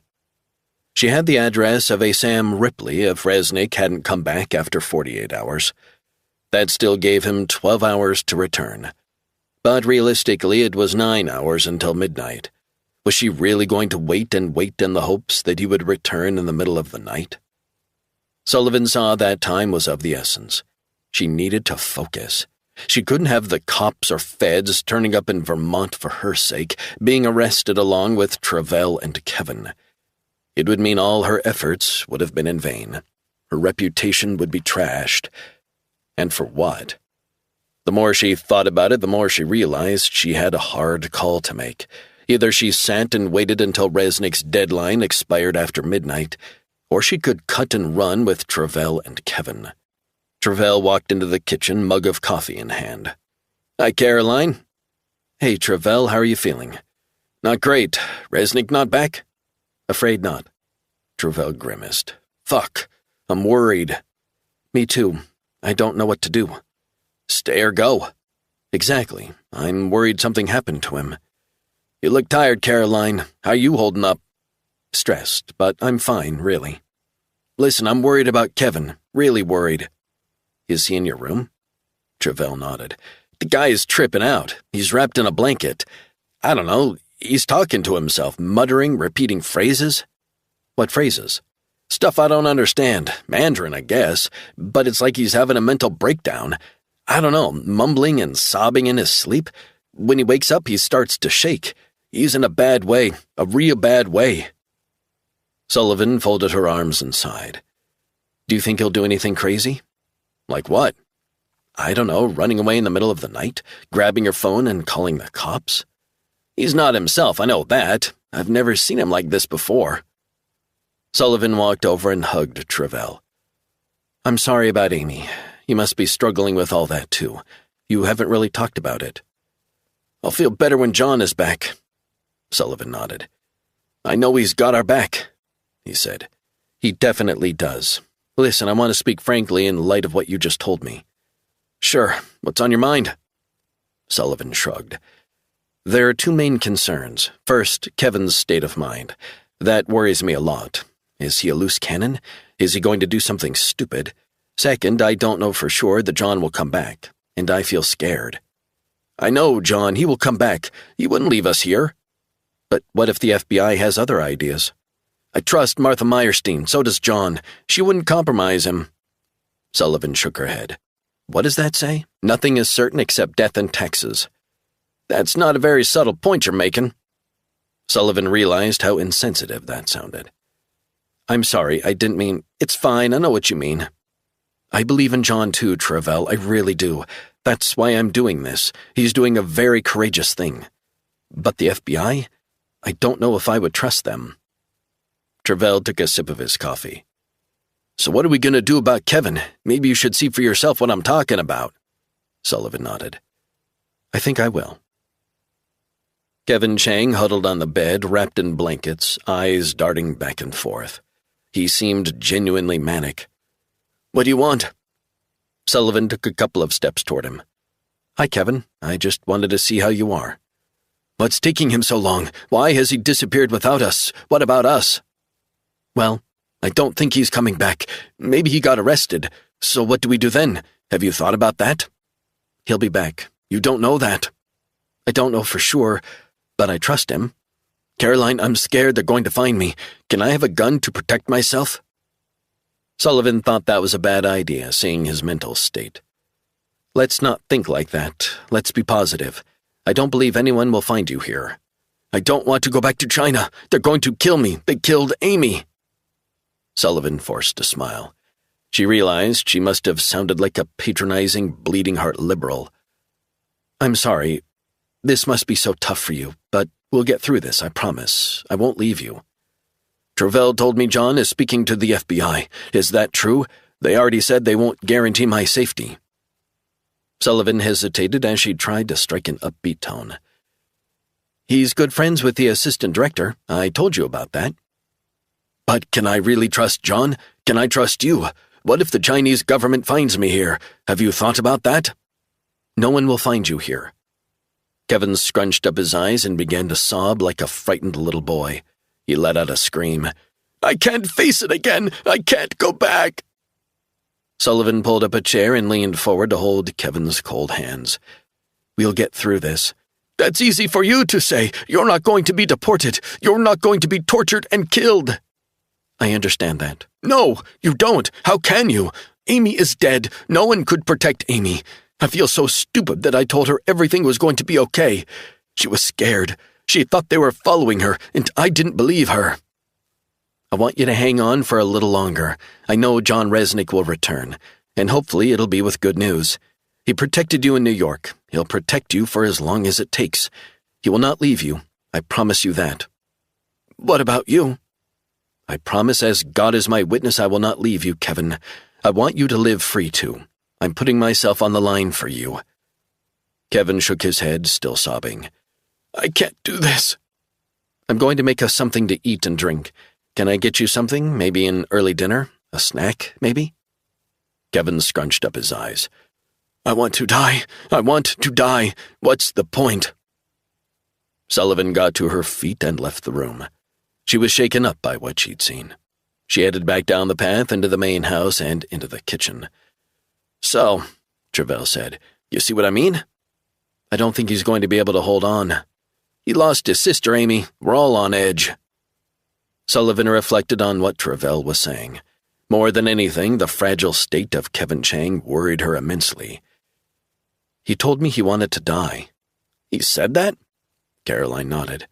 "Holy fuck, that's not good." "I think he needs help, medical help." "Caroline, under no circumstances can we take him to a hospital." "I know, but he's got too much time to think. I think he feels like he's a sitting duck, and it's just a matter of time." Sullivan looked up at the clock on the wall. "You need to have faith in Resnick," Travell said. "I do. I'm just fearful of what lies ahead, for all of us." 19.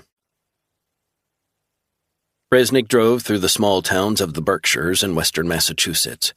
He was taking the long way home, but he was now driving a Buick SUV. He had decided once he'd left in Ray Diaz's vehicle that a quick switch might be in order. Ray was hopefully laying down a false trail for the feds.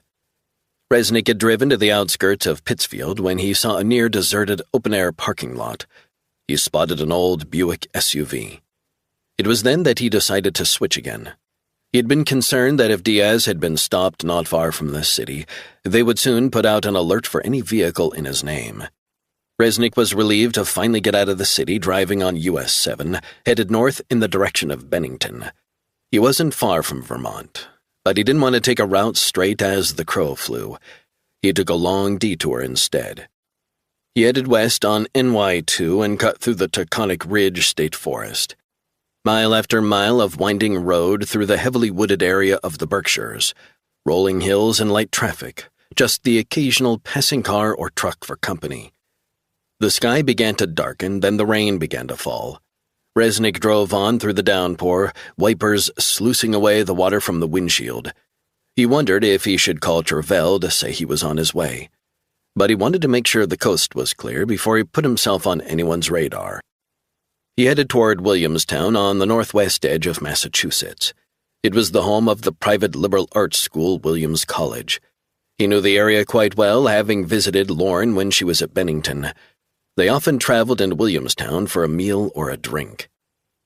Resnick thought of Lauren. He thought of what had happened in his life over the last few days. She would be shocked to the core. He thought of her working for the CIA on the other side of the world. He couldn't help but worry. It was in his nature as a father.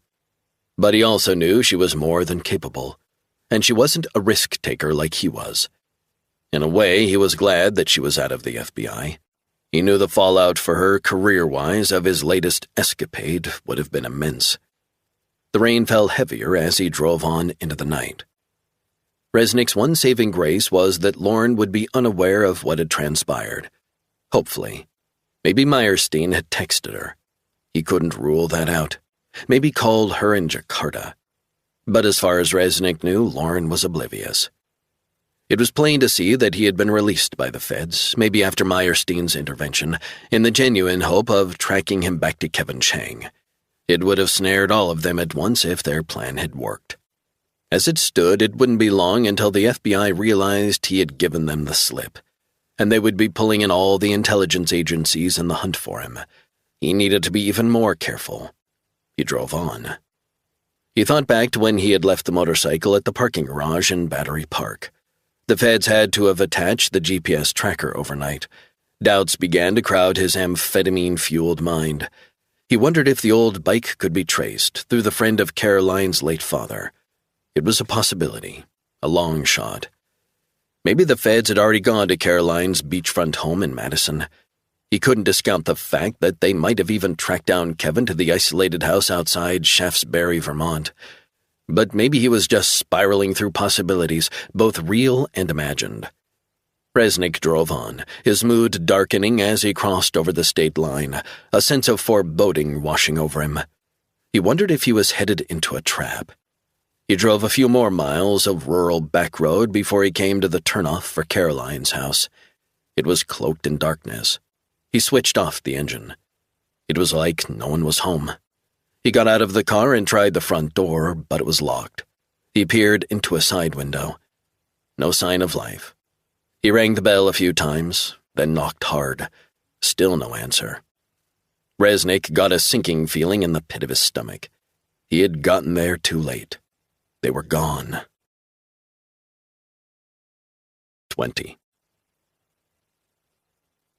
It was early evening when James Bradley arrived at the Hyatt Hotel in Reston, Virginia, backpack slung over his shoulder. He sat down in the lobby and surveyed the room. It looked like the usual crowd. Businessmen, a concierge explaining directions to a couple from the Midwest on a romantic break, and a smattering of singles, all mingling around the lobby bar. Piano music played quietly in the background. A waitress approached, smiling. "Sir, can I get you a drink?" "A Bloody Mary, thank you." "Of course, sir." Bradley admired the soaring lobby with its tasteful lighting. The waitress returned with his drink. He swiped his card and left a handsome tip. "Very kind of you, sir." The waitress headed over to serve another guest at an adjacent seat.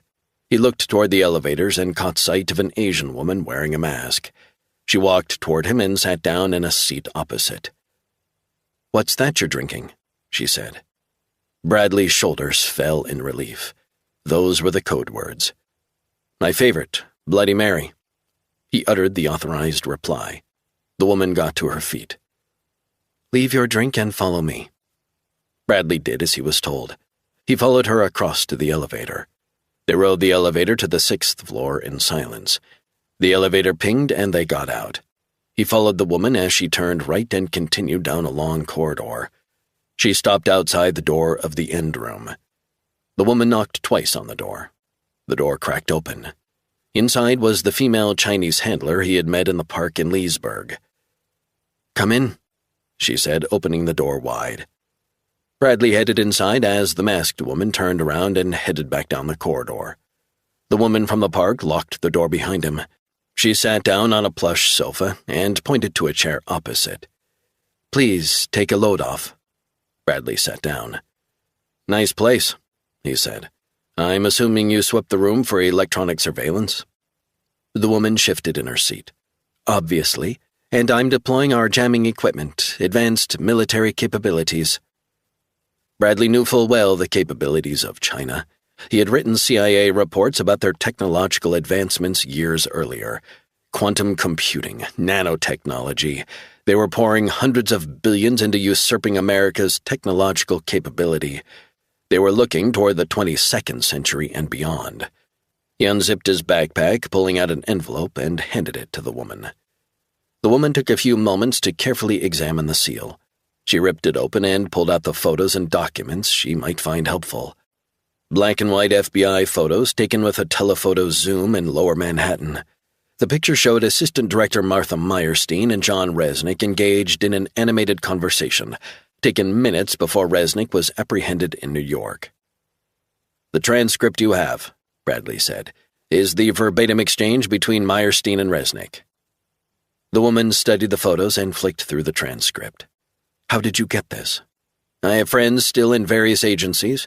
Intelligence sharing is a lot more common these days, and it allows such intel to be gathered from unlikely sources." "In this case?" "I don't want to be too specific. I need to know. Broad brush clue." "Department of Justice. A friend of mine is on a team responsible for the FBI in New York. A lot of interesting stuff comes across his desk." The woman took a few minutes to read the conversation between Meyerstein and Resnick. "So this Resnick, is he in custody, I'm assuming, after this conversation with the feds?" "This is where it gets crazy. My source indicated that Resnick was released earlier today in New York after being interrogated by the FBI." "That doesn't make sense." "Who do you think ordered it?" "Ordered his release, you mean?" "Yes, he was released, on the orders of Meyerstein. Resnick is free, and they don't know where the hell he is. They hoped he would lead them back to Chang, but he's smarter than them, apparently." The woman burst out laughing. Bradley continued. "No one thought he should be released. At least that was the talk among the FBI's New York office. But Meyerstein is obviously very, very persuasive. Now he's disappeared, probably for good." The handler shook her head. "So her involvement is a clear conflict of interest, right?" "It's outrageous. I'm embarrassed to even feed this back. It doesn't show American intelligence in the best light." "Indeed. It does, however, show you in a very good light, James. You did very well." "I assume there will be a financial quid pro quo.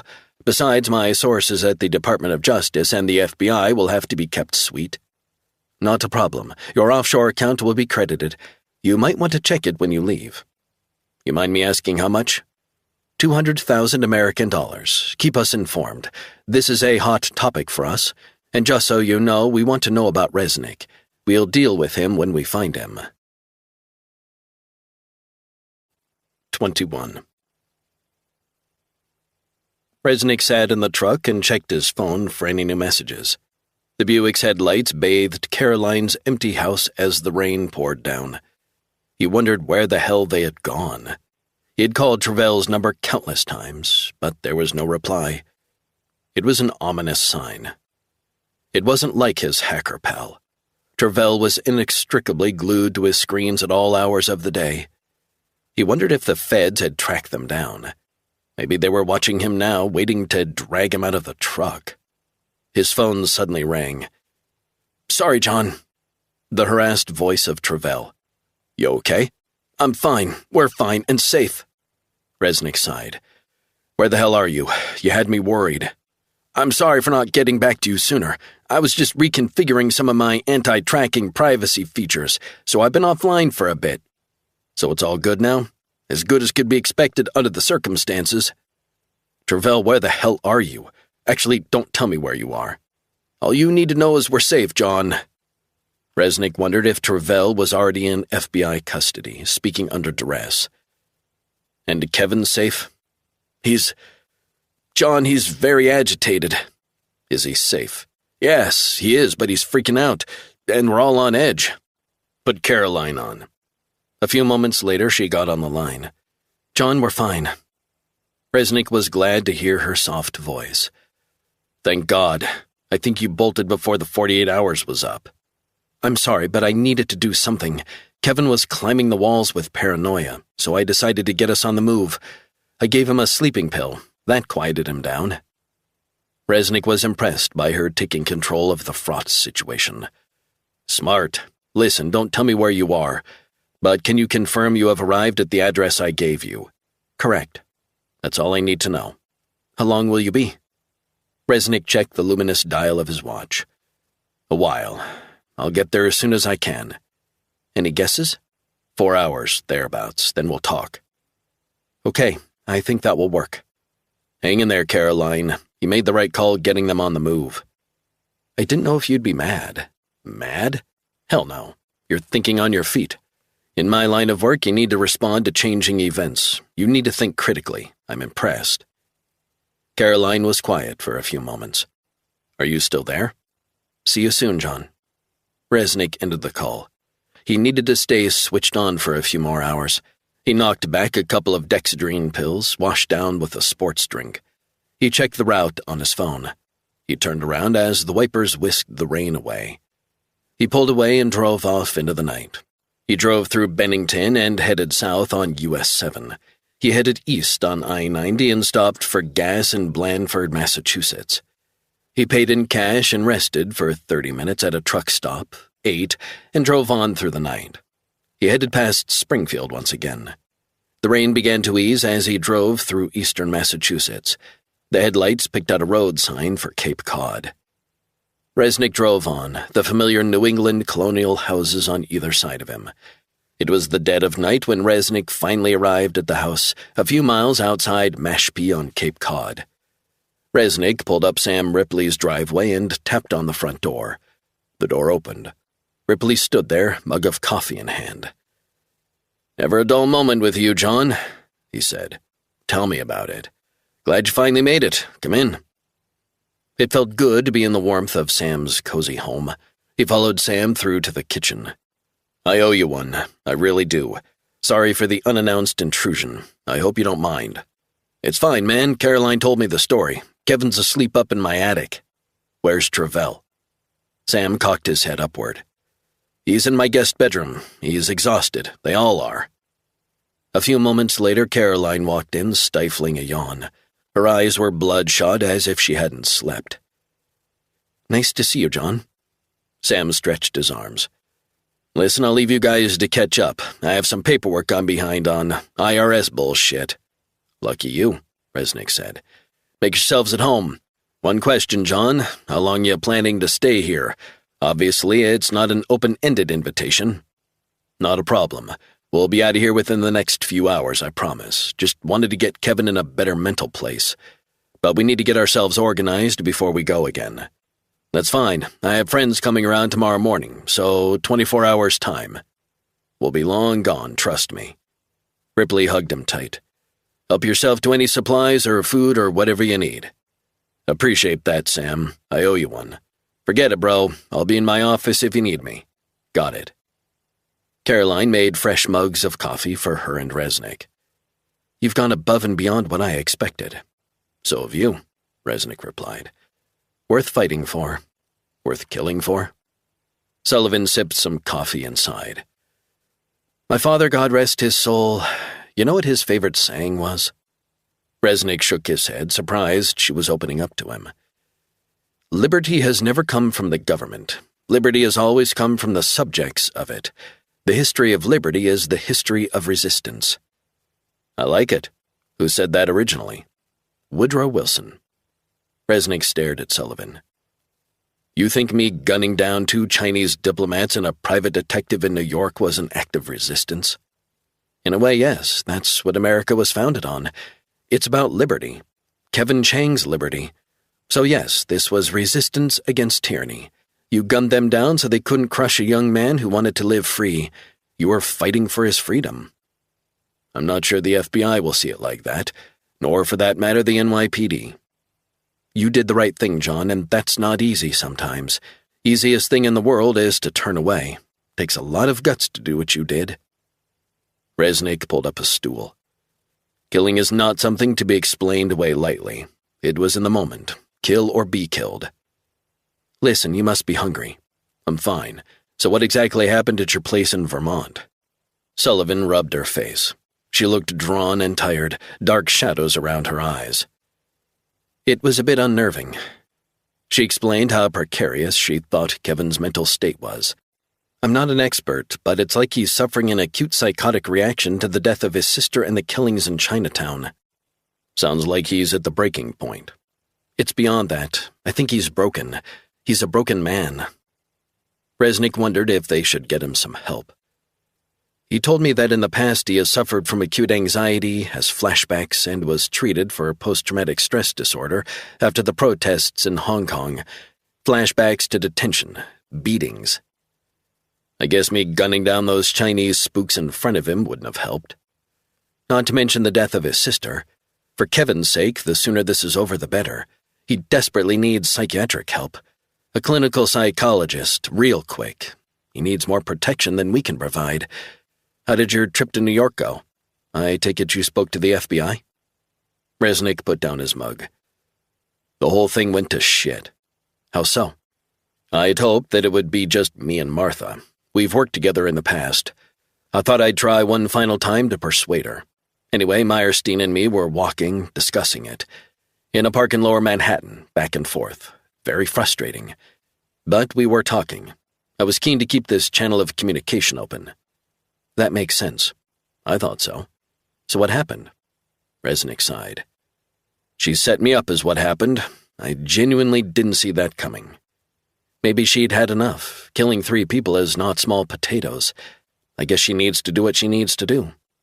Point taken. I thought maybe I was putting too much stock in our past friendship. But I thought we could still talk frankly, so I was in FBI custody from that morning and held overnight. What I can't understand is why on earth they would release you. It doesn't make sense. The FBI knows you killed those people. You said so yourself. I didn't talk, but they must have found the bike at the parking garage, and they discreetly wired up an advanced GPS tracker underneath the rear seat of the bike. But you managed to ditch them? Resnick nodded. How? I got an ex-Delta friend to meet me at a diner in Springfield, and we switched rides. The FBI tail, physical and electronic, would have had a visual on the bike. But not you. I can only surmise that they thought that finding Kevin Chang was of paramount importance, and they could get me in the bargain, leading them straight to him. That's wild. I'm guessing it was Meyerstein who persuaded them to release me as I didn't talk. But I had to tail most of the way back to your place. I'm curious. You said you did a switch. It's an old-school trick. Resnick explained how his friend arrived at the diner in Springfield, put on the helmet and the leather jacket, and drove off on the bike. So the FBI tail would have assumed the guy driving the bike was you, but it wasn't. Right. Not the most elaborate plan, but it worked. Right. Unfortunately, your father's bike is in the possession of a friend of mine. Sorry. Forget it. What about your friend? He can look after himself. He probably rode around for a few hours, did a switch of his own. Before you know it, I'm off their radar, for now. I'm glad you made it back. Actually, I've never been so relieved to see someone. Resnick's stomach growled from lack of food. It was a long ride. Sounds like someone's hungry. You want something to eat? That would be great. Sam is pretty cool putting us up. Sam's a stand-up guy. He is a Black Hawk pilot. Seriously? The best there is. Does a bit of freelancing for NATO these days. What do you want to eat? Scrambled eggs, toast? My favorite too. You got it. Caroline picked up her phone and put on some classical piano music. It played low from a speaker on the counter. She cracked a few eggs, added cream, and began to whisk the eggs in a bowl before pouring it all into a frying pan. She cranked up the heat and stirred and stirred. Then she toasted some rye bread. What's that you're listening to? Chopin. Resnick beamed as the music washed over him. Very relaxing. You should try it sometime. Relaxing, I mean. I try. I take it you're not a meditation sort of guy? Not really. So what's your idea of relaxation? Down in the lower keys, drinking a cold beer, staring out at the sea. That does it for me. That sounds like my kind of speed.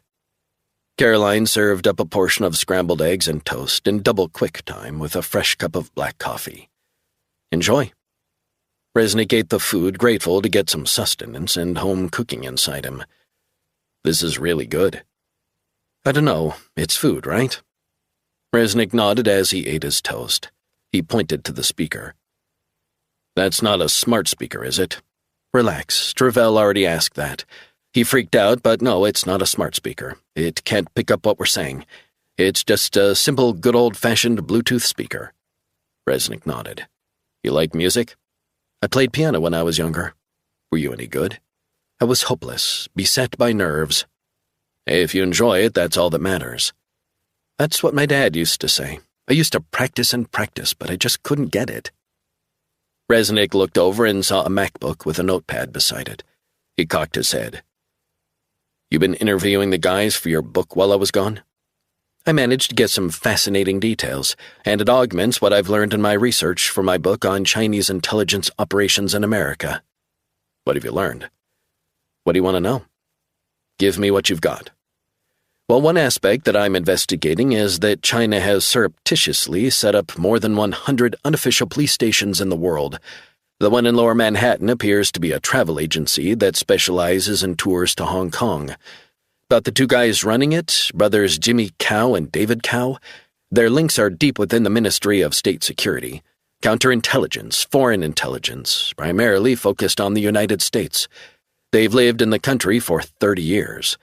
But they have one loyalty: Beijing and the party.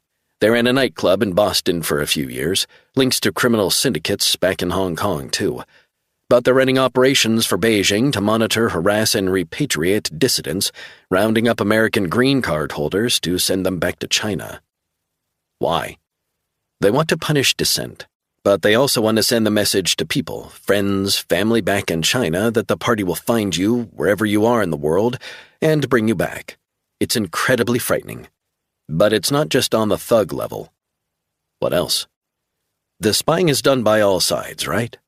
Sure, it's a given.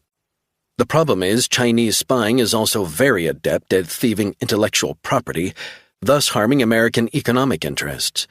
And that's what worries America. They worry that China, targeting corporations in the U.S., stealing the technology, will in turn build China up economically and ultimately enhance Chinese national security through biotechnology, patents, and copyrights. And our intelligence community views this as a real and present threat to our interests, not only now but for the next 20 or 30, maybe even 50 years and beyond. They are gaining the technological edge, the economic edge, and that's why they can't have brilliant minds fleeing to America. They allow their brightest students, artificial intelligence experts, robotics, all that, to study and learn in America. But they want them back, to develop China, to empower China to become the dominant power in the 22nd and 23rd centuries. Glad I won't be around to see that. And to compound matters, they're hacking our systems like never before. We've discovered the digital footprints to malware and myriad new technologies to subvert our systems, subvert our companies, and ultimately subvert American influence throughout the world. So why is the FBI not going after the Chinese operatives? Why are they worrying about me neutralizing a few of their goons? Sullivan shook her head. The FBI must have been asleep. The level of Chinese operations across North America is scandalous. We want cheaper goods and the Chinese make them, employing millions of their own people. But in return, they get to start bringing in major economic benefits by trading with us, and that allows their expansion on all continents, not just North America, a byproduct of globalization. How dumb are we? Don't get me started. You want to know something else? What? My research has shown that Chinese spies are buying citizenship in Vanuatu. Where's that? Country in the South Pacific. The Chinese are investing heavily in scores of countries around the globe to buy influence, but it also means they can gain entry to the United States on visas with Vanuatu passports. If a Chinese businessman, for example, racks up $150,000 worth of investment there, he acquires citizenship, also by buying property. Namibia is another country, but there are others. It allows access to a country. What a mess. We're wide open. Pretty much. Resnick sighed. Let's get back to how this started. Tell me about the death of Amy Chang. I've looked into this. I believe she was pushed, as Travell told you. No surveillance footage from the platform or in and around the subway. But NYPD sources have told me off the record that 2 separate eyewitnesses saw a masked Asian woman push through crowds and stand behind Amy. They didn't see the push, but one reported that the woman ran away. The rest of the people on the platform stayed and gave statements to cops. So that would indicate deliberate, targeted intent. What a piece of shit to do that. Whatever it takes. Anything else on this? Get this. I learned that Amy received a LinkedIn message from a daughter of David Cao, Kimmy Cao, and had been told there was a job opportunity. Amy turns up for an interview, but instead gets a stark warning to pack her bags and return home within 48 hours or face consequences. Resnick shook his head. So they reached out to her through LinkedIn? Correct. It's a very common way to invite people for jobs, maybe give lectures, and that's when they get their tentacles into you. Travell and Kevin told me that she had reported sightings of suspicious activity outside her apartment the day after the meeting. Her phone rang. She answered. The person on the other end hung up, and then she was pushed. Resnick looked at her. Listen, if I can play devil's advocate for a minute, it's very, very persuasive what you're saying, but it won't be the first push on the subway. Especially recently, Asians have been particularly vulnerable. Some people thinking they're Chinese or whatever, and with links to the Wuhan lab and all that COVID bullshit. I mentioned that to Travell and Kevin, that it could be a random event, but I think knowing what we know now, and the subsequent targeting of Kevin in New York too, I think that's too much of a coincidence. I'm open-minded, it's a possibility, I guess, but I think it would be foolish to rule out foul play. I believe she was murdered by Chinese government operatives. But impossible to prove in a court of law. Precisely, so it's a moot point. Were there others? Deaths? Resnick nodded. I believe so. What happened to Amy and Kevin, the threats to have them disappeared if they didn't return home, was not an isolated case. I've gathered documentary evidence of 7 other cases in New York alone of Chinese dissidents and green card holders who opposed their government simply disappearing or dying in suspicious circumstances. One died after jumping from her apartment on the Upper West Side. Not unheard of in New York. I know, but the victim's cousin was also killed by a hit-and-run driver on Broadway in Midtown a week earlier. The driver who was arrested worked as a junior cultural attaché at the Chinese consulate. How very convenient. No charges could be brought. Diplomatic immunity. There are 5 other cases of Chinese dissidents disappearing or dying in strange circumstances. One found floating in the East River. This is all documented by the NYPD and FBI according to my sources. That's way more than a coincidence. It's a pattern in one city, and I'll be stating that in my book, which reminds me I'm falling further behind with my deadline. So what now? What do you mean? I mean, what now? Where are you going to take Kevin? You can't stay here indefinitely. I don't know. I was wondering if Sam could fly us up to a little town in upstate New York, close to the Canadian border. Maybe hide out there for a few months. You would go that far? It's not a game. You're either all in or you go home. I've decided I want to help the kid. Besides, I have a network of ex-Delta guys I know, like the one that did the bike switch. That might be another route for me to take. But to answer your question, I don't know. I think it's an hour-by-hour thing. What about Meyerstein? What about her? Are you holding out for her to have a change of heart? Resnick shook his head. I've burned that particular bridge.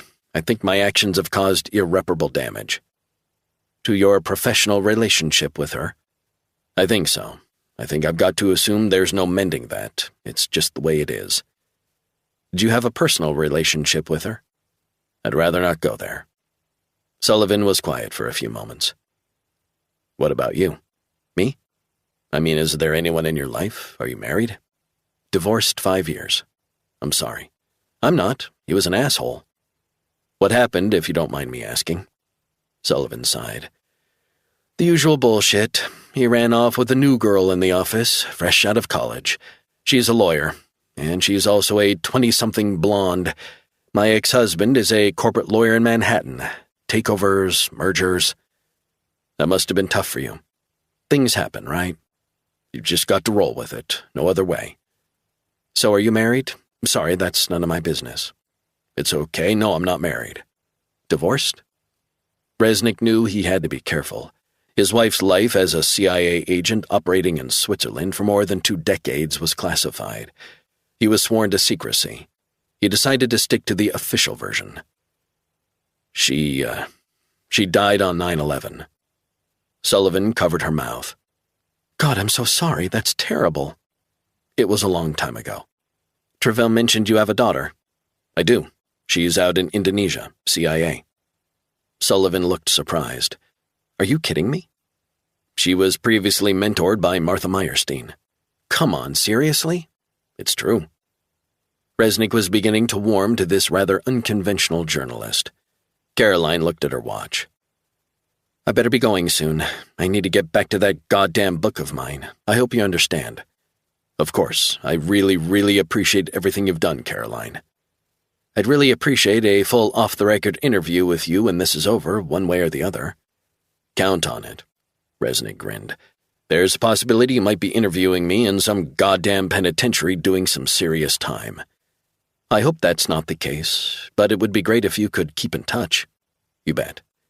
You know where to find me. Madison. On the beach. Sounds nice. The sound of heavy footsteps coming down the stairs. John! John! Travell burst into the kitchen.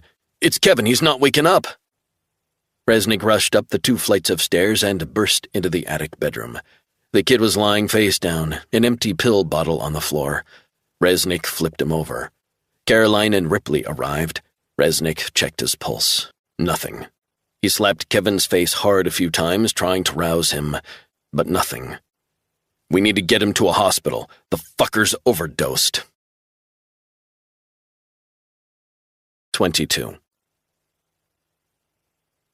Meyerstein avoided the calls she knew would come from her higher-ups. She had given the final go-ahead to release Resnick. She wanted to kill 2 birds with 1 stone. Resnick would lead the feds to Kevin Chang. That was the plan. It was a high-risk strategy. But she knew that.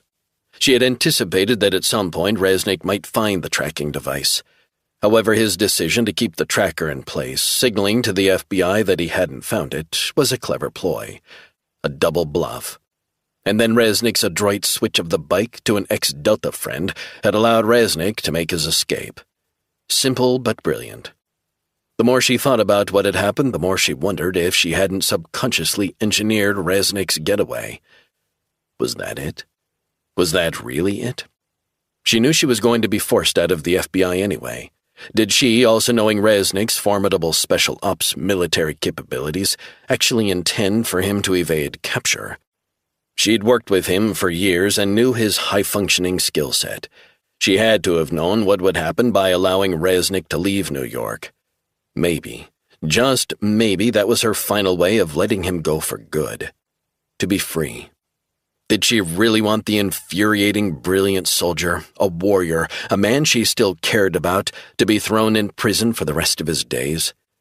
But it was all too late for supposition. The writing was on the wall. She should have listened to the other special agents in the New York field office. Everyone, apart from a reluctant Don Laszlo, thought it was crazy and that it was too high a risk. But her voice carried the day despite the serious concerns. She had brushed away legitimate complaints with a smidgen of high-handedness. Now the FBI was back at square one. The fallout, when it came, was going to be brutal. She wasn't so stupid as to believe her seniority would allow her to walk away unscathed. The ramifications would be serious. Someone was going to take the fall. They had already earmarked her for an early exit from the FBI. But now, she was going to be the fall guy, no one else. And on reflection, she deserved nothing more. Her phone rang and her heart skipped a beat. Assistant Director Meyerstein. Martha, it's Bill.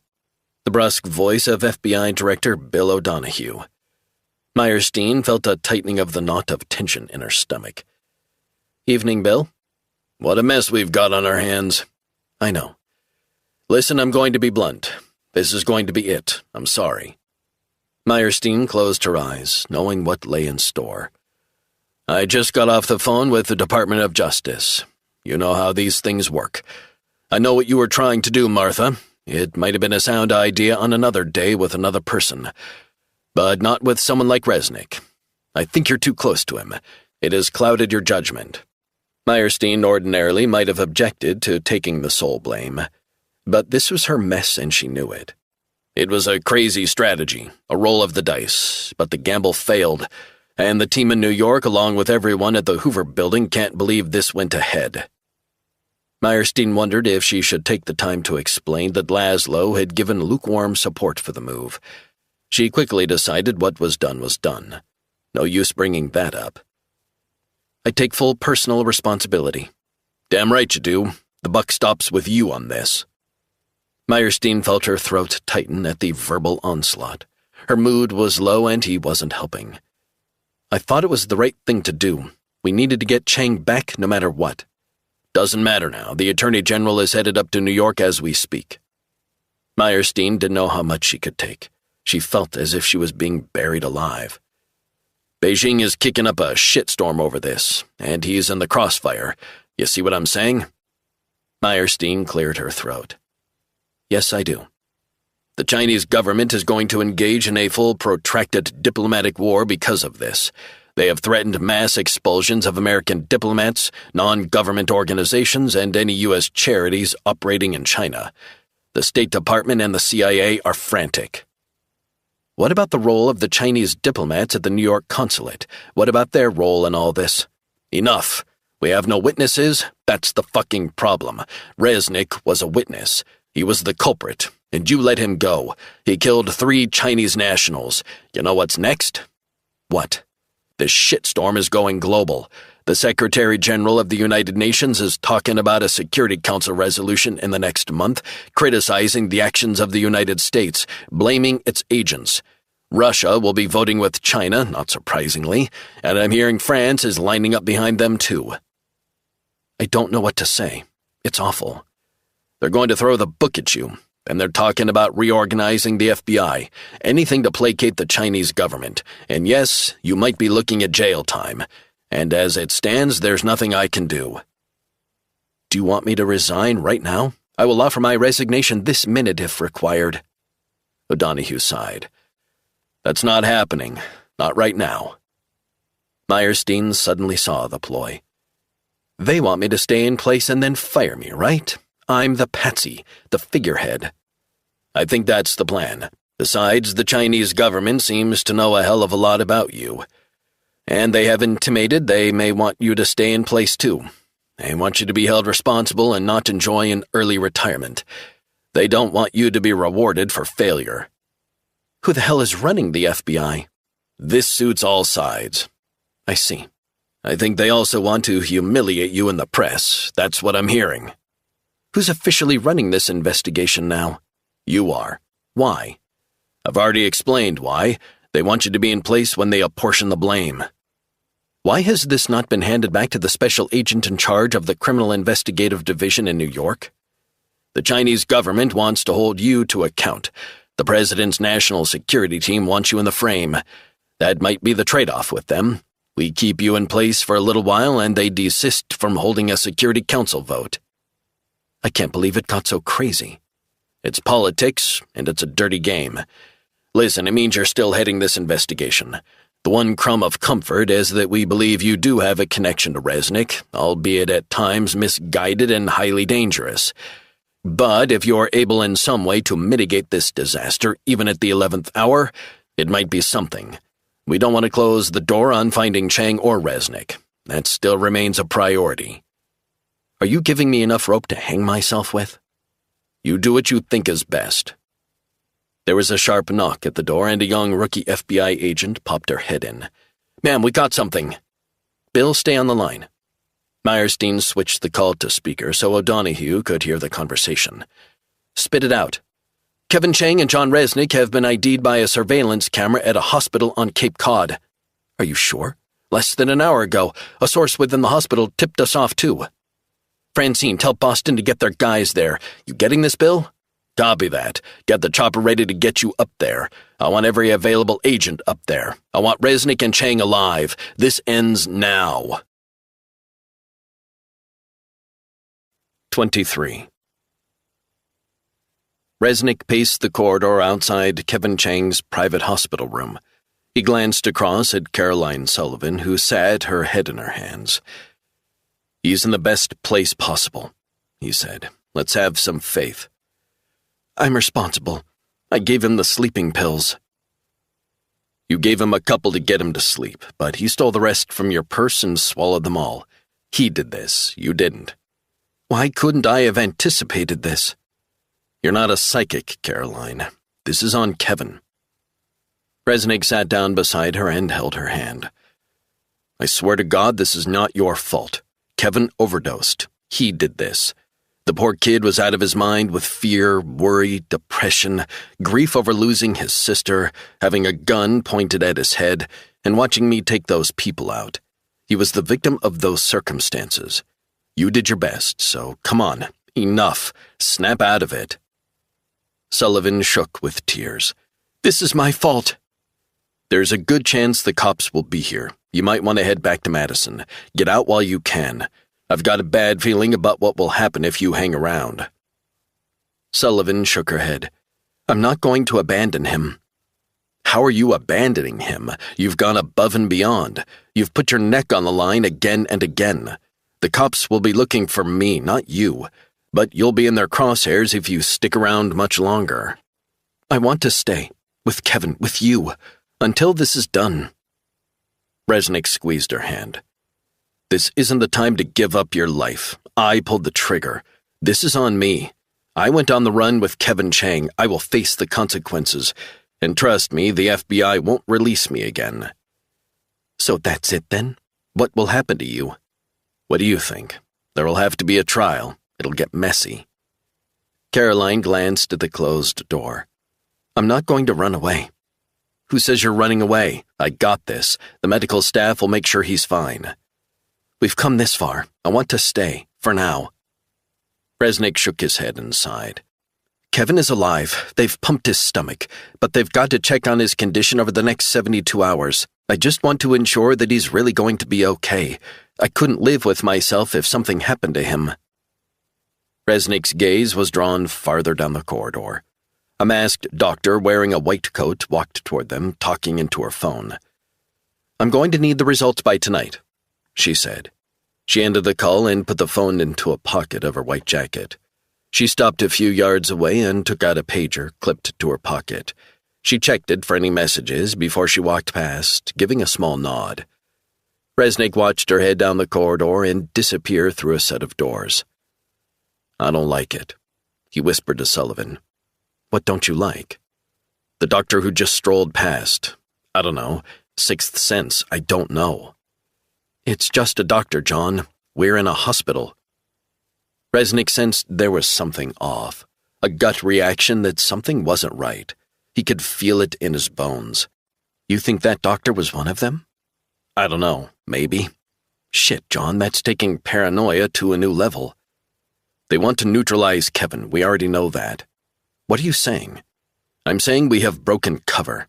Maybe the Chinese operatives have face recognition scanning surveillance cameras. Who the hell knows?" Sullivan nodded. "Maybe we could move him?" "Where?" "A different floor." "That would work. I like it."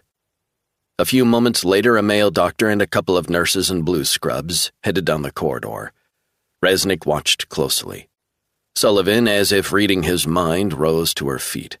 She smiled coquettishly, tucking some loose hair behind her ear. "Excuse me, doctor," she said, hand on hip. "I'm sorry to bother you. Our friend Kevin is in the room opposite. We were wondering if there are any other private rooms on a different floor we could move him to." The doctor looked surprised at the request. "The patient is resting," he said. "It's best if he rests." "I understand, but I think his life might be in danger. I believe people are trying to cause him harm." The doctor stared at her. "I beg your pardon?" "His life is in danger. We would like to move him for security considerations." "Are you serious?" "You need to trust me. We brought him in. He's scared of certain people who are out to get him, and that's why he overdosed." "This is very irregular. I'm not sure." Resnick got up and smiled at the doctor. "My name is John Resnick, Dr." He checked the ID hanging around the doctor's neck. "Benjamin, we brought him in, and if you could just move him to a private room of your choice on a different level right now, it would be better for all concerned." The doctor looked at the nurses, who nodded. "Are you a friend of the patient?" "I'm a friend of a friend. This is urgent. It needs to happen now." "Have the police been informed?" "The police and FBI. I assume they will be here at any moment, but this is a time-critical situation. We're not asking to move him out of the hospital, just to a different room, under your medical supervision, of course." The doctor nodded. "I'm not sure. Listen, Doc, either you move him or I'll do it. Your choice. Get security to move him, but he needs to move. Doing nothing is not an option." "Are you police?" "I've worked in the past with the FBI, that's all I can say." The doctor directed the nurses. "Get Mr. Chang up to one of the empty rooms on level 6. I'll accompany him too." Resnick shook the doctor's hand. Good decision. I really appreciate that, thank you. Sullivan got up. I'll accompany Kevin too if that's okay. The doctor nodded. I appreciate that, thank you. Resnick watched as the nurses went into Kevin's room and quietly maneuvered the gurney out of the door. They wheeled it past Resnick and down the corridor to an elevator, accompanied by Caroline and the doctor. And they were gone. Resnick felt a sense of relief wash over him. His instincts told him something was amiss with the masked doctor. He wondered whether he should head up to the floor where Kevin was. A few minutes later, his phone rang. Yeah, Resnick. John, it's Caroline. He is safely in a private room. The door is locked. I'm with him, along with one of the nurses. Great. I'm just going to hang around here for a little while. I want to make sure that no threat arises. Are you expecting any? My gut says yes, but I don't know. Look after yourself. You too. And maybe shut the blinds. Already done. Good work. Resnick ended the call. He stared down the empty corridor. Not a soul in sight. He wondered if the threat was real or imagined.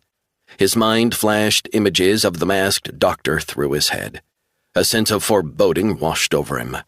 The threat level was critical.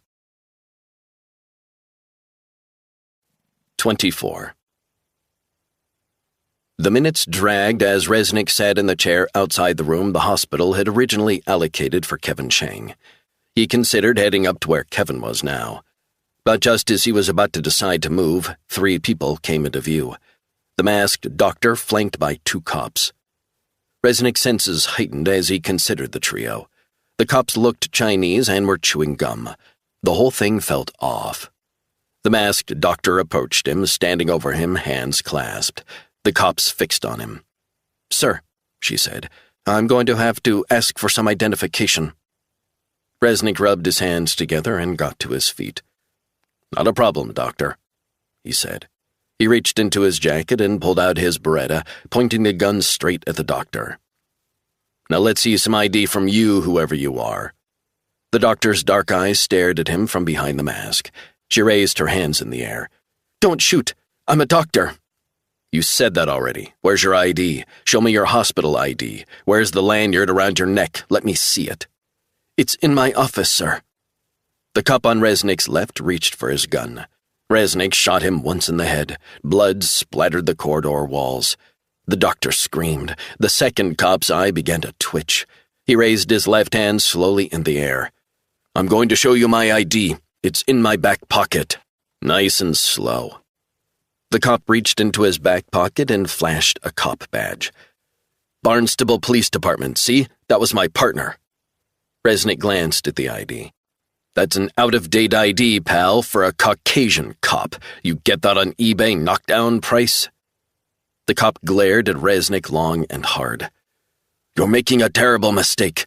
I was just transferred. Bullshit. The cop nodded slowly. He slowly raised both hands. It's just a misunderstanding. You need to trust us. Resnick knew the cop's unfazed, almost zen-like non-reaction to his killing a fellow cop showed the hallmarks of a trained killer. He should know. He knew the signs. He knew how to disassociate, to compartmentalize. He knew all about that. Just so we're clear, Resnick said, this is how it's going to... The cop crouched and pulled out his gun. Resnick quickly fired 2 deafening shots into the man's forehead. The man collapsed, lifeless, blood spilling across the linoleum floor. The masked doctor screamed again as she stared at the fake cop, blood seeping out of his open mouth. 2 dead fake cops. She dropped to her knees very theatrically, hands on head. What the hell have you done? You just killed 2 cops. Help! Help! Someone! Resnick took a step forward. The sound of alarms, footsteps and screaming in the distance. The masked doctor's hand reached into a pocket of her white coat. A flash of metal, a handgun appeared. Time seemed to slow. Resnick fired only 1 bullet into her forehead, a clean headshot. She collapsed face first, smashing her bloody head on the floor, sprawled between the 2 other Chinese operatives. He stared down at the scene. 3 more dead. He knew he had taken out a Chinese hit team. 2 men, 1 woman. He sensed people were behind him. A man's voice shouted, "Freeze! FBI, drop the gun! Drop it!" Resnick opened his fingers, letting the gun drop to the floor. "Nice and easy, Resnick. Hands on your head and get on your knees." Resnick complied. He kneeled motionless, hands on the back of his head. He stared at the 3 bloodied bodies of the Chinese assassination team prone on the ground. His instincts had been correct. They had tracked down Chang after all. A team of highly armed FBI SWAT guys swarmed all around him. "On your feet, motherfucker!" Resnick was hauled to his feet before he could get up. He felt the barrel of a long gun pressed tight against the back of his neck. "Not one move!" He was quickly handcuffed, and Frog marched out of the hospital to a waiting truck. 25. It was dark when James Bradley walked into the near-empty restaurant in Rockaway Beach, Queens. A Mexican restaurant, sombreros on the wall, black and white photos of Mexican revolutionary leader Zapata with a sword and rifle. A handful of diners. Bradley felt bone-weary. It had been a grueling 5-hour journey up from Great Falls, Virginia. He had earlier checked into a nearby boutique hotel 3 blocks away. He surveyed the restaurant until he fixed on a smartly dressed guy nursing a scotch on the rocks in a booth at the far side of the restaurant. He walked past the tables and sat down opposite the man. "Sorry I'm a bit late," he said. Thomas Kelly, the FBI's head of counterintelligence in New York, set down his glass, eyes cold, unforgiving. "Long time no see, James," he said. "Yeah, likewise." Bradley ordered a scotch on the rocks for himself and another for Kelly along with a menu. He leaned in close when the waitress was out of earshot. "I think I might have a proposition for you. We'll talk about that in a little while. First, you look good." Bradley forced a smile. He always hated the awkward encounters with Kelly, a man prone to mood swings veering into violent rages, especially when drinking. But he fitted the profile a corporate client of his in Asia wanted to head up their operation in the Far East. "So how's retirement treating you, James?" "It's working out okay, but I'm still busy. You know how it is." Kelly nodded. "I just want to check. No devices?" "Absolutely not. I'm not going to frisk you. I'm trusting you." "I know how it works. I hope so." The waitress returned with their drinks and handed Bradley a menu. Bradley clinked glasses with Kelly in a toast. "To friendship. To friendship. Nice to meet up, Thomas. Sorry it's been so long." Kelly looked at his watch. "I don't have long. Let's get down to business. My plans for the future. The last time we spoke, I mentioned that I was looking further down the line at fresh challenges in the next year or 2, and you said you might be able to help me." Bradley nodded. "I've been working on deals for several private companies, global entities, and I've been very, very discreet in reaching out. I hope you understand." "As it should be." "Right. So, I have a proposition for you that I think you might find interesting. I think this would be a perfect fit for your skill set and experience." Kelly grinned. "I'm listening." "A Singapore businessman spoke to me." "Singapore, huh?" "Right. So, his company is looking to leverage your knowledge of counterintelligence operations against some of the big players on the geopolitical stage, China, Russia, Iran. But your position would be to protect his corporation from such foreign states, which are based mostly in Singapore. There is one caveat." "What's that?" "It would mean you being based abroad, in Singapore." "Singapore? Think about it, Thomas. High quality of life, no crime to speak of, and they want to keep it like that, as you would be working alongside the cops and the state." Kelly sipped his drink, narrowing his eyes as if trying to figure out his move. "The businessman is worth $8 billion, and it's considered a startup, so spectacular chances of growth over the next 5 to 10 years in the global security consulting sphere in the Far East. I mentioned that you have been very forthcoming over the last few years when I've reached out. Investigations you're working on. Knowledge is power, data is everything, that kind of thing. But we all know this comes at a price." "Damned right it does." "You mind me asking you a personal question, Thomas?" Kelly shrugged. "What are you making?" "Salary? Not enough, not by a long shot." Bradley nodded. "I'd estimate $150,000 a year, plus bonuses and expenses, right? Give or take." "Close." My Singapore guy is offering you a non-executive directorship, a guaranteed $1 million a year with a handsome 5-year contract. Interesting. Plus, they will also pay your tax obligations. You will have a rent-free 3-bedroom duplex overlooking the harbor, full deluxe family medical coverage, corner office, the works. Sounds like a blast. What's the catch? The catch is you have to live in Singapore, and you will attend meetings once a month. And over the course of 1 month, you will be working 10 hours maximum, the absolute maximum, so 3 hours a week or thereabouts. Very interesting indeed. So it would be retirement with major perks. And in return? In return, during meetings, you will be advising his company on the direction and implementation of counterintelligence policies and strategies to ensure his business operates and aligns with American and Western geopolitical aims. They are pro-Western and pro-capitalist, but they foresee themselves coming within the growing sphere of influence of the Chinese government. In particular, they want to protect their company against intellectual property theft. Do they allow you to drink in Singapore? There are strict conditions. You won't be served alcohol after 10:30 p.m. I can live with that. The job has wide powers, so you would have free rein over the vetting of all employees and directors, including the chairman, protecting the company's interests and those of the shareholders, alerting the company to nefarious interests or activities of employees or their families. Kelly sipped some more of his scotch. I'm still listening. Bradley had been softening up Kelly for the last year. He estimated he had passed from his Chinese handler no less than $200,000 in cash, a fair chunk of that to Kelly. A slow burn with a high price. The cultivation of Kelly began in earnest when Bradley learned that Kelly had a mistress. He had secured the photos from a private detective hired by Kelly's wife for a 5-figure sum. Bradley had leverage. The mistress was Kelly's weakness, as well as booze. And so began the cultivation of a burgeoning relationship between Thomas Kelly and James Bradley. Maybe it was more a tacit understanding. Kelly's scruples slowly eroded.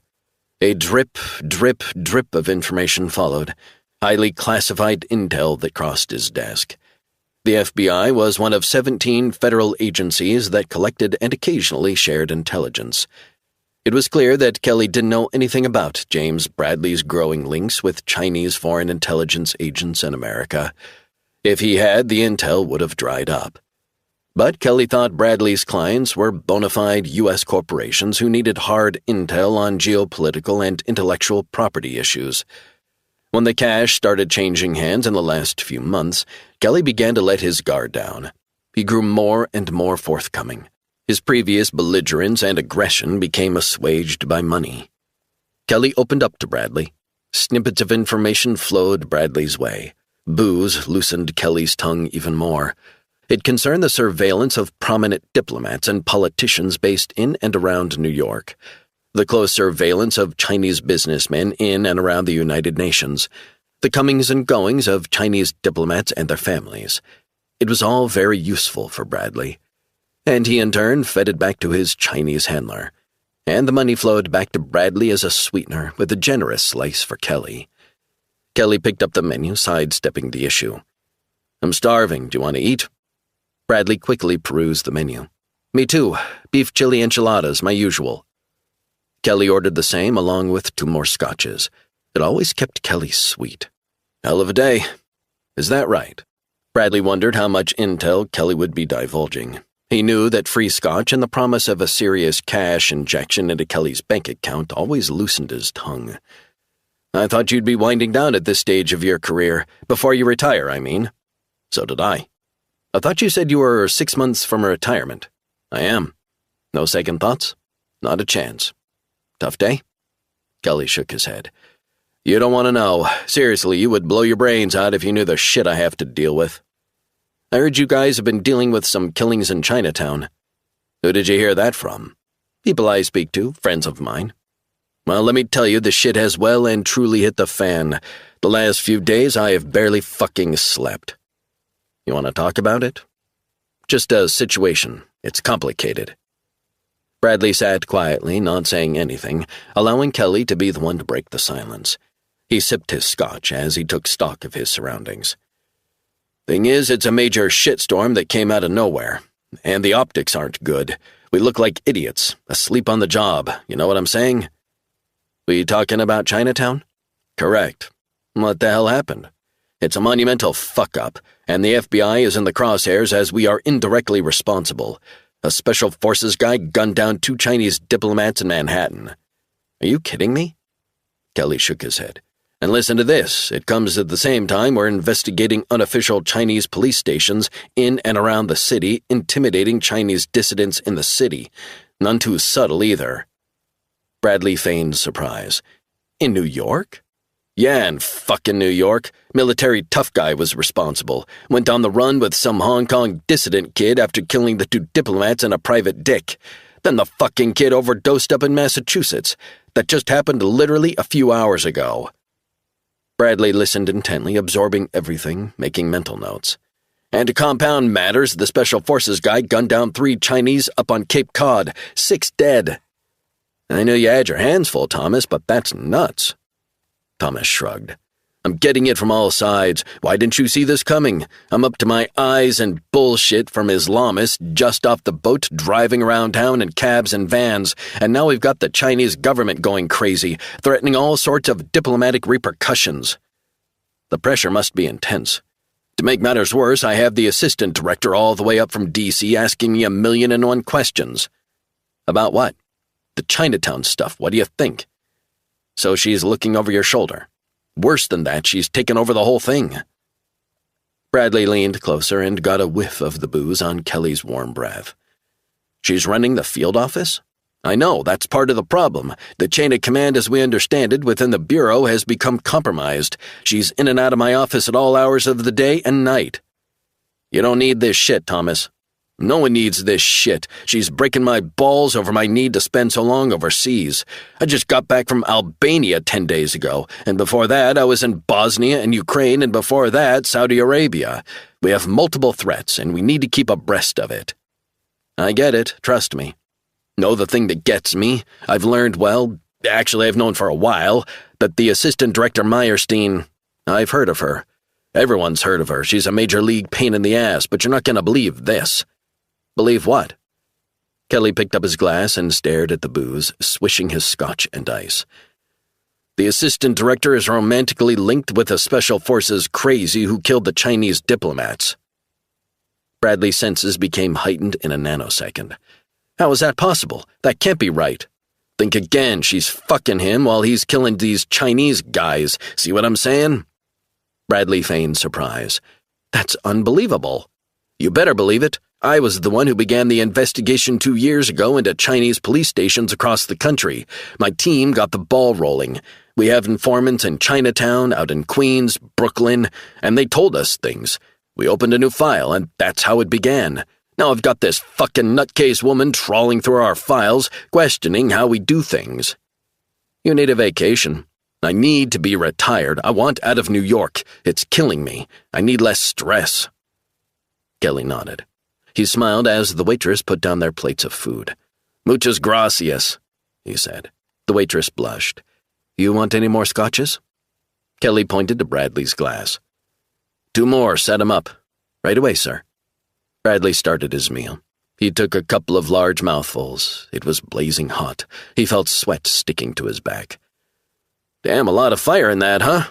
Kelly laughed. Nice little place out of the way. Manhattan isn't a good place to meet. So you were saying this crazy stuff about the Special Forces guy? Chinese are going apeshit. Bradley tried to ask his question in the most tactful manner. And you've still got this Special Forces guy in Manhattan? That's right, but we've got a tight rein on him. Hyper-tight security in and around his room. The Javits building? Of course. What about the assistant director? Meyerstein? She'll still be where she always seems to be, in the fucking office. Actually, in my office. Do you know she's using my fucking office? You believe that? She's not hot-desking it? Kelly shrugged. Hot-desking? Bullshit, it's driving me crazy. Bradley made a mental note of that vital, time-sensitive intel that Kelly had divulged. That's a lot of crazy stuff coming at you. James, I'm telling you straight after the week I've had.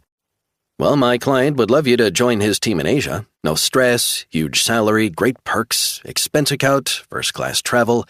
What do you say? Tell him I'm very interested, very, very interested. Leave it to me, Thomas. 30 minutes later, Bradley finished his meal, which he paid for, and caught a cab back into the city. He switched on his specially modified Samsung Galaxy phone, and it rang immediately. James? Speaking. We've been trying to contact you. I've been meeting with an old friend of mine. The code words for Kelly. Does he want to work in Singapore? He's very interested. That would be wonderful, but in the meantime, we would need intel on the whereabouts of Resnick. I might be able to help you. Where is he? I've just been told Resnick is back in FBI custody. Manhattan, Javits Federal Building, Lower Manhattan, 23rd floor. And you know this for sure? Quite sure. Assume a ring of security around his interrogation room, so limited chance of getting access to him. And what about the assistant director? What about her? Where is she? Same place. She's working around the clock on this case, based in the office of the head of counterintelligence, Thomas Kelly. The line went quiet for a few moments. I think you will fit in well in Singapore. Guarantee it. Do anything else? Not at the moment, but stay available, and keep your phone charged. For now, thank you. Good work. Very good work. 26. Resnick was handcuffed and back in the interrogation room in New York, a couple of special agents watching him closely. 3 more stood stationed outside of the room. He paced like a caged animal for what seemed like hours, glaring into the two-way mirror running across one wall. Resnick stopped and held his handcuffed wrists out. Do you mind taking them off? I'm not running away. Besides, the door is locked. The younger of the two shrugged. Not a problem. Resnick was uncuffed, and he stretched his wrists and arms. I appreciate that, thanks. He felt tight around the shoulders and the back of his neck. He did a few stretching exercises. Then he lay spread-eagled on the ground and did a couple 100 push-ups. He needed to keep sharp. He was bored. And he had time to kill. The older of the two feds shook his head. Resnick, sit the fuck down. Resnick got to his feet and ran himself through a few more stretching exercises. Did you hear what I said? Resnick nodded. I heard you. So what are you waiting for? Resnick sat back down, arms crossed. Happy now? The special agents averted their eyes, clearly pissed off at his attitude. Resnick had had his fill of the FBI. He liked them as individuals, and they did some seriously good stuff in the intelligence field. But from his time with Caroline, he learned it was increasingly clear that government overreach by agencies like the NSA and the FBI encompassed way more than investigation of crimes and tracking criminals. Now the alphabet agencies encroached on an individual's life. Unnecessary surveillance and infringement of First Amendment rights were part of their mandate. The door was unlocked from the outside, and Resnick shifted in his seat. Meyerstein walked in, a pile of papers and files in her hand. So here we are, she announced. Resnick eyed the two feds. Look at me, John. Meyerstein pulled up a chair opposite. Quite a couple of days you're having. Resnick sat in silence. Quite a couple of days. You mind getting to the point? You have no idea the damage you've done. That's where you're wrong. You comprehend the magnitude of your actions? What the hell do you mean by comprehend? Do you believe I don't understand the threat and know what I've done? I know full well. We will be dealing with the ramifications of your actions for years. Meyerstein leafed through the papers on the table between them. Where is Kevin? He is in a secure location. How secure? Secure unit at a hospital in the tri-state area. Round-the-clock protection. Happy now? So he's still alive. Barely. But he is alive. He is lapsing in and out of consciousness. I'm glad he's alive. Meyerstein shook her head. How did it come to this, John? You really want to know what I think? Yes, I do. It came to this because the American government didn't realize the ongoing threat from operatives of the People's Republic of China. If you had, you would have shut down the scores of unofficial, so-called Chinese police stations they have dotted around the country, including in New York. You don't know what you're talking about. Don't I? I heard that there are over 100 locations around the world, harassing innocent Chinese dissidents just wanting to make a new life in the West. People like Kevin frightened them to death, literally. He tried to escape the clutches of the regime, but those bastards still got their claws into him. John, this is not why I'm here. People like Amy Chang, she was pushed to her death. Meyerstein flushed, clearly exasperated with his insolence. You ask how the hell it came to this? It came to this because someone was asleep at the wheel. I spoke to someone that knows about this sort of thing. Transnational repression is the phrase, and we are allowing this to grow without anyone getting rid of this cancer metastasizing in our midst. This is deflection pure and simple. You have lost your mind, running around killing people. The Vienna Convention is in place to protect their rights. I don't give a shit about the Vienna Convention. This is America. John, America is built on laws and international agreements. It is built on freedom, individual rights, rights and freedoms that people gave their lives for, and we don't give them up easy. We protect our own. Meyerstein looked at her watch. In 30 minutes, I will be meeting with Don Laszlo. The Department of Justice is calling for blood, your blood, to be exact. You're going to be held accountable. What do you want from me? A bit of humility. You want me to get on my knees and say I'm sorry? Martha rolled her eyes.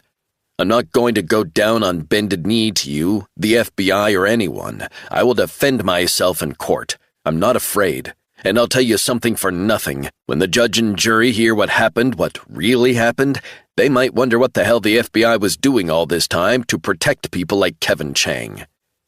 You are talking about a world of espionage you know nothing about.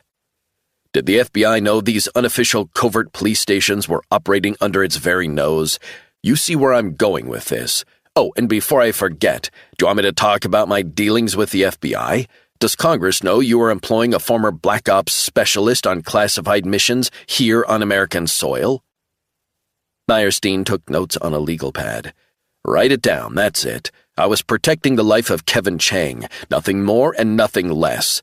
If I hadn't got involved, Kevin would have been disappeared by Chinese operatives and never seen again. Maybe there would have been an extraordinary rendition straight back to a torture cell in Beijing. How does that sit with you? Make no mistake, Martha, that's how this would have ended. Are you finished? I haven't even started yet. You said to me I had no idea what I'm dealing with. I know exactly what the fuck I'm dealing with. I was dealing with Chinese killers masquerading as diplomats. What about Lauren? Do you think she will agree with your views on summary execution as she pursues her career? You leave her out of this. Martha bowed her head. I thought there would be more contrition, John, but instead you're doubling down. Didn't the FBI release me and then try to track me back to Kevin Chang with a little device on the motorcycle? Did you get legal authorization for that? I'm sure the court will be interested. I sure as hell would be. I wanted to help you, John. It didn't have to be like this. There's no going back to the way it was. I get that. Can I ask you something? Now that Kevin Chang is safe, how about you let us know where you took him and kept him all this time? Resnick sighed and shook his head. You want me to become an informant, is that it? Even at this moment, you are still not willing to cooperate. I cooperated by reaching out to you and the feds, Martha. I just wanted assurances about Kevin's safety, that's all. I understand. I do think it's important as we go forward to show us some contrition. That could start by saying where you were with Kevin. If you give us some intel on this, it would be looked upon very favorably further down the line. I'm asking you to think of your personal and professional interests by telling us where you kept him. This is very important. Resnick slowly shook his head. Final word? I can't help you after this interview. Resnick said nothing. I'm trying to help you, John. Tell me who was helping you. I guess we're done here. 27. Meyerstein gathered up her papers. I wanted to help you. I thought you would listen to me. I'm sorry it has to end like this. It is what it is. Meyerstein got up and left. She headed back to her temporary office and locked her door. She sat down and placed her notes down in front of her. She took a sip of her coffee and noticed a slight tremor in her right hand. She had felt increased heart palpitations in the last few days. She wondered if it was simply symptoms of increased anxiety. She closed her eyes and began a few breathing exercises. She had begun listening to guided meditation to improve breathing and ultimately help with relaxation and sleep. She'd noticed her triggers. Increasingly and invariably, they were work-related. She was tempted to get her AirPods Pro on and take a few minutes for herself. But she knew that she needed to try and stay focused, at least for the rest of the day. A sharp knock at the door disturbed her brief moment of solitude. Don Laszlo shut the door quietly behind him. "Wanted to see how I'm told you had a tough time with Resnick." "Nothing I can't handle." "You okay?" "No, as a matter of fact, I'm not." "I'm sorry. This has been awful. I just wanted to say I've had a few days like this. It's not nice." "Don, I messed up." "It happens to everyone. We make wrong calls. It's tough." "It's not just the events. It's the emotional impact. It's all gone to shit, and I'm to blame." "Martha, please, we all make wrong calls." "Do we? I don't. Never." "We got Chang. Resnick is with us, so it's better than nothing." Meyerstein cleared her throat. "In 4 hours, the Attorney General is paying me a personal visit. Here." "Here?" Meyerstein nodded. Laszlo pulled up a chair opposite. "Martha, listen to me. I get it. This thing is a mess, but it's all because of Resnick." "Is it really?" "He's the one who killed 6 people, 3 in New York, 3 in a goddamn hospital on Cape Cod. Who the hell could have foreseen that?" "The shooting on Cape Cod was avoidable. What was I thinking? He was in custody. We had him. But I thought I was playing it real smart." "Martha, listen. The only reason Resnick took Chang to the hospital was that he overdosed. So there's no way Resnick went looking for the Chinese agents. It was the other way around. I didn't agree with your move to try and track Resnick. I had misgivings, everyone did, but I understood your logic. The tracker on the bike would have gone undetected 99 times out of 100, no question." Meyerstein rubbed her eyes. "Yeah, but it didn't in this case. I've done this for decades. I know John Resnick. At least I thought I did. How could I have been suckered into thinking that was a smart move?" "You managed to get him into custody after agreeing to meet him face to face. That couldn't have been easy for you, knowing you were leading him into a trap." "Don, I fucked up. I shouldn't have let him go the second time." "Then we've got a small matter of Article 35. "What?" "This will be Resnick's defense. Just wait and see. Under Article 35 of New York Penal Law, use of physical force in defense of a person is a proper defense. Resnick's lawyers could argue that straight off the bat, and that's why it was worth trying what you did." "I understand that. I think I've tolerated Resnick's crossing of boundaries for too long. I guess this is the natural conclusion. The train has come off the tracks. The FBI as an organization has to take some of the blame." "Don, you sound like Resnick." "I'm gonna tell you something. These goddamn covert Chinese police stations were operating under our noses for years before we got up to speed. That's on us. I'm responsible for that. That was my fuck-up. And we allowed cells of Chinese agents to operate with impunity. We need to look at counterintelligence, if you ask me. We need to look at how we operate. We need to overhaul our operations. Our job is to see threats before they arise. This is New York, after all, but our focus has to be on counterintelligence across New York." "And that would be Thomas Kelly?" "Correct. It wasn't Thomas who brought us the intel on the establishment of Chinese police stations across the city. Know how we really found out?" "How?" "A low-level informant, a restaurateur loosely involved with a triad-running human trafficking crew, first mentioned it to one of my team. That's how we got onto this. So this didn't come from Counterintel Kelly or any of his team." "Where is Kelly?" "At this moment, meeting a source, apparently." "Hasn't he got other agents to do that kind of legwork?" "Thomas enjoys working at street level. He likes to keep his ear close to the ground. That's the way he is." "Is that the best use of his expertise?" "I've asked him myself that before. I've asked him that, but Thomas does his own thing. He's a law unto himself." "What does that mean?" "It means he doesn't like being told what to do. He's not the best team player. Maybe it's poor oversight on my part." Does he share intel when he gets it?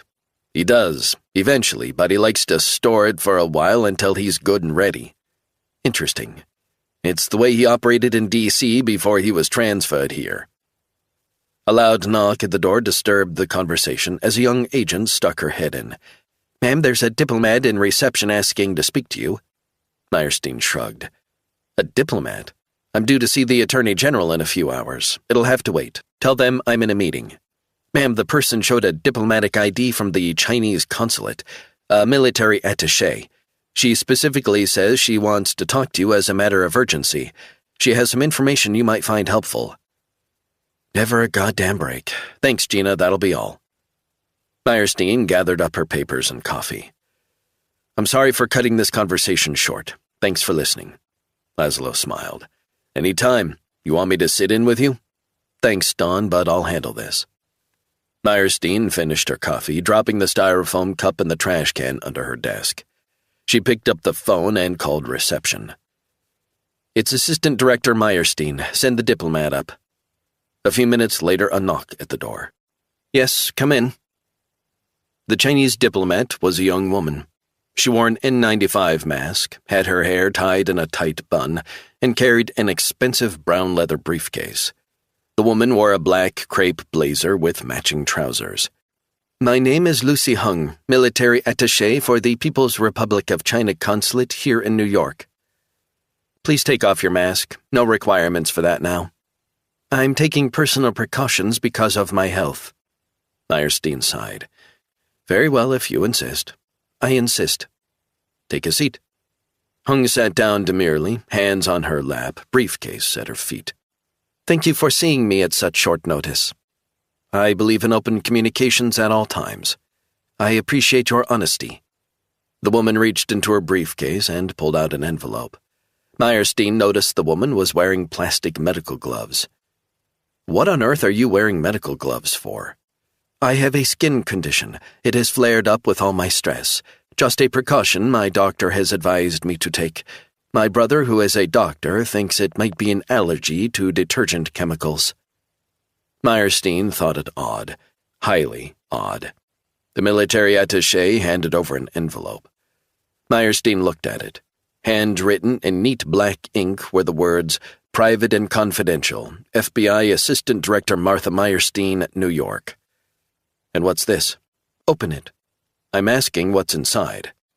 "This is a formal complaint from the consulate here in New York, and we would like to know how the deaths of 6 Chinese citizens, all of whom either have diplomatic status or have links with our consulate in New York, could have happened. It's all in the letter." Meyerstein stared at the woman's eyes above the mask. She noticed the woman never blinked. Not once. "I'll read it over later, thank you. We are, as you can imagine, snowed under on this investigation. I want to assure you that we are intent on leaving no stone unturned." Cold brown eyes fixed on Meyerstein. "I want to be clear. We hold the Federal Bureau of Investigation directly responsible, and we want to know about your relationship with John Resnick. It is all outlined in the letter." Meyerstein sat dumbstruck. She wondered how much more they knew about her and Resnick. "Such a relationship is most irregular. Would you like to say anything?"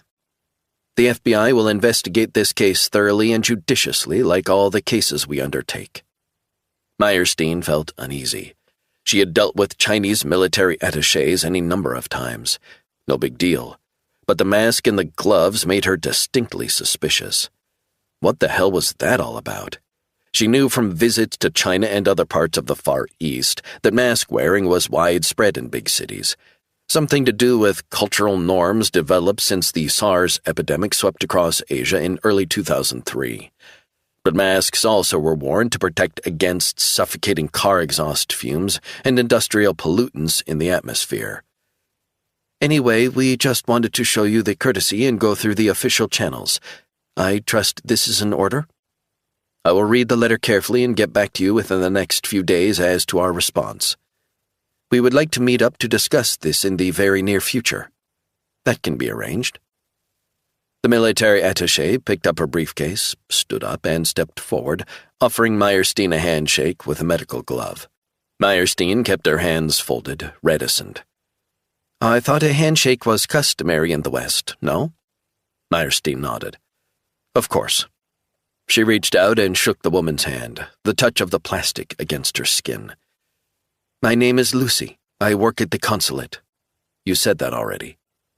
The woman handed Meyerstein her card. Any time, day or night, please call me on my cell. Email, too. Meyerstein scanned the details. Don't hesitate to speak to me or reach out. Will do. I'll see myself out. Lucy turned and quietly opened the door. She closed it softly behind her. Meyerstein took a few deep breaths as she tried to compose herself. It was a very, very surreal exchange. What the hell had just happened? 28. The hours dragged on in the locked interrogation room. Resnick gave a perfunctory nod to Don Laszlo. He was just the latest Fed to interview him. You going to charge me or am I free to go? You're not free to go, so get that out of your head, Resnick. Thanks for the clarification. It didn't have to go down like this, John. I just wanted to say, man to man, I understand your thinking behind your actions. I'm not condoning it, but I wish this had gone down a different path. I can't see any way out for you. Resnick sat in silence. Your daughter Lauren, she was always so proud of you when she worked here with us. She was great. Appreciate that. She's a smart girl. I was sorry to see her go. Resnick tried to determine whether Laszlo was being sincere or playing an angle. He said, Thank you. Listen, here's where I'm at. I'm going to reach out to some people I know close to the White House. Don't put yourself on the line for me, Don. We all have lessons to learn from what happened, and that goes for the Bureau, how we operate, and in particular this field office. All I wanted was for Kevin Chang not to be handed over to the Chinese government. Can you understand that? Yes, I can. Let's not retread old ground. I can make my recommendations, and I will be making my recommendations. I can't reveal what they are, but I will be making my own special submission before any Senator House Intelligence hearing if necessary. Resnick appreciated Laszlo's candor. Can I get you anything? Food? Coffee? No thanks. A sharp knock at the door. The door cracked open. A young special agent announced, Don, we got a problem. What kind of problem? You need to come quick. Laszlo and the agent disappeared from the room.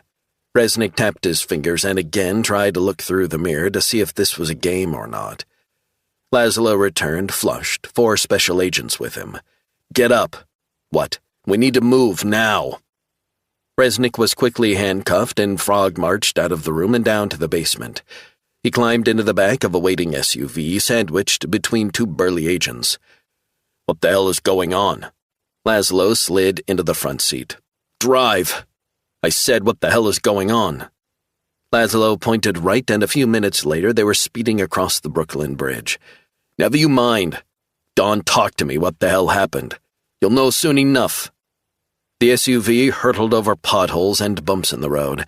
They sped through downtown Brooklyn, up through Williamsburg, and accelerated fast along the Brooklyn-Queens Expressway. Don, what the fuck is happening? Be quiet, John. Soon they were in dense traffic. The SUV slowed to a crawl, snarled New York traffic bunched up tight bumper to bumper. Laszlo craned his neck to see what was causing the problem up ahead. What the hell is it now? The driver shrugged. The GPS isn't indicating any real-time incident. Laszlo banged his palm down hard on the dashboard. Fuck! Resnick could see something bad had happened. He wondered if there had been news on Chang. A few minutes later, the traffic was beginning to move again. Let's hurry up, Enrique, for fuck's sake, Laszlo said. The driver edged the SUV forward. Okay, it's moving, finally. Not long now. Resnick figured it was to do with Chinese operatives still at large. Did they want to move him because of a threat? The SUV spread across the Kosciuszko Bridge from Greenpoint and into Maspeth, Queens. It looked like a solid blue-collar neighborhood, so typical of older industrial areas of New York. They headed along the Long Island Expressway, the Van Wyck Expressway, then onto Union Turnpike for a few more miles. Where the hell were they taking him? Laszlo pointed to a 12-story office building in Kew Gardens. "That's it," he said as they turned a corner and into a parking garage. The SUV pulled up sharply and plunged down a ramp. Resnick was hustled out of the car and into the building. "Easy, guys." Laszlo led the way. Resnick and the special agents followed close behind. He was escorted to the elevators and headed straight to the 11th floor. The doors opened, and they were shown into the reception area of an office suite. Laszlo tapped in a 4-digit code next to a security door. He clicked it open, and they headed inside. Resnick looked around at the monitors on the wall, a few special agents at their desks. It looked like he was in an FBI satellite office. He followed Laszlo down a series of corridors before he was shown into an interrogation room. A young agent quickly uncuffed Resnick. "Take a seat." Resnick complied, sitting down at a desk, glad to be out of the handcuffs. Laszlo headed out of the room for a few minutes before returning with a couple of strong black coffees. He looked at the other feds. "That'll be all, guys. I'll take it from here." The agents left and locked the door behind them. Resnick's gaze wandered around the bleak room. Not much different from the one he had just left, except there was no mirror, just bare walls and gray paint flaking in corners. "So do you mind telling me what the hell is going on? That was a sudden change of plan." Laszlo was pale. He looked shaken. "We had a situation back in Manhattan. So what happened? It's Martha. What about her? She has been rushed to the hospital." "What?" "She began to vomit, her temperature skyrocketed, and then she started having a seizure in her office." "Jesus Christ, that's terrible." Laszlo nodded.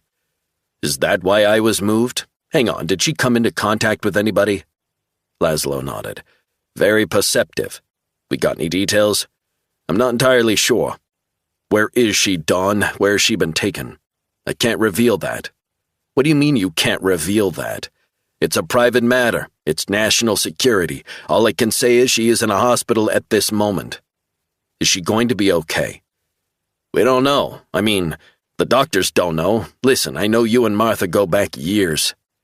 I just want to know that she's okay. She's not okay. She's fighting for her life." He wondered if Martha had been targeted, poisoned in some way. But by who? "She is receiving the best possible medical care. We can rest assured of that." "I know. I'll try and let you know if there are any updates. That's the best I can do." "I'd appreciate that." Laszlo took a gulp of his hot coffee. "I forgot to say that I was told an attorney has been appointed to represent you. She's on her way over here at this moment." Resnick's senses were heightened as he stared back at Laszlo. "I don't have an attorney." "You do now. I hope you have deep pockets." Resnick wondered if Laszlo was fucking with him. "I swear to God that's not my attorney. You might want to make sure it's not someone that's been sent to neutralize me." "Don't worry, your lawyer will be getting thoroughly checked, vetted, etc. before she is allowed in here. She will be put through all our detection machines." Resnick ran his hands through his hair. He thought back to the moment he had arrived at Forsyth Street with Travell. He wondered if he had inadvertently stumbled into an active operation by Chinese operatives in the city. A small glimpse into a high-risk Chinese intelligence operation. But had Resnick's response ratcheted tensions up to new heights? He wondered if an operative had managed to slip into the FBI field office in New York and poison Meyerstein. In some ways, it was a move that risked inflaming U.S.-China relations already at a low. Why would they do that? Diplomacy was all about exerting influence, soft power, making connections, establishing links and networks. But this was hard power, pure and simple, raw power. It was almost like the Chinese government didn't care what the response from America would be. None of it was good. It would only lead one way. The path to confrontation. Maybe all-out confrontation. Maybe war. Maybe that was what they wanted. Were they trying to prod and poke and provoke America into lashing out? Resnick had listened to what Caroline had told him. The growing power of China, its influence on the world, the multi-billion-dollar infrastructure projects in dozens of countries around the world. Buying up land, buying up countries. It was getting more powerful. economically, politically. The Belt and Road Initiative included 150 countries around the world. Roads, loans, Chinese labor for building hospitals and harbors. Geopolitically, the country was flexing its muscles in the South China Sea. Taiwan was in its crosshairs. Always had been. He remembered the incident of the high-altitude Chinese spy balloon that had to be shot down after it was tracked over Canadian and then American airspace. The more aggressive Chinese foreign policy was being rolled out. Year after year, they were pushing back. Laszlo cleared his throat, snapping Resnick out of his ruminations. He checked his phone. Right, she's here. The lawyer? Yeah, come with me. Laszlo escorted Resnick out of the interrogation room, back down the corridor to an office. They stood beside the door. Your lawyer is in there. So you guys going to charge me? We need to formally interview you again at length, and I think we've got to wait to see how this plays out. I can't say any more. Resnick nodded. What's the attorney's name? Abelman, hotshot by all accounts. How'd you get her name? I told you I didn't. You must have a secret admirer.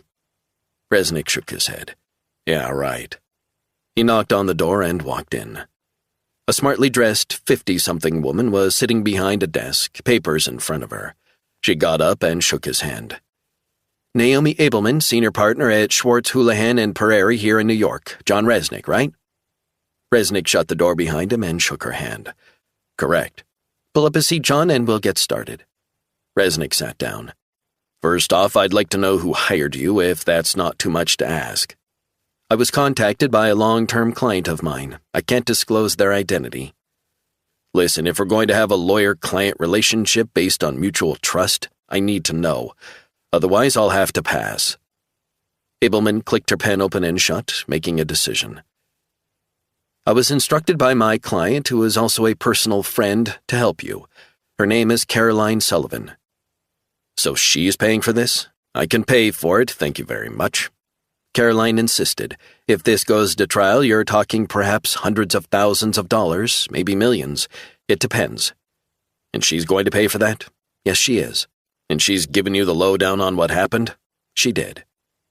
Resnick considered what the lawyer was saying. He needed representation from a legal expert. He needed someone to defend him and his interests. He was prepared for the consequences further down the line, whatever the outcome of his trial. But he needed the best in his corner. Someone who would fight hard. What do you think my chances are? Of being cleared? First, I need to know that I can represent you. You are perfectly at liberty to explore other options. There are many other fine, eminent criminal attorneys in New York. I can recommend a couple if you wish. Second, I need you to sign a legal document confirming that I represent you. So, what's it going to be? Naomi, let me ask you something. Shoot. When you embark on a legal case, how hard do you fight for your client? I mean, really fight for them. If you're my client, I will do whatever it takes to represent you. I fight dirty. I fight smart. This is not a game for me. I go all in. My attention to detail is well known. I could pick apart prosecution cases on technicalities and work back from there. I am relentless. I like winning. I hate losing. Trust me, you don't want to face me in court. Resnick smiled. Anything else? Where do I sign? Abelman grinned. Wise choice. She picked up a contract from her briefcase and pointed to the bottom of the second page of the document. She handed him her pen. Sign it, date it, and we're good to go.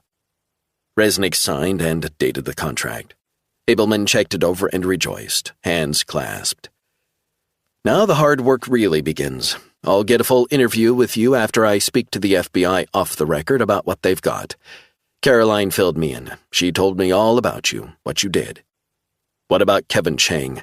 I'm assuming he's going to get first-class representation. Kevin will be represented by a leading criminal attorney in Boston who I recommended. Good. Is there any update on his condition? Abelman began to take some notes. He is, I believe, slipping in and out of consciousness. His condition with regard to liver damage is sketchy. He's going to take a while to get over this. That's assuming he pulls through. But my concern is you. I'd like to start by asking you a few basic questions so I know where I stand. Fine. My first question to you is, Did you kill 3 people in Chinatown, 3 others at a hospital on Cape Cod, all the while protecting a green card holder? 100% correct. Abelman scribbled down his response on a legal pad. This is not the time to get into the minutiae of what transpired and why. We'll get to that. I'll try and schedule a full interview sometime tomorrow that aligns with the FBI. I need to speak to them first to get a sense of the precise charges you may be facing. Resnick nodded. I'm guessing the Chinese government, China's embassy in D.C., and the consulate in New York will be working overtime to put pressure on the State Department and the FBI. They wouldn't be doing their job if they didn't. Don't worry about them. I'm not. Criminal cases related to national security would ordinarily be supervised by the Assistant Attorney General of the Department of Justice's National Security Division. I'll be speaking to him tonight. Already? You need to get out on the front foot. We need them on the back foot. I'm guessing the Foreign Intelligence Surveillance Court might be exploring surveillance warrants. A whole host of sensitive stuff, all national security related. Under state secrets privilege, the federal government can resist court-ordered disclosure of information during litigation. And this refers to government contractors. That is an avenue they will be exploring. I don't want to compromise American national security or my links with the FBI, Meyerstein, and various intelligence agencies. That would be damaging. Maybe it would, and that might possibly be an avenue that I'll be exploring. They don't want this disclosed, but neither do you, for perfectly understandable reasons. John, we're going to take the fight to them. You saved an innocent man, a man being terrorized by an authoritarian dictatorship. I checked the State Department website, and they state unequivocally the Chinese government is responsible for genocide and crimes against humanity, predominantly the persecution of Muslim Uyghurs, but also other religious minority groups in and around Xinjiang. You're not messing around. I will not only represent you, I will fight for you, and I fight to win. 29. It was just past midnight. Bradley idled in his hotel room on Rockaway Beach after his earlier meeting with Thomas Kelly. His mind had been fizzing since the face-to-face. It wasn't just the scotch. The move to Singapore, which he was helping engineer, would also set up Bradley financially for the future. He would hand over an intelligence expert who could be leveraged, and Bradley would get his usual fee, 10% of Kelly's gross salary. A win-win all around. He yawned as he picked up the remote and clicked on Fox News. Bradley stared at the TV. A live breaking story from Lower Manhattan. His attention was piqued when he saw the headline, Government Building Evacuated. Bradley sat up. He recognized the building right away. The reporter held the microphone tight to her face, occasionally glancing behind herself. I'm standing in downtown Manhattan outside the Jacob K. Javits Federal Building.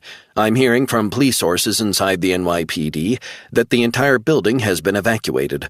Hundreds of workers streamed out this afternoon, and I'm hearing that the incident is believed to be centered on the 23rd floor where the FBI has its New York field office. I have contacted the FBI, but no one is available to comment officially. However, a source in the FBI did say it was believed to be a chemical leak incident, which led to at least one member of the FBI being rushed to the hospital. No further details are available at this time. Bradley muted the volume. He wondered if Thomas Kelly had been affected. But if he wasn't, maybe he knew more. He called Kelly's private phone number. Kelly speaking. He growled in greeting. Thomas, it's James Bradley. I just heard there was some incident downtown. Are you guys okay? Not a good time. We've got a serious situation developing. Fox is saying your building was evacuated. I was worried you might have been hurt or affected. I was affected. My God, James, are you okay? I'm okay, but it was someone else who was directly impacted. Chemical leak. We've had to move out to our satellite office. In New York? Yeah, in Queens. Bradley made a mental note. All of you have moved there? Just a few senior people and the special ops guy who we needed to get to a secure place. Bradley felt exhilarated that Kelly had thrown him a tidbit of intel. Thomas, you stay safe. I just wanted to know you were okay. He ended the call. He opened a cold bottle of Schlitz from the minibar. He took a couple of gulps as he contemplated his next move. He needed to play this right. His tone needed to be neutral. He had shown them he was indispensable, but this was an opportunity beyond even that. He needed to be sure of his facts first. He checked his phone. He saw an FBI office in Kew Gardens, close to Jamaica, Queens. That had to be it. Bradley called his handler. The phone rang 5 times before she answered. "What is your date of birth?" Bradley gave the verification details. "Good evening, James. How can we help?" "Have you been watching the news?" "Not since breakfast." "It's all over the networks. FBI and the entire federal building in Lower Manhattan have been evacuated. An FBI person taken to the hospital." "We know that already." Bradley felt his heart sink. "I have some intel I thought I'd like to share. I want to know that this is something you would not only welcome, but also reward the person who shared it with you." "Is it about Kevin Chang's whereabouts?" "Sadly not. It is with regard to John Resnick. We would be incredibly and forever grateful if you could share whatever you have on where he is located." "I thought you would. Kelly told me that he, along with several senior feds, have been transferred to the Kew Gardens satellite office in Queens. And that's not all." "What?" "He said the special ops guy is being kept there." "Resnick?" "The one and only. That's where he is." "Right now?" "Right now, this moment." "You know this for sure?" "The building has been evacuated. It's all over Fox. Kelly just told me that he is at the Queens satellite office along with the special ops guy. That's how he was referring to Resnick during our conversation about the killings in Chinatown. I've just brought up the location on a map. You are sure?" "I spoke to Kelly 5 minutes ago. He knows a lot of people." "We are grateful as always for your insights." "How grateful?" "We would like to show you." "I'm listening." "How would you like to earn a bonus of 500,000 American dollars? The voice asked. Bradley sat up. "It does." "Good. You see, we believe you are a man to be trusted. You've shown us that." $500,000, did I hear correctly? "You heard correctly." Bradley's stomach tightened. He knew the huge windfall would wipe out all his debt. He would get back on his feet again. He thought of his 3 college-age kids. He would be able to help them out, too. This was a once-in-a-lifetime opportunity. "Tell me, what sort of information would you need to make that level of transfer?" "It wouldn't be for information." "It wouldn't?" "No. Let me explain. We may call upon you to perform a task that we think you would be uniquely suited for." "A task?" "If you perform that task to completion and to our satisfaction, you will be compensated." "When will I hear from you again?" "Soon. I'll await further instructions." 30. Resnick was being watched in his grim new interrogation room by 2 special agents. "Relax, guys," he said. "I don't bite." The pair of young, fresh-faced feds just stared back at him, nonplussed. Resnick paced the room to keep himself occupied. "So when am I going to be charged?" A fed with an earpiece in nodded as if he was receiving instructions. He looked over at Resnick. "Hands out in front, tough guy." Resnick began to do some stretching exercises, his calves feeling tight from sitting for so long with his lawyer. "Come on, guys, I'm not going anywhere. We're not asking, we're telling." Resnick walked up to the fed with the earpiece and stretched out his arms in front of him. "No need for this." The fed clicked steel handcuffs tight on Resnick's wrists. "You want to ease up on that? It's biting my fucking skin." The guy got a key and loosened the cuffs ever so slightly. "Take a load off," the other one said. "Someone wants to see you." "My lucky day, huh?" Resnick sat down, handcuffed wrists resting on his lap. He wondered why they weren't charging him and moving him to jail. But he also wondered what the hell had happened in Manhattan to provoke such a quick evacuation. The sound of the heavy door being unlocked. A tall, gray-haired man wearing a navy suit, FBI ID lanyard hanging from his neck, walked in. He cocked his head at the 2 special agents. "I'll take it from here, fellas." The door was locked from the outside again. The man pulled up a seat. Resnick saw the guy's details from his ID badge on his chest. "Hi, John. My name is Thomas Kelly, head of counterintelligence for the FBI across New York." Resnick smelled the drink wafting off his breath. "How are you?" "I've been better." Kelly nodded. "Quite a few days you've had." So are you going to charge me, or do I have to sit around here for another day or two? I can't answer that at this time. I believe you have spoken to your lawyer. Resnick nodded. Your lawyer would be better equipped to tell you all about that. She's not here. I'm asking you. Well, I don't know is the answer. Why not? Kelly folded his arms as if bored. Here's the thing, John. This isn't just a simple case of who killed who. The complication of the Chinese operatives running amok, the diplomatic fallout, State Department calling the shots. Kelly applauded quietly.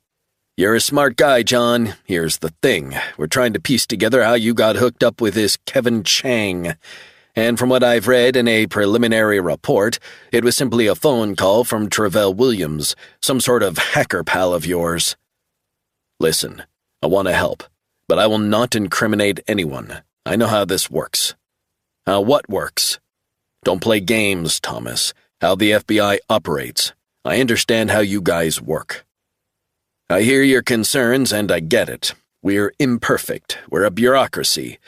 And sometimes we do the end justifies the means thing. We get stuff wrong. There are a lot of lessons to be learned from this whole episode. Resnick sighed. What exactly do you want to know? Okay, so you're not telling me how you hooked up with Travell Williams before all this went down.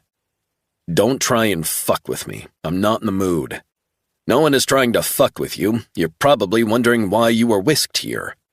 Security risk? And then some. Now I know you and Martha go way back. Professional relationship, you know that.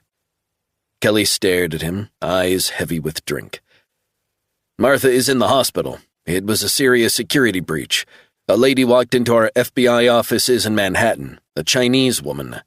Shit. We believe the woman might work for the Ministry of State Security, low-level operatives, and the main intelligence directorate. We have reason to believe that such operatives are spreading out across the country, looking to neutralize any Chinese dissidents. It is a growing threat. But what happened in Manhattan, and in particular what happened to Meyerstein, is something completely different. This is not their usual playbook. They're becoming much, much more assertive in the global area. They've caught you off guard? Most certainly. The Chinese, they're usually very risk-averse. But this is pushing the boundaries. Why? Who knows? Maybe they're looking for a response. Maybe they're getting more confident on the global stage. But this is state aggression, pure and simple. A way of humiliating us in the eyes of the world. Why are you telling me this? It's just me and you shooting the breeze, John. Two guys being honest and upfront. Thomas, that's all very interesting, very plausible, and you're probably right. I am right. But it's a transparent ruse to get me to open up, yes? You have to do better than that. Kelly grimaced at him, eyes hooded. I don't dislike you, John. You know what you did, taking out those 3 Chinese operatives on Forsyth Street? You most certainly saved the life of Kevin Chang. I believe he will be a valuable information source for us in the coming years. Resnick could see that Kelly was seriously inebriated. I'm sure he will. He's a nice kid, smart kid. But I just wanted to keep him alive. I didn't want him to be extradited to China. He is terrified of the Chinese state. That's the only reason I went all in on this. I'm glad you did. He's alive. There's a long, long road ahead for him. But rest assured he is in a safe and secure place, a secure facility. Kelly's eyes seemed to become more hooded. Your lawyer got a pretty impressive Boston lawyer for Kevin. What about Meyerstein? What's the latest on her? Kelly shook his head. I got an update 20 minutes ago. We believe they got to her. Preliminary tests are still being carried out. Very serious attack on an American intelligence facility. Blatant. Who knows where the hell this will lead? What exactly happened? Kelly cleared his throat. Don't know if I should be telling you this. He let the words hang in the air. Resnick had just sat in silence and waited to see if Kelly was going to be more forthcoming. You ever heard of thallium? The poison chemical? Yeah, nasty stuff. What was the method of delivery? I guess this will all come out over the coming days and weeks. So it was a very, very shrewd operation. The Chinese operative posed as a defense attaché. ID and all that were checked. It appeared fine, but she was wearing one of those N95 masks and had put on forensic gloves. We believe the door handle to Meyerstein's temporary office got smeared with a thallium compound gel, also an envelope Meyerstein handled. Resnick closed his eyes. Foreign intelligence agencies work according to agreed rules. It's an international rules-based order. What this means, the rules have been ripped up. Precisely, they're telling us we do what we want when we want. They're trying to find out how far they can go. What will our response be? Will there be a response? They know the freedoms Americans have. The only problem is that when their operatives are over here, it gives them carte blanche to move around at will. In China, our operatives are under surveillance from the moment they step out of the door until they go to bed at night. Resnick leaned back in his seat. Why are you telling me all this? This is a lot of intel you're sharing. Why? Let me explain. Your actions have created an international diplomatic crisis. I believe the National Security Council is meeting to discuss the ramifications in the early hours. As they should. Kelly shrugged. However, in these matters you have to tread carefully. This is in an escalatory pattern. Where do we go from here? What do you think it will entail? It won't be a military response from us, that's for sure. Asymmetric warfare? Kelly smiled. You know about this stuff, don't you? Just a bit. So we could be talking about remotely disabling a power plant, cutting underwater internet cables, gas pipelines. You know what I'm saying? As a warning not to fuck with us? Let's call it a reminder. The only problem is that they have the capabilities too, so it's a fluid situation, and it might be Kevin Chang who would become the fulcrum in the middle of this. Hand over Chang and we'll call it quits. Kelly rubbed his eyes. Then again, maybe it'll be hand over Resnick and we'll call it quits. Resnick sighed. He saw through what Kelly was doing. Psychological mind games. None too subtle, Thomas. A word to the wise, don't fuck with me. I need you to be aware of the ramifications. That's why if you can help me piece together the missing parts of the jigsaw, like who else helped you and Chang, it would help you. Really, it would. Resnick bowed his head. He wondered if anyone had given Kelly authorization to try this ruse with him. Maybe Kelly, boozed up, not thinking straight, was on a one-man mission to show his intelligence chops. Give us more, John. That's all I'm saying.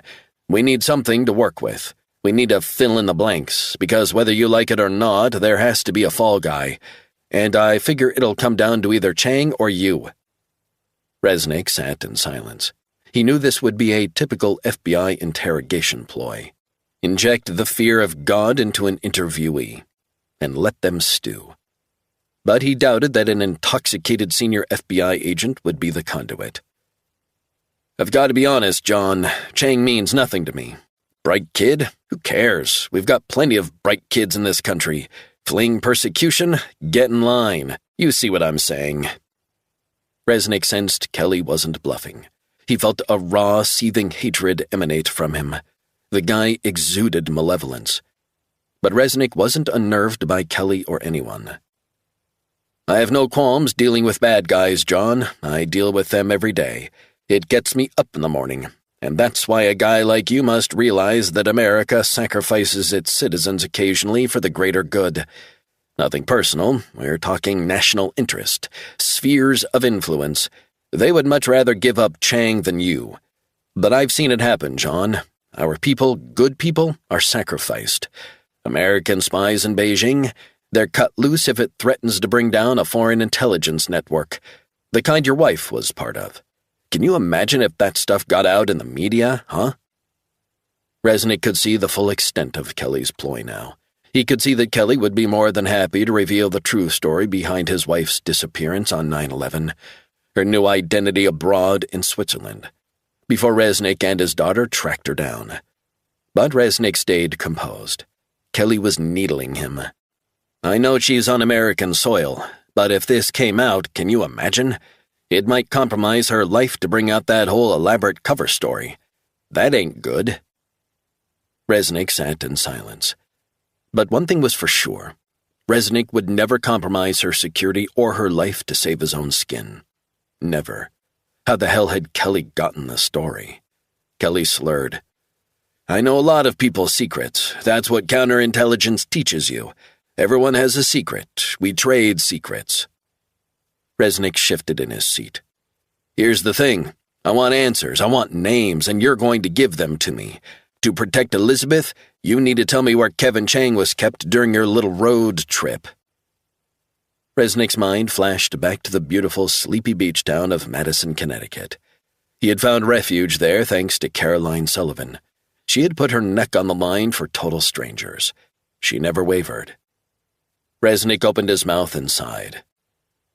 Not a big talker, huh? I get it. I respect that. This is not the hill to die on. For Chang?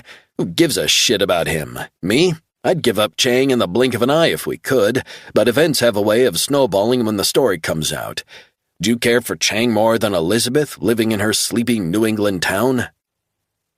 Resnick was shocked that he knew Elizabeth was in New England. You finished? You help me and I'll help you. It's a side deal and it's the best you'll get. You're full of shit. You think so? I know so. You stink of booze. Kelly tilted his head, shrugged.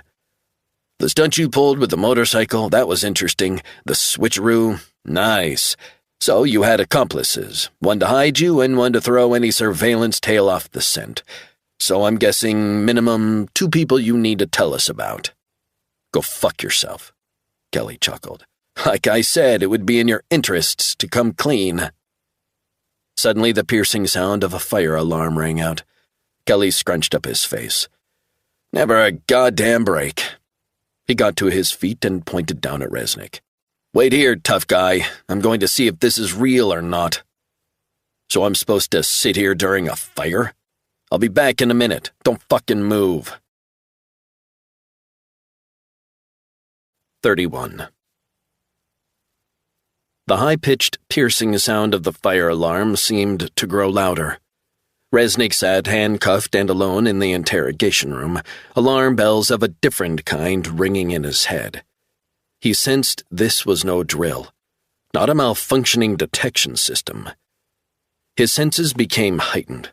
A switch had been activated inside his head. First, the sudden dash from the FBI's downtown Manhattan office to Queens. Now fire alarms sounding throughout the Queens office. A diversionary tactic? The purpose? To sow confusion, chaos, but also get people moving around the building as they exited. Resnick got to his feet and headed toward the door. He needed to get out of there. The door banged open, Kelly with gun in hand. Resnick, we need to get the hell out of here. Resnick saw pure fear in Kelly's eyes. Get me out of these handcuffs. Kelly grabbed Resnick's arm and yelled, Active shooters in the building. Get me out of these cuffs. I can't do that. Kelly, either you get me out of these cuffs or I will take matters into my own hands. Do you understand? Kelly pointed the gun at him, the smell of liquor still on his breath. You make a run for it and I will kill you. Do you understand? Copy that. Now get me out of these fucking cuffs. Kelly took a key from his pocket and unlocked the handcuffs, throwing them onto the floor. Who's got eyes on the shooters? Special Agent Ramesh checked the surveillance footage. So where are they? They're here. They've entered the building. But we're unsure where exactly they are. No idea if they're spread out. They've taken out the agents posted in the lobby. I need a weapon. Where are your weapons? Secure storage, right? Kelly stared in shock. Where is it, Kelly? You need to trust me. The sound of gunshots, screaming, and shattering windows. Resnick instinctively threw himself to the floor as he craned his neck, looking around the corner. Further down the office suite, he saw a couple of feds with handguns drawn, crouched behind filing cabinets. He wondered if the shooters were just out of sight. How do you get onto this floor? FBI security keycard. The shooters at the outer reception on this floor have them. Resnick signaled Kelly to get closer. Give me the key to the secure room. That ain't gonna happen, buddy. Resnick squared up to Kelly. I will help you, but you need to give me the tools to deal with this. Kelly shook his head. I can't do that. You need to help me help you. Where is the secure room? You're not getting the key, that's out of the question." The sound of shouting and threats. A gunshot rang out. A Fed down the hallway collapsed, blood spilling out of his neck. "Give me the key, now!" Kelly looked paralyzed by fear. Resnick grabbed Kelly by the throat. "Are you for real? Give me the key!" Kelly reached into his back pocket and handed him a set of keys. "This opens all secure FBI gun stores in this building, 3 doors down on the right." Resnick peeked around the door. The screams of a woman from the far side of the floor 30 yards away. "Help me! I'm a civilian!" Resnick could only watch as she was gunned down. "Where is John Resnick?" someone shouted. Resnick still couldn't see the shooters. They were just out of sight. He needed to move. "Where is John Resnick?" The woman was screaming for help on the ground. Resnick fast crawled out the door and down the corridor, mentally blocking out the woman's screams. More shots rang out. "Get down!" Kelly shouted from behind. "Everyone get down!" Resnick crouched low outside the secure gunroom. He took out the biggest key on the chain and put it into the lock. He slowly turned the handle and the door opened. He got in and quietly shut the door behind him, heart pounding. He studied the locked rifle racks. He tried the key for the door, but it didn't work. He tried a second key, but still the rack wouldn't open. He tried a third, smaller key. It opened the full gun rack. He quickly grabbed a Heckler & Koch submachine gun. He unlocked a separate ammunition cabinet. Thousands of rounds of ammo, 9x19mm parabellum. He locked and loaded. He flicked off the safety. He grabbed a 9mm Glock and clipped in a full magazine. He pushed the handgun into the waistband of his jeans. Resnick held the submachine gun tight, the cold metal familiar on his skin. He cracked open the door and looked outside. He spotted 2 masked shooters, both with semi-automatic rifles. He had a mental picture of what he was going to do. The man approached the screaming, terrified woman. "Where is John Resnick? You want to die? Tell us where John Resnick is." Resnick broke cover and raked the shooters with rapid shots, a deafening burst of noise from the submachine gun. The sound dulled his hearing. The pungent smell of nitroglycerin from the fired ammo quickly rose into the air. He scanned the area as he moved forward, hyper alert. "Keep down," he shouted. "2 shooters down east side of the office. Stay on the ground."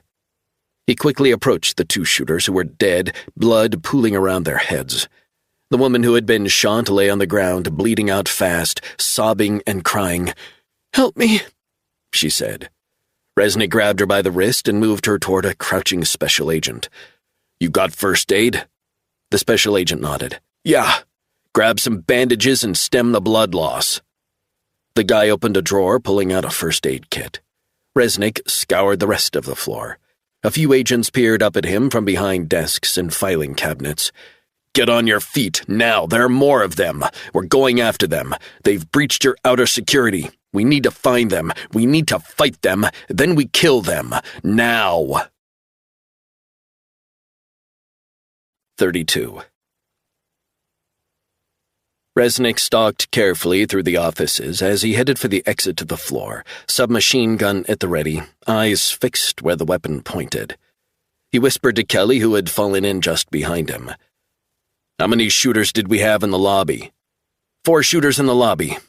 2 down, so where are the other 2? "I don't know." Resnick grabbed Kelly by the arm. "We need to clear the building. The woman over there needs urgent medical treatment. We need to move her, fast." "This is a live situation. We have cops and other feds en route." "ETA of the cops and feds?" Kelly shrugged. "What is the ETA of the police and paramedics? Status update?" 4 minutes and the first units will be here," Kelly said. 4 minutes. "Are you kidding me? We don't wait for help. We need to get the fuck out of here. Get that woman out of here before she bleeds out." "So what do you suggest?" Resnick pointed to the door leading to a fire exit. "North stairwell, fire exit route. The 2 other shooters might have that covered. You with me or what?" Kelly seemed trapped in a maelstrom of indecision. Resnick brushed past him as he went back over to check on the bleeding woman. The agent had bandaged up the injured woman's shoulder. Resnick crouched down beside her. "We're getting you out of here now. I will take you out." The woman's eyes were rolling around in her head as if she was ready to lose consciousness. Resnick grabbed her arm and leg and flung her over his left shoulder. "You still with me?" The woman moaned. Resnick headed back through the office toward Kelly. The woman spread-eagled over his shoulder and back. "Cover me. I'm heading down the north stairwell." Kelly motioned for the rest of the agents to evacuate. Resnick cracked open the first door, the weight of the woman bearing down on him. Finger on the trigger, he craned his neck forward. He knew from training drills that slicing the pie when clearing a room was dangerous. It was all about getting your angles correct, knowing when to move. The dangers were inherent and real. The woman was breathing hard, moaning. The sounds of fire alarms and smoke detectors blared, drowning out most other sounds. Down the stairwell, Resnick caught a fleeting glimpse. A figure holding a handgun. A shot rang out, narrowly missing him, ricocheting around the concrete stairwell. Resnick pointed the submachine gun around the corner, raking gunfire in the person's direction. The gunman collapsed in a hail of bullets. The woman screamed. Resnick adjusted her weight as he headed down the stairwell. He passed the dead gunman lying in a pool of blood, face down. "Shoot her down in the stairwell. 1 to go, let's move." Kelly, red-faced and sweating profusely, rushed down past him and took the lead, as if now energized. He headed down a flight of stairs. He signaled for Resnick to proceed. Resnick headed quickly down the stairs. The rest of the FBI special agents and staff followed, guns drawn. "Let's pick up the pace, people." Kelly headed down another 2 flights of stairs. "We're clear so far." Resnick signaled the burliest Fed toward him. "You, carry this woman." Kelly pointed at the guy. "That's an order, Tony." Special Agent Anthony Russo hauled the bleeding woman over his broad shoulders and back. His navy suit and white shirt quickly became soaked in her blood. Resnick moved toward Kelly. "I'm going to go down first. If there's a shooter, I'll take him. If he takes me, get a couple of agents by your side, armed and ready." Kelly stared at him. "Do you understand?" "Got it. Let's go." Resnick headed down the stairwell, submachine gun sights scanning for anything. It was important to slow down. Slow is smooth, smooth is fast. People streamed out of side doors into the stairwell from offices below. "Shooter on the loose," he shouted. "Get back inside. Lock all doors until the all clear." The men and woman went back through the double doors into their offices. "Lock the entrance, deactivate electronic ID for the entrance, and call the cops." Resnick looked down. Several floors below, a shadow. Imperceptible. Moving. Resnick showed the palm of his hand to stop the descent of the FBI team. He glanced at Kelly and indicated there was movement down below. He peered over the edge.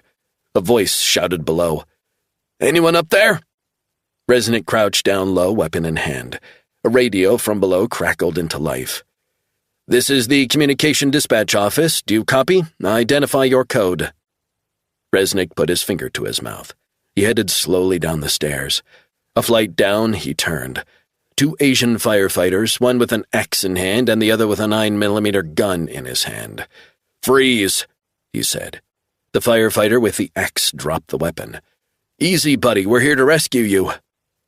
Resnick sensed they were disguised. A classic ploy.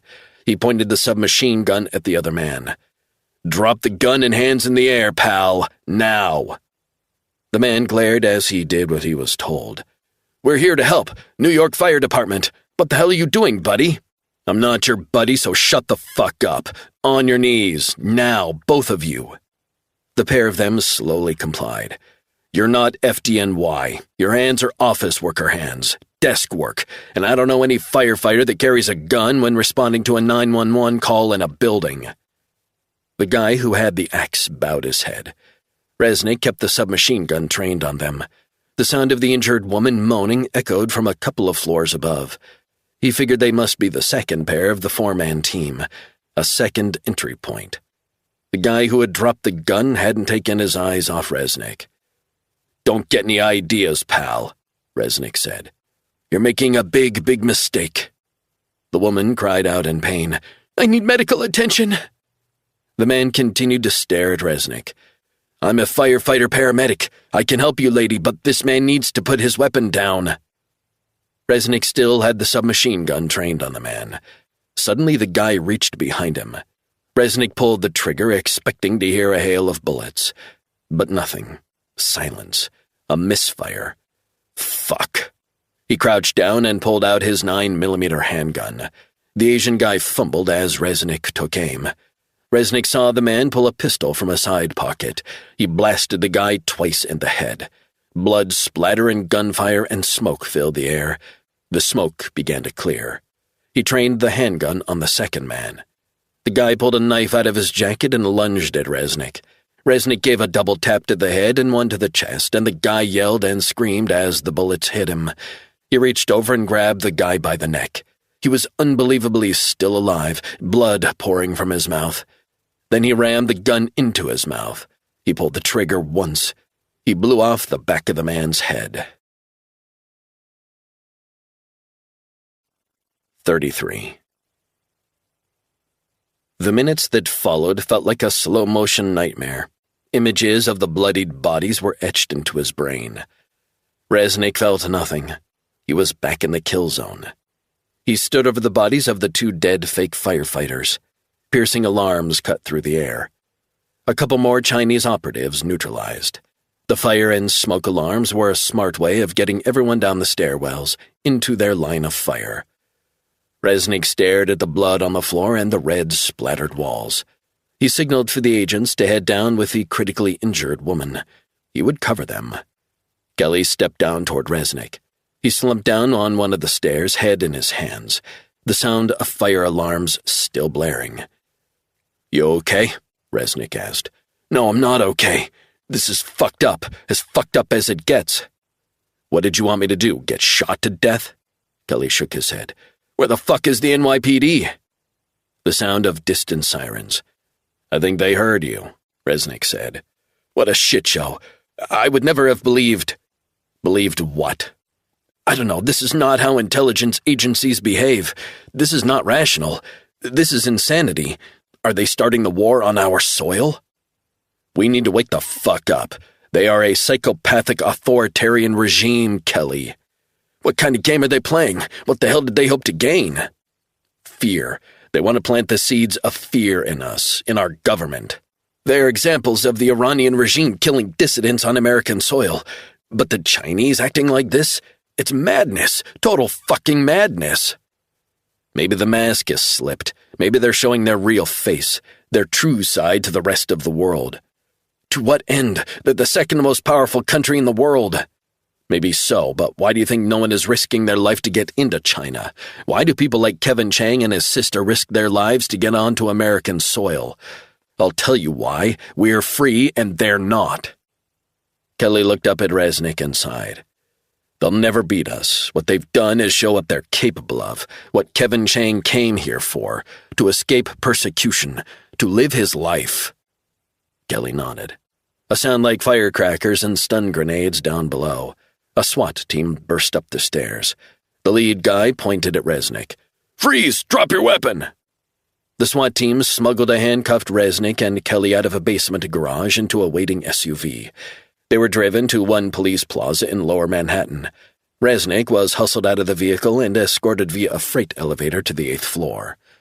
Kelly identified himself and he was frisked, then taken away for questioning. Resnick was taken to a separate interrogation room by 2 besuited detectives. He was shown to a chair behind a desk. He sat and waited, the handcuffs chafing his wrists. 2 cops stayed in the room. The younger of the 2 stared at him and shook his head. "What?" Resnick said. "You're having quite a day, man." Resnick sat in silence. His colleague looked at Resnick. "You want a cup of coffee? Sandwich?" "Black coffee. Sandwich? What do you like?" "Any chance of a sandwich from Katz's?"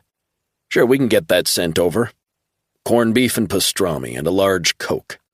The young cop grinned. "Out of sight, man." 34. Kelly sat glumly by Meyerstein's hospital bed. As soon as she had regained consciousness and the doctor saw positive signs, she had demanded to get back on the case. Too weak to stand and leave, though, she had Kelly come to her, bringing a tablet where she could see the closed-circuit feed of Resnick wolfing down a sandwich, as if he didn't have a care in the world. Kelly shook his head. "You wouldn't believe that guy, Martha," he said. "I mean, they could have wiped us all out." Meyerstein felt shattered. She watched him finish his sandwich, washing it down with a large Coke. She felt conflicted about the carnage that had unfolded over the past few days. But as she looked at Resnick, she couldn't help feeling more than a touch in awe of this man. A man she had known.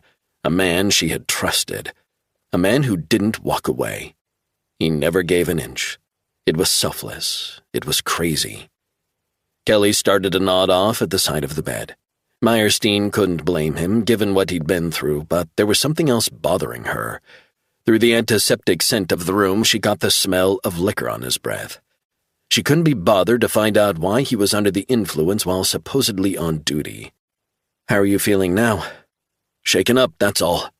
"You look like shit." Kelly nodded. "I feel like shit. Is he for real?" Meyerstein sighed. "Yeah, he's for real as it gets." "I owe him my life, we all do." Meyerstein felt her throat tighten. "Where were you earlier? I was trying to contact you. Your phone was turned off." "I was meeting a source." "An FBI source?" Kelly shrugged. "Not an official source, a source I speak to." "An informant?" "It's an unofficial thing. You know as well as I do, Thomas, that with FBI informants, special care has to be taken." "What are you getting at?" Meyerstein sensed an uneasiness in Kelly as she broached the subject. "So you had a few drinks with this source, informant, call them whatever you want." "Correct. And then you returned to Kew Gardens. So, you had been drinking on duty?" "Meyerstein, you don't have authority over me." "Not directly, Thomas, you're right." "Your relationship with Resnick crossed numerous boundaries and laws, so I'm told. So if you don't mind, cut the bullshit. This whole thing got out of hand because your close relationship with Resnick clouded your judgment when we had him in custody. We had him, but you overruled the FBI senior special agents, including Don Laszlo, and me." Meyerstein felt herself flush with anger listening to Kelly. The problem was he was right. "If this ever got out, your reputation would be in the shithouse, Meyerstein. We'd never recover. So you need to think long and hard about casting aspersions on my working methods. What I do on my time is my business." Meyerstein shook her head. "Point taken, but this is a failure of the intelligence in New York. How did we not see this coming?" "It's a failure of the FBI as a whole. We were fully cognizant of the threat."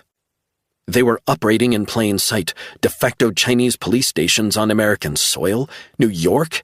Give me a break." "Who the hell do you think you are? I've heard all about you, Meyerstein." Meyerstein faced Kelly. "And what have you heard? You want me to spell it out?" "Spit it out." "Your relationship with Resnick is unethical and illegal, and on countless investigations you have overseen with Resnick in the mix, crimes have been committed. Murders have been committed. Want me to go on?" "See that guy in the monitor?" Kelly nodded. "He's not perfect. I'm not perfect. But he will fight for what he believes in. He will fight for his country. And you know what? He doesn't give a shit about what we say or do. He operates on a different code, a code of honor." Kelly laughed. "A code of honor? You've got to be kidding me. He's a raving lunatic, a psychopath." Meyerstein slapped Kelly on the face. She was weak, he was exhausted, but she put enough behind it to knock him back. "How dare you? That man saved your life and the lives of everyone in Kew Gardens, and he also saved the life of Kevin Chang. Thanks to Resnick's intervention, I believe America will never give up Kevin Chang. Don't ever forget about that." Kelly's eyes blazed with fury and indignation. He stood up, turned, and left, leaving his tablet behind. Meyerstein had only her thoughts and regrets for company. She stared through the tablet one final time at Resnick. She wondered what he was thinking. She felt tears spilled on her face. Her heart was broken by everything that had transpired, how she had been compromised. But at the end of the day, she couldn't hate John Resnick. Not for 1 minute. 35. The following morning, Resnick sat wedged between two feds as he was driven through lower Manhattan and out to LaGuardia. He was escorted onto a waiting Cessna. He had no idea where they were taking him from there. He wondered if they would take him down to Washington to be interviewed at FBI headquarters. The Cessna took off and flew low out of the city over Citi Field, where he had seen Springsteen years earlier with Lauren. Then the urban sprawl of Queens disappeared below the clouds. Resnick was flanked by a special agent in a seat across the aisle. The Fed dozed during the 80-minute flight down to Reagan National Airport in Washington, D.C. A Suburban picked Resnick up and sped the 4 short miles to FBI headquarters, the Hoover Building. He was taken to a windowless room on the 5th floor, the same floor where the FBI's Strategic Information and Operations Center, SIOC, the command center, was situated. He remembered the first time he had been shown around here by Meyerstein. He was interested in the technical capabilities and entranced by the round-the-clock surveillance, keeping an eye on events around the world and in real time. Resnick wondered what was taking them so long to charge him and haul him to court. He paced the room for several hours under the watchful eye of a special agent assigned to be with him. He was escorted to a bathroom break before he was given a light lunch, a ham sandwich, a Coke, and a black coffee. He sat back down in a wooden chair behind a table and looked across at the FBI special agent. "So," Resnick said, "are you guys going to charge me, or what the hell is going on?" The Fed checked his watch. "Your lawyer arrived an hour ago." "My lawyer? Why didn't you tell me?" "She can explain all that, but there is someone who wants to speak to you first. He'll be along soon." Resnick was sick of all the games. He wished they would just get it over with. 20 minutes later, there was a knock at the door. The young FBI minder opened the door. A tall, imposing man walked in. He wore a navy suit, white shirt, black tie, and shiny black Oxfords. An FBI ID hung from a lanyard around his neck. The guy sat down opposite Resnick. "Hello, John. Sorry for the delay in speaking to you." Resnick shifted in his seat. "It happens." A wry smile. "Can I get you anything before we start?" "I'm good, I've eaten. Firstly, I don't believe we've met. My name is Peter Bouvel, Deputy Director of the FBI. I oversee every domestic and international FBI operation, investigative and intelligence. I've worked with Martha Meyerstein for a long, long time. Has she ever mentioned to me?" Resnick shook his head. "Can't say she has." "Fair enough. I know you and Martha have worked together on several classified operations. It has been a bone of contention here in the Hoover Building." "Why is that?" "It's unconventional. It's problematic. But that's not why I'm here." "Why are you here?" "I'm here. First, I'd like to remind you that you still have top-secret security clearance. Do you understand the ramifications of that? Your obligations under law?" "Peter, you've read my file, I'd imagine." "I have. I worked at Delta Force for too many years to mention, was a CIA operator in Black Ops, and after that had a loose relationship with the FBI. Bouvel nodded. "I know full well my obligations. Just so we're on the same page, I want to reiterate that intentionally disclosing classified information without authorization is a federal crime under the Espionage Act. This act from 1917 is United States federal law." "I get it." Bouvel laughed. "What's so funny?" "I've never met you, but Martha told me all about you, what you're like. I've been wanting to meet you." "Listen, Peter, I just gunned down a crew of Chinese agents or operatives. I'm not in the mood for pleasantries. Why aren't you throwing me on the mercy of the courts? What the hell is going on?" "John, my job is complex. It encompasses myriad aspects of intelligence operations at home and abroad. The threats we face, real threats to our way of life, our freedoms. And make no mistake, this country is under threat." "I'm listening." "The threats change over time. This is just the latest phase. This isn't the Cold War. What we're facing now in the 21st century is potentially far more dangerous. A multipolar world is emerging. Russia, China, India on the rise, Brazil, and South Africa with its vast mineral wealth. The BRICS, right? Bouvel smiled. You're very informed. I have my moments. America's position as the head of the free world is under threat, economically and militarily. This is a challenge, a monumental challenge we have to face up to."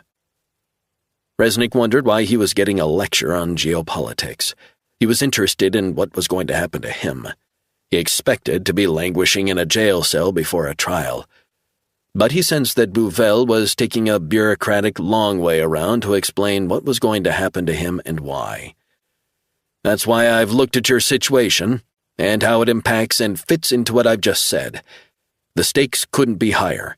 If we don't defend ourselves and our allies, we will lose our influence in the world." Resnick sat in silence. "We have to fight to defend our liberties near and far, sometimes thousands of miles from home, sometimes in our own backyards. We need to be vigilant, and sometimes we need to assert ourselves. We have to fight, we have to kill to stay free." "You ever served or fought overseas?" Bouvel went quiet for a few moments.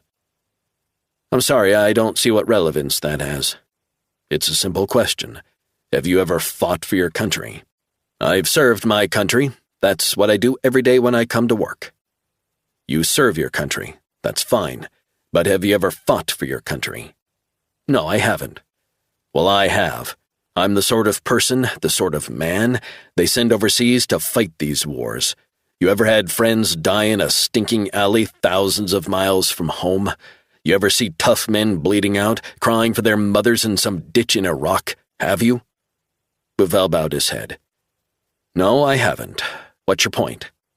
"My point is, until you have made such a sacrifice, seen such things, the horror of it all, you might think twice about sending Americans to fight in far-off shitholes. Afghanistan, 20 years. 20 fucking years. I've been there, and it was wretched, and we ran away. Vietnam, my father served there. He lost countless friends, comrades, cut down in their prime. And for what, huh? For global bullshit games." "I get your point. I don't know if you do." Bouvel shifted in his seat. "Maybe you're right. I was just trying to paint a picture of my thinking, the FBI's thinking regarding what to do with you." "I'm sorry, I overstepped. I'm strung out just now. I'm sleep-deprived, you name it." "I hear you. Maybe we should tread more carefully." "You mind if I ask you a question?" "Sure." "Where's Martha Meyerstein in all this?" Bouvel sighed. "The assistant director is dealing with other business. Her recovery is continuing, so she's not available." "Can I speak to her?" Bouvel shook his head. "You'll have to deal with me, is that all right?" "Can I speak with my lawyer?" "You will." "When?" "Very soon. I think we've gotten a lot of lessons we could learn from what has happened here. The issue of de facto Chinese police stations operating on American soil is a source of embarrassment to us. Acute embarrassment. Why didn't you guys put a stop to it?" "Like I said, we've got a lot of lessons to learn. I believe when we initially became aware of what was happening, we were slow to get a handle on it. Then we took the decision, the wrong decision, to allow them to continue operating so we could try and understand how they operated. Was it via the embassies or consulates, or was it from Beijing? Who was giving and taking the orders? Was it ad hoc?" "What was the answer?" "The answer was it was all those things, and we left it too late, way, way too late." "You figure the Chinese operatives were probing and suddenly realized, hey, we can operate with impunity?" "Maybe. Listen, I get it. It's a failure on our part, on sharing intelligence with police forces, including the NYPD. But that runs two ways. They haven't been as forthcoming about some of their intelligence operations and informants operating in Chinatown and in parts of Queens." Resnick stared at Bouvel. "Where do we go from here? What's going to happen to me? That's what I'm interested in." "What you did was very reckless, but it took guts. Maybe you could have handled it differently, but I don't believe in your shoes there were any good options." Resnick sensed Bouvel was laying the FBI's cards on the table. "That's not to say that you shouldn't face justice. No one is above the law." Resnick sat quietly as he wondered where this was headed. "The meeting I just concluded with your lawyer was confidential, of course. The discussion was overseen by the Attorney General himself. He is upstairs with the director now briefing him." Resnick stared at him. I just want you to know that your point about not fighting, maybe I should have, to get a better understanding, the ramifications. I was out of line. Whether you fought overseas or not is neither here nor there. We all serve the best we can. And I shouldn't have disparaged you. I was out of line. Bouvel waved it off. My father served. He was in Vietnam too. He stopped me from joining the Marines. He saw it all. He didn't want that for me. Your father was a smart man. Bouvel cleared his throat. Tomorrow morning I'm attending a meeting of the National Security Council. Maybe I shouldn't be telling you this, but your lawyer will be giving you an update. Resnick sighed. I will be explaining alongside the Director and the Attorney General our actions, the rationale. We have already notified the State Department, and they are now fine with it. So we are, in light of what we know now, on the same page. Can I ask you something? Sure. Kevin Chang. I thought you'd ask me about him. How is he? He is receiving the best medical treatment. He is alive, and he is going to do just fine. What's going to happen to him? I don't know for sure. That's disappointing. Why? Everything I did was in vain. Bouvel shook his head. Quite the opposite, John. While I don't know exactly the path Chang will be given, I do know he will categorically not be extradited to China, now or in the future. Categorically not. Furthermore, he will become in time a full-fledged American citizen if he so wishes.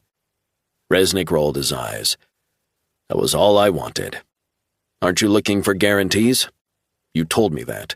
That's the guarantee I was looking for. You have my word. This is the red line you talked about with Martha.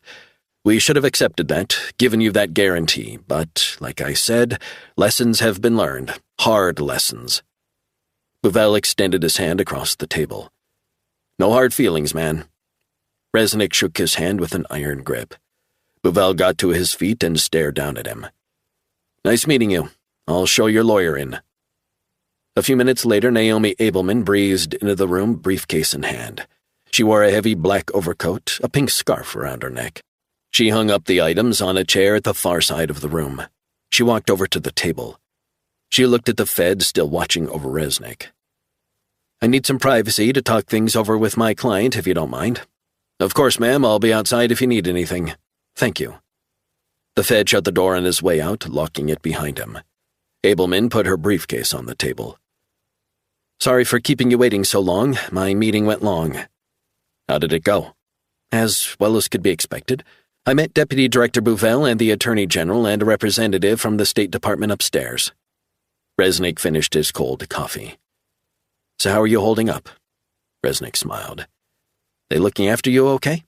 No complaints? Abelman sat down and took out a sheaf of papers. She took a few moments to compose herself. You're probably wondering what you're facing. I know what I'm facing. Abelman leaned forward. Do you? I have a good idea. A long time inside, right? What did I tell you? Resnick shrugged. Didn't I tell you I would fight for you? Yes, you did. I fight for my clients, and you are no exception. Give it to me straight. So, under normal circumstances, you would be facing 30, 40, who the hell knows what sort of jail time. Resnick sat quietly as he wondered where she was going with this. I'll lay out what just happened upstairs. The Attorney General is directly involved in the final decision as it involves national security, strategic interests, not to mention confidential human sources, and that area is what I focused on. What is that exactly? I focused on your previous classified relationship with the FBI, in particular with Assistant Director Martha Meyerstein. True? Resnick nodded.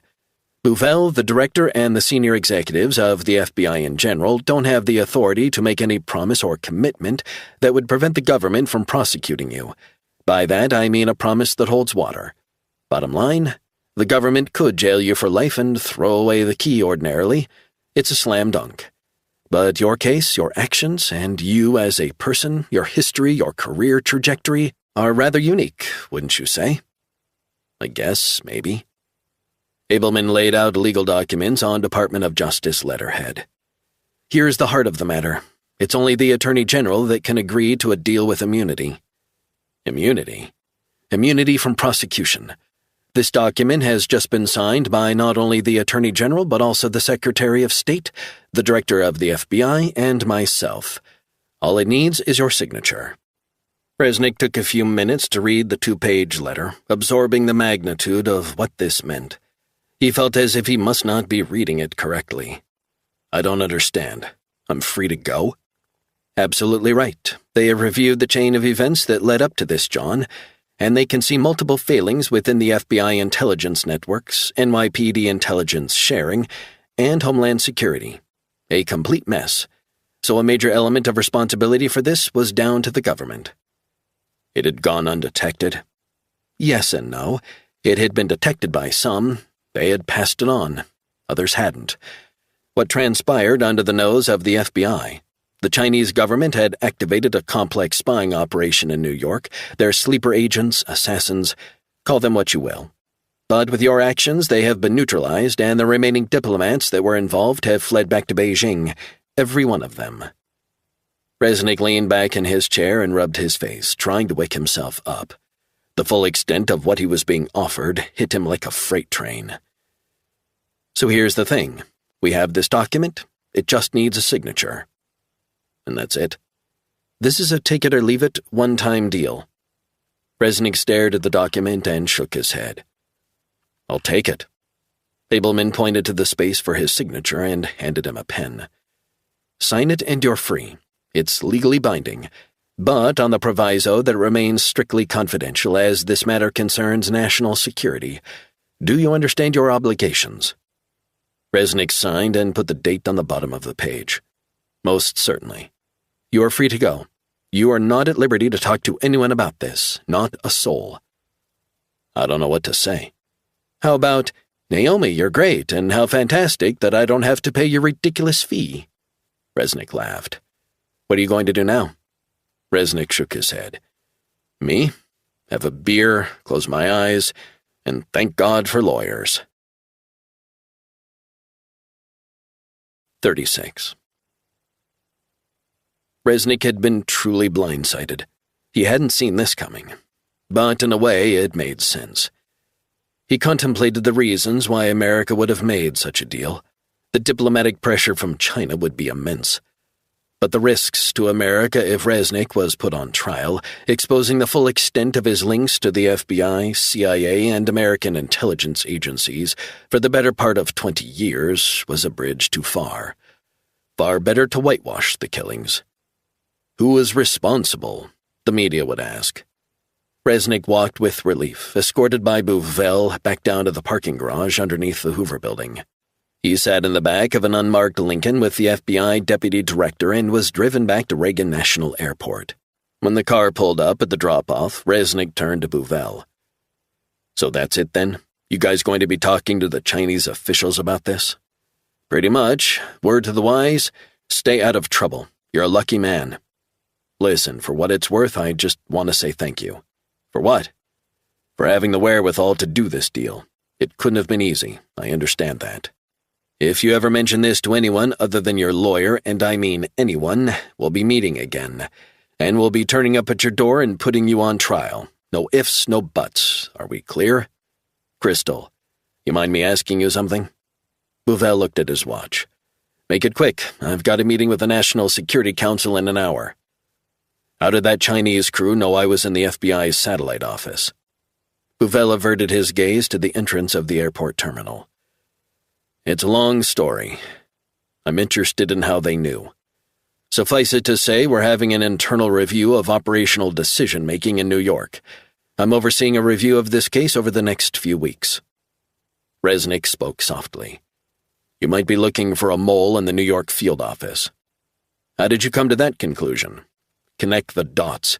Maybe the Chinese operatives have hacked the FBI systems. Maybe they have someone who needs a cash infusion into their bank account. It wouldn't be the first time." Bouvel assessed Resnick. "I'm going to keep an open mind. What's that saying? Follow the money?" Bouvel cleared his throat. "I hear you." He handed Resnick his trusty 9mm Beretta. Resnick put his gun in his backpack and shook Bouvel's hand. "Take care of yourself. Till next time. Just make sure there isn't a next time." It was a short 90-minute flight from D.C. back to LaGuardia. Resnick had contemplated catching a connecting flight back up to Maine. He figured he needed to get home and try and drop off the grid for a while. Maybe a long while. But despite the alluring prospect of getting back to his beloved home beside Penobscot Bay, he couldn't settle. He felt as if he needed time to process what had transpired. Resnick caught a bus from the airport, which dropped him off at the 61st Street Woodside station. He caught a train to Times Square. He stepped off the train and looked around. The hustle and bustle, people moving, some running. The pungent aromas of marijuana and urine hung in the air. He knew for sure he was back in New York. Then it occurred to him. He was back where it had all started. The place where Amy Chang had been pushed in front of a train.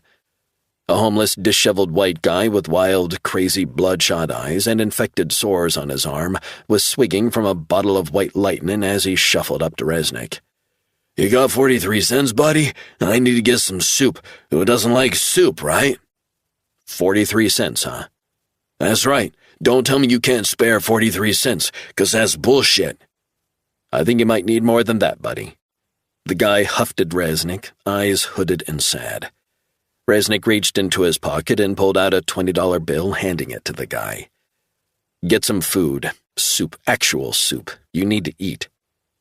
The guy clutched the bill for what seemed like an eternity. He scrunched up his face and began to sing some long-forgotten country ballad. "You take care." The guy nodded. "I ain't got no one, pal, not a goddamn soul. No one knows me, but thank you all the same." Resnick patted him on the back and walked away. He headed toward the hellscape that was the Port Authority bus terminal. A dystopian, never-ending vista of grim urban life, people milling around who looked as if they would rather be dead. Maybe he was one of those people. He stood in line for the Greyhound bus north to Portland. A long wait. But then the driver signaled them on. Resnick was just relieved to get on board. He sat in the back and watched the passengers get on. Eventually, after a 10-minute delay for a harassed woman who had temporarily lost her elderly mother, the bus pulled away. Through the congested streets of Midtown, the bus crawled through the city. It headed due north. Resnick felt his eyes get heavy. He wanted to sleep for 100 years. He wasn't the supremely fit 20-something man of his Delta days anymore. Not by a long stretch. But he was still in great shape for a man in his 40s. A few more aches and pains along the way. A reminder of how the time had passed. He felt himself drift away into a sea of darkness. Suddenly he was floating. Millions of stars twinkling in a black sky. It was dark when Resnick awoke. He sat upright and looked outside, failing to stifle a yawn. He checked his phone to see their location. He saw that the bus was on I-90 just outside Worcester. He had been sleeping for more than 4 hours. He couldn't remember when he had last slept that long. As he took a few moments to get his bearings, his phone vibrated in his hand. It was a FaceTime video call. He answered and put on his AirPods for privacy. The face of Meyerstein appeared on his phone, smiling at him from a hospital bed. "Hey, John." Resnick stared at her face on the screen. He wondered what she wanted. He had assumed they would never see each other again. He thought that time had come and gone. "Martha, are you okay?" "I'm fine. I was about to ask you the same thing." Resnick rubbed his eyes. "Don't worry about me." "I hope I'm not disturbing you."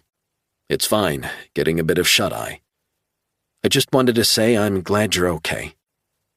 Resnick stared out into the darkness at the headlights of the passing cars and trucks on the interstate in Massachusetts.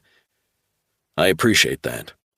Meyerstein closed her eyes for a few moments as if what she was about to say was difficult to talk about. "I've been thinking about my future, thinking about it a lot. The FBI wants me out of the way now. Maybe I've overstayed my welcome." "Are you serious? They want you out?" Meyerstein smiled at him through the screen. "It's just the way things turn out. But it's more than the FBI forcing my hand, easing me out of the door. However, I've been reflecting on my feelings. You see, for me, it's way more than the FBI and my job." "What is it?" "I don't know. The pressure, the sickening feeling I get when I consider what lies ahead, the dread. Resnick cleared his throat. Martha, I just want you to know that I wish none of this had happened.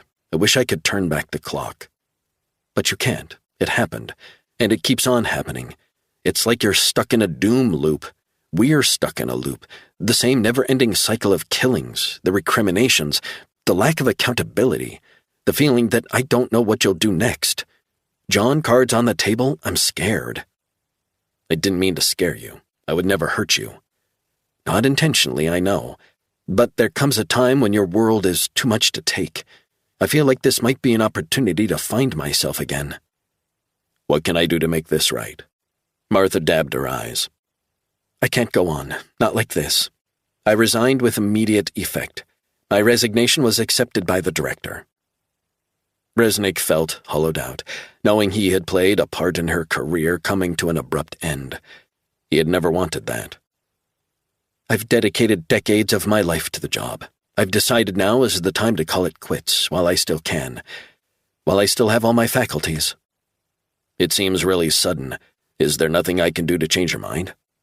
This is about me, John. Besides, when one door closes, another opens. That sounds promising. I've been offered a new position in D.C. very close to my home in Bethesda. Resnick took a few moments to process the enormity of the decision. It would be strange not to think of Martha Meyerstein behind her desk in her office on the 7th floor of the Hoover Building. Where are you going, if you don't mind me asking? I've been very lucky. I'll be splitting my time between teaching at Georgetown and the National Intelligence University. I think I might enroll. Sounds interesting. It is. I'll be reviewing some of the curriculum, modules, and the subjects. But it'll be a labor of love. I've learned a lot. And I think my experience will be of great benefit to future generations of intelligence specialists. In total, I'll be teaching about 8 hours per month. I'm pleased for you. Gives you plenty of spare time. Absolutely. And in addition, the rest of the time, I'll be employed at a private firm in Bethesda, a consulting firm that offers corporate and government advice on intelligence matters and geopolitical issues. The office is close to where I live. Means I work 2 days a month, and I'll be bringing in a lot more money. A heck of a lot more money, without the hassle. Always a good thing. So the end of an era for you? Turning the page. You sound relieved. You have no idea. Anyway, I just wanted you to know that I'll miss all the excitement and the unpredictability you bring to my life. I've given these things a great deal of consideration, and I need to change my life in a fundamental way. Resnick sensed where she was going with the conversation. It means I won't be seeing you again. Resnick looked at her impassive features. It took a few minutes to absorb the news. I need a different life, and it means a life without you, John. I see. Meyerstein smiled through a veil of tears. This is difficult. Martha, hey, listen. I hope there's no hard feelings. Quite the opposite. I just have fond memories. We change. We move on. Resnick sighed. I'm a pain in the ass. Always have been for you. And I want to say sorry for all the hurt I've caused with my actions. I'll miss you, John. Resnick felt his throat tighten. I'll miss you too. I'm glad you're okay. But my nerves can't take it any longer. And I wish you nothing but the best. The screen went blank as her face disappeared. 37. The hours that followed on the bus passed like a strange dream. Resnick headed north on the interminable journey, interrupted by a 30-minute stop for a bathroom break and food at a diner. But at least he had serious time to reflect on what Martha had said. She had made it clear it was over between them. Her decision felt final. She was, in many ways, like him, a maverick, independent-minded, fiercely hard-working. And she had gone to the ends of the earth over the years to help Resnick as they worked together on numerous classified intelligence investigations. He was going to miss her. He would miss the woman he had grown to admire and respect before growing closer as their personal relationship began to develop. But when all was said and done, there was something missing.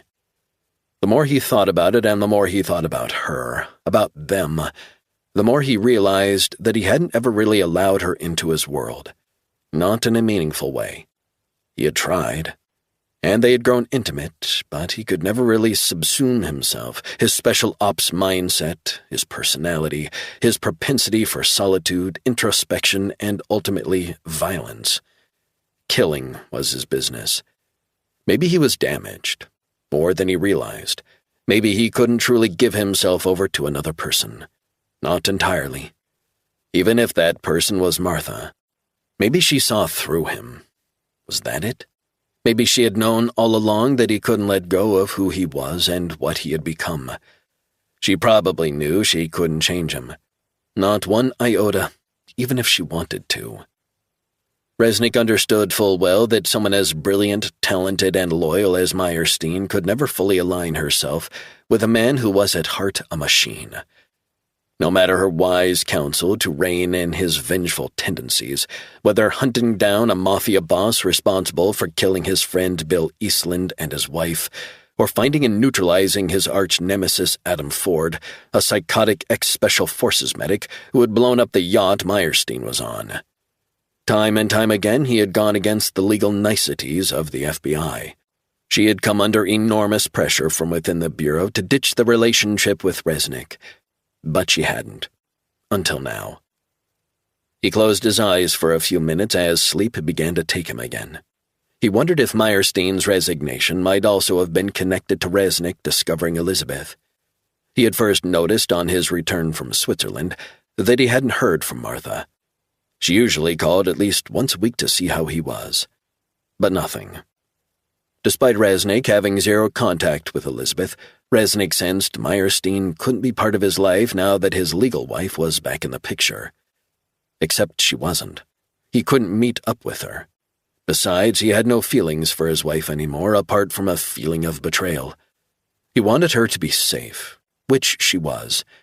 That was his sole concern.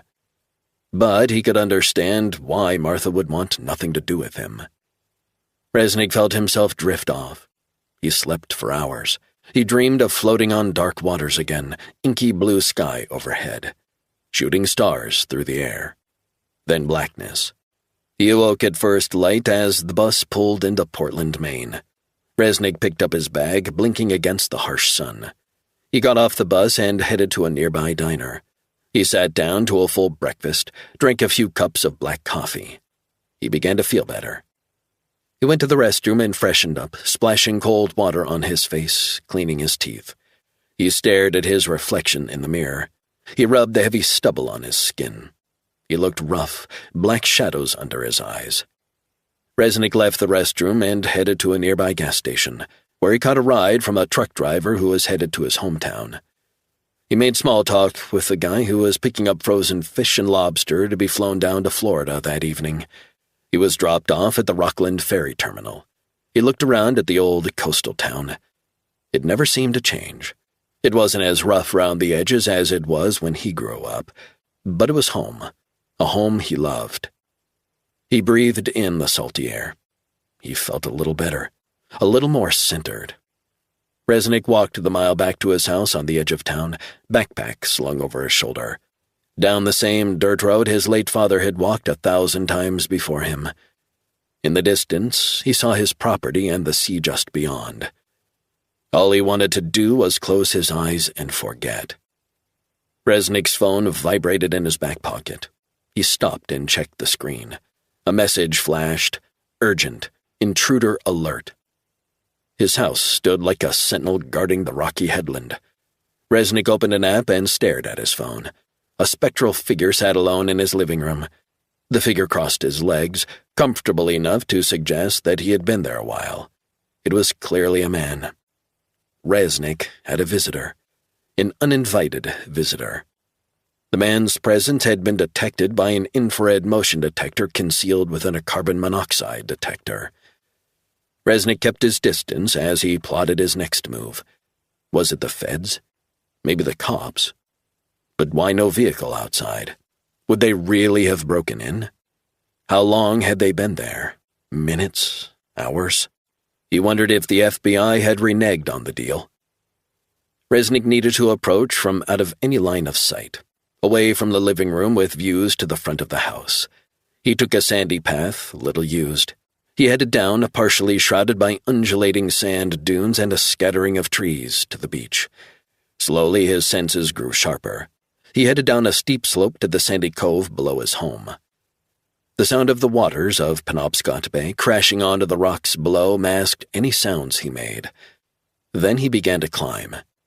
He ascended the steep dunes and traversed farther along and then up the rocky headland to the wild, long grasses fringing the back of his house. He lay on his front, spreading himself low as he crawled toward the rear of his home. He carefully made his way out along the edge of a rocky clifftop ridge. Resnick stopped and stared across at the house his father had built decades earlier, the wooden house by the sea, overlooking Penobscot Bay. He stayed still for a few minutes, the sound of gulls overhead. His mind raced. He took out his gun, carefully flicking off the safety. He checked his phone one final time. The figure was looking around the living room as if slightly bored. Resnick put his phone away. He approached the house, skirting the rear deck, down a concrete path to the side of the garage. He quietly unlocked the side door. He edged closer to the farthest door, the door that led to his utility room adjacent to his kitchen. He turned the key, unlocking the door to the house. Resnick pressed his ear to the door, listening for any sound, vibrations from footsteps. But nothing, just the sound of his heart beating. He turned the handle softly and cracked open the door to the small room inside. Resnick stepped forward, past the washing machine and dryer and toward the kitchen. He stopped and waited. He held his breath. The kitchen door was open. He craned his neck as he listened. Not a sound, but he could see down the dark hall and into the corner of his living room. The silhouetted figure sat alone, his back to Resnick. He edged through the kitchen and into the hallway. 1 step, 2 steps, eyes on the motionless figure. The figure spun around, gun in hand. Resnick fired 2 shots that hit just below his right clavicle. The man screamed and slumped slowly onto the floor, dropping the gun. Resnick quickly kicked the gun away and held his breath at the man's throat. "That's not a very nice welcome home, pal." "What are you waiting for? Just kill me!" Resnick reached over and switched on a lamp. The light bathed the room in a soft glow. Dark red blood pooled on the hardwood floor. The man's eyes were terrified, a 50-something white man. "Who are you?" The man shook his head. "Name." The man closed his eyes for a moment, scrunched up in pain. "Who sent you?" "Go to hell." Resnick reached over and rifled in the man's back pocket and pulled out a wallet. He flipped through his credit cards and scanned his driver's license. "James Bradley, you mind telling me why you decided to visit me here at my home? You've been paid to kill me, is that it?" Bradley clenched his teeth. "You were waiting for me, James, weren't you? Why would you do that? Who are you working for?" "Why don't you kill me?" "All in good time. First, who sent you?" "Kill me. Please kill me. I'm begging you." "You wanted to kill me, didn't you, James? You were in my home uninvited, so who the fuck are you working for?" "It's too late. I have nothing to live for now. I can't face it now. I know what lies ahead. I know what fate awaits me." "The same fate awaits us all." "Resnick, just put a bullet in my head." "Why should I do that?" "I have nothing. I'm dead already." Bradley looked up at Resnick, tears in his eyes. "I want you to kill me. I order you to kill me. Give me a good death." "A good death? You piece of shit. But that can be arranged. You working for the Chinese government, is that it? That would make sense." "What do you know about the Chinese?" "I know a bit. I know they've got money to throw around." "Resnick, you're a man of honor. That's what they say. Do the honorable thing and just fucking kill me. Don't let me die like a dog. Put me out of my misery. Think of my kids having to look at me in a courtroom." Resnick stood up, gun still trained on him. "What are you waiting for?" Resnick took off his jacket and ripped off his t-shirt. He kneeled and pressed down on the bloody wounds, trying to stem the blood flow. Bradley screamed in pain. "Be quiet. We need to stop the blood, otherwise you'll bleed out." "Let me bleed out. I need to die. I can't stand the humiliation that awaits." "Stop talking, you stupid fuck." I can see it now. The national humiliation, the personal humiliation, the shame. I know what I've done. I'm prepared to face the consequences. Just do it." Resnick looked down into Bradley's watery eyes. He was pitiful. "Who are you, James? Who are you really working for?" "I used to work for the agency in my younger days, just like you used to." "CIA?" Bradley gasped as a fresh wave of pain rolled over him. "Why so surprised? I wouldn't be the first Langley operative to spy for a foreign government." "Give me your motive. How did you end up here?" "Money. What do you think? I'm broke. I need money." "You'll face worse than financial ruin, Bradley. You will be put on trial. And you know what they'll do to you once you're safely inside your cell? You have any idea of what prison is like?" I don't want to face that. I'm begging you, in the name of God, please, kill me. Kill a traitor, I know you can." Resnick felt a burning rage within him, just ready to explode, to destroy, to kill. He wanted to kill Bradley. "Shoot me, you cold bastard! Shoot me in the head, now!" Resnick pressed Bradley's left hand to his injured shoulder. "Hold the t-shirt to the wounds tight, stem the blood flow." He took out his phone and pulled up Meyerstein's number. It rang 5 times. "Who are you calling?" Bradley demanded to know. "Are you calling the cops? Please don't call them." The voice of Meyerstein said, "Yeah, who is this?" "Martha, it's John. Don't hang up." "I thought we were done." "We are, but there's still some unfinished business." "What kind of unfinished business?" Resnick stared down at Bradley, who was blinking away the tears, blood soaking through his t-shirt. "You need to get your guys up to my place." "What happened?" Resnick stared down at Bradley, who was beginning to shake with shock and trauma. "I'll need paramedics. FBI team right here, right now. This is a national security classified situation." "What happened?" "I'll send you a picture. He's still alive. He's losing a lot of blood. 2 shots to the right shoulder. His name is James Bradley, ex-CIA. In my house." Resnick ended the call. He took a photo of Bradley and sent a picture to Meyerstein. Bradley stared up at him. "Who was that?" "None of your business." "Why didn't you kill me when you could? You're trained to kill. Why didn't you kill me?"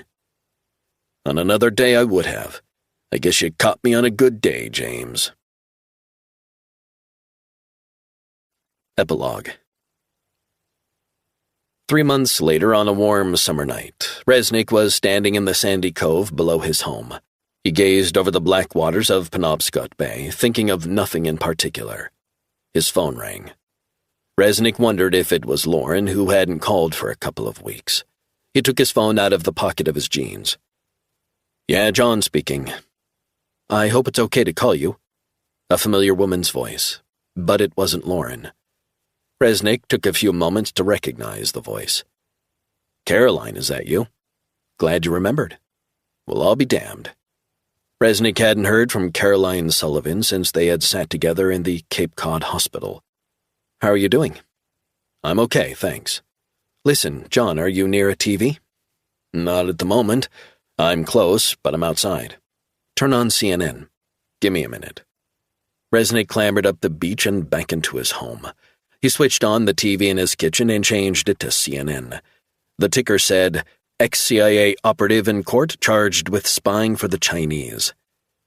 He watched a rerun of a handcuffed man in his 50s shuffling into a courtroom, accompanied by a phalanx of FBI special agents. "You got it?" Sullivan said. "I got it.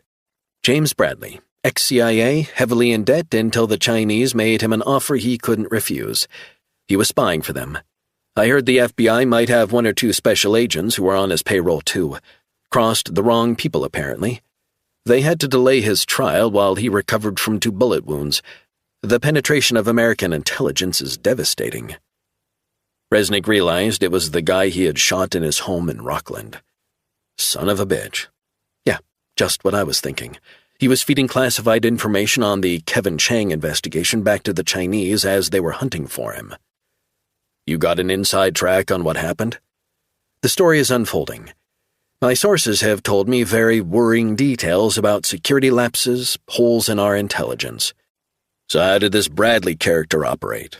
"He got intel from a source or sources from within the FBI, maybe the Department of Justice as well. Seriously? Unbelievable, I know.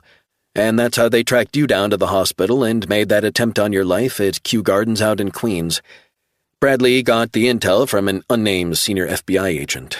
Very, very senior. In New York. You know that for a fact? I know that for a fact. I've spoken to numerous sources that are saying the same thing. You got any names? I do have names, one in particular, but of course I can't reveal it. You've got quite a story to work on then. That's why I haven't been in touch. I literally have enough material for a follow-up book. That's a good thing, right? Sullivan laughed. Very much so. Let me ask you something, Caroline. You didn't get any knocks at your door from the feds? I didn't, thank goodness. I have heard from a source that we were spotted together entering the hospital and sitting together in the hospital, and they worked back from there. But in light of what happened, nothing came of it. So my lawyer says I'm fine. That's a relief. Caroline, listen, I owe you one. For what? Helping me out, saving my neck, and Kevin's. I was pleased to help. Quid pro quo and all that, right? Resnick laughed. There's something else I need to talk to you about. What's that? Let me pay you back the costs of the lawyer. It's on the house, but I'll tell you what. How about you buy me a drink and that'll make us even? Next time I'm in Madison, we'll meet up. Definitely. Drinks on me. Why not meet up now? Now? Unless you've got other plans. At this moment? John, do I have to spell it out to you? I'm in town. Now. Your town. Rockland? Gorgeous place. Where exactly are you?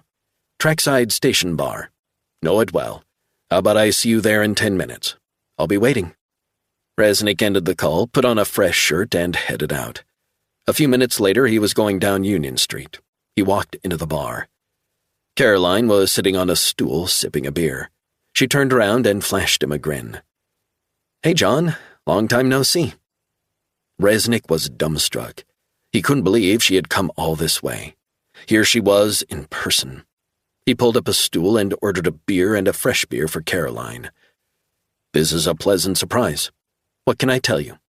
So how's the book coming along? It took over my life. Actually, it's taken on a life of its own. It's a monster. I can imagine.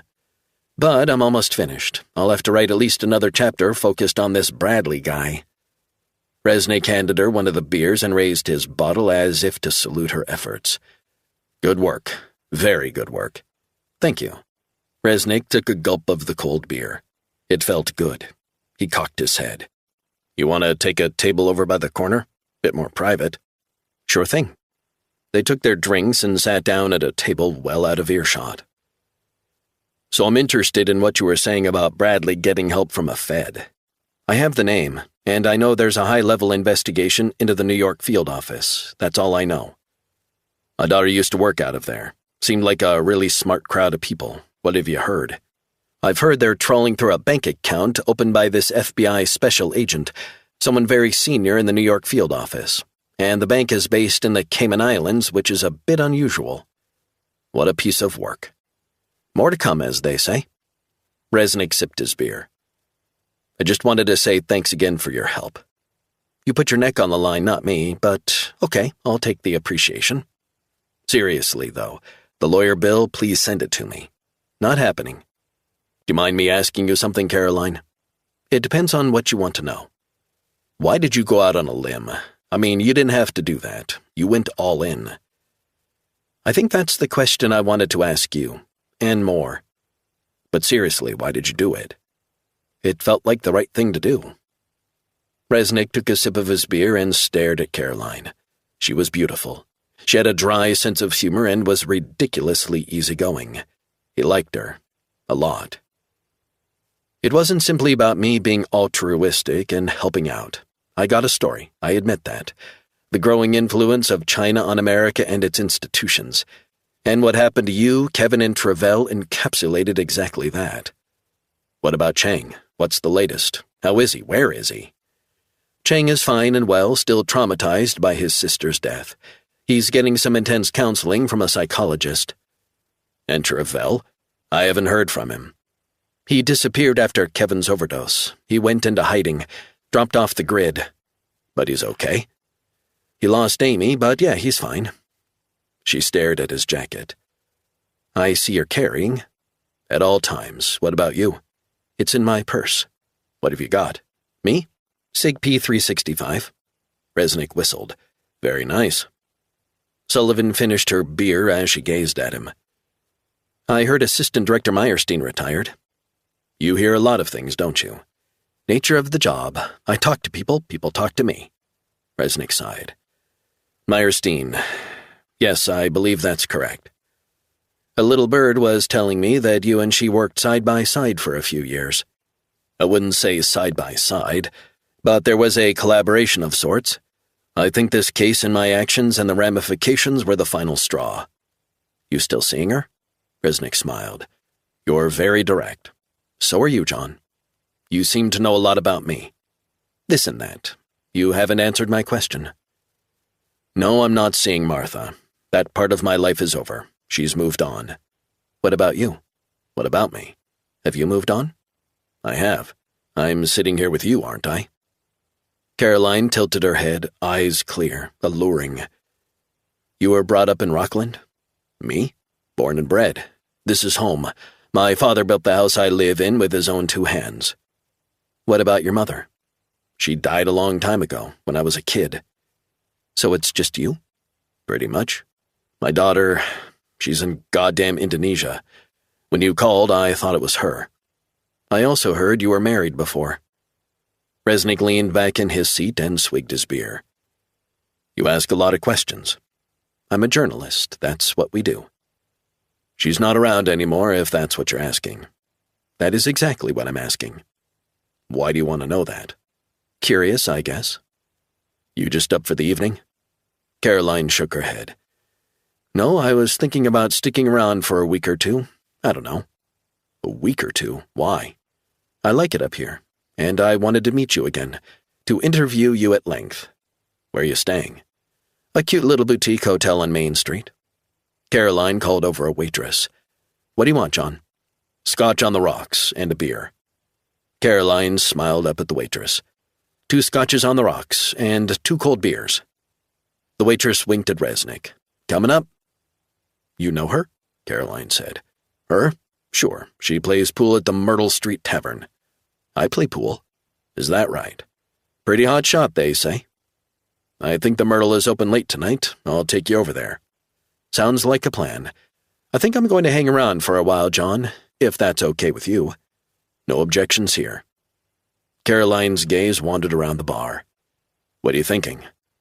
I was thinking, I think I like it here.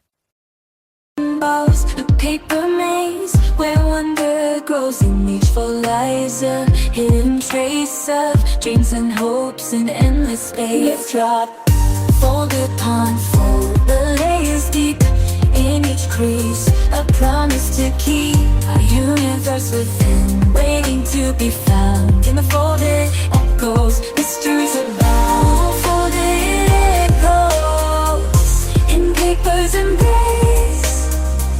A labyrinth of text in every space. With each fold, a new chapter begins in the folded echoes. The story never ends. In the folds of time. Was the book coming along? It took over my life. Actually, it's taken on a life of its own. It's a monster. I can imagine. But I'm almost finished. I'll have to write at least another chapter focused on this Bradley guy. Resnick handed her one of the beers and raised his bottle as if to salute her efforts. Good work. Very good work. Thank you. Resnick took a gulp of the cold beer. It felt good. He cocked his head. You want to take a table over by the corner? Bit more private. Sure thing. They took their drinks and sat down at a table well out of earshot. So I'm interested in what you were saying about Bradley getting help from a Fed. I have the name, and I know there's a high-level investigation into the New York field office. That's all I know. My daughter used to work out of there. Seemed like a really smart crowd of people. What have you heard? I've heard they're trawling through a bank account opened by this FBI special agent, someone very senior in the New York field office. And the bank is based in the Cayman Islands, which is a bit unusual. What a piece of work. More to come, as they say. Resnick sipped his beer. I just wanted to say thanks again for your help. You put your neck on the line, not me, but okay, I'll take the appreciation. Seriously, though, the lawyer bill, please send it to me. Not happening. Do you mind me asking you something, Caroline? It depends on what you want to know. Why did you go out on a limb? I mean, you didn't have to do that. You went all in. I think that's the question I wanted to ask you, and more. But seriously, why did you do it? It felt like the right thing to do. Resnick took a sip of his beer and stared at Caroline. She was beautiful. She had a dry sense of humor and was ridiculously easygoing. He liked her. A lot. It wasn't simply about me being altruistic and helping out. I got a story, I admit that. The growing influence of China on America and its institutions. And what happened to you, Kevin, and Travell encapsulated exactly that. What about Chang? What's the latest? How is he? Where is he? Chang is fine and well, still traumatized by his sister's death. He's getting some intense counseling from a psychologist. And Travell? I haven't heard from him. He disappeared after Kevin's overdose. He went into hiding, dropped off the grid. But he's okay. He lost Amy, but yeah, he's fine. She stared at his jacket. I see you're carrying. At all times. What about you? It's in my purse. What have you got? Me? Sig P365. Resnick whistled. Very nice. Sullivan finished her beer as she gazed at him. I heard Assistant Director Meyerstein retired. You hear a lot of things, don't you? Nature of the job. I talk to people, people talk to me. Resnick sighed. Meyerstein. Yes, I believe that's correct. A little bird was telling me that you and she worked side by side for a few years. I wouldn't say side by side, but there was a collaboration of sorts. I think this case and my actions and the ramifications were the final straw. You still seeing her? Resnick smiled. You're very direct. So are you, John. You seem to know a lot about me. This and that. You haven't answered my question. No, I'm not seeing Martha. That part of my life is over. She's moved on. What about you? What about me? Have you moved on? I have. I'm sitting here with you, aren't I? Caroline tilted her head, eyes clear, alluring. You were brought up in Rockland? Me? Born and bred. This is home. My father built the house I live in with his own 2 hands. What about your mother? She died a long time ago, when I was a kid. So it's just you? Pretty much. My daughter, she's in goddamn Indonesia. When you called, I thought it was her. I also heard you were married before. Resnick leaned back in his seat and swigged his beer. You ask a lot of questions. I'm a journalist, that's what we do.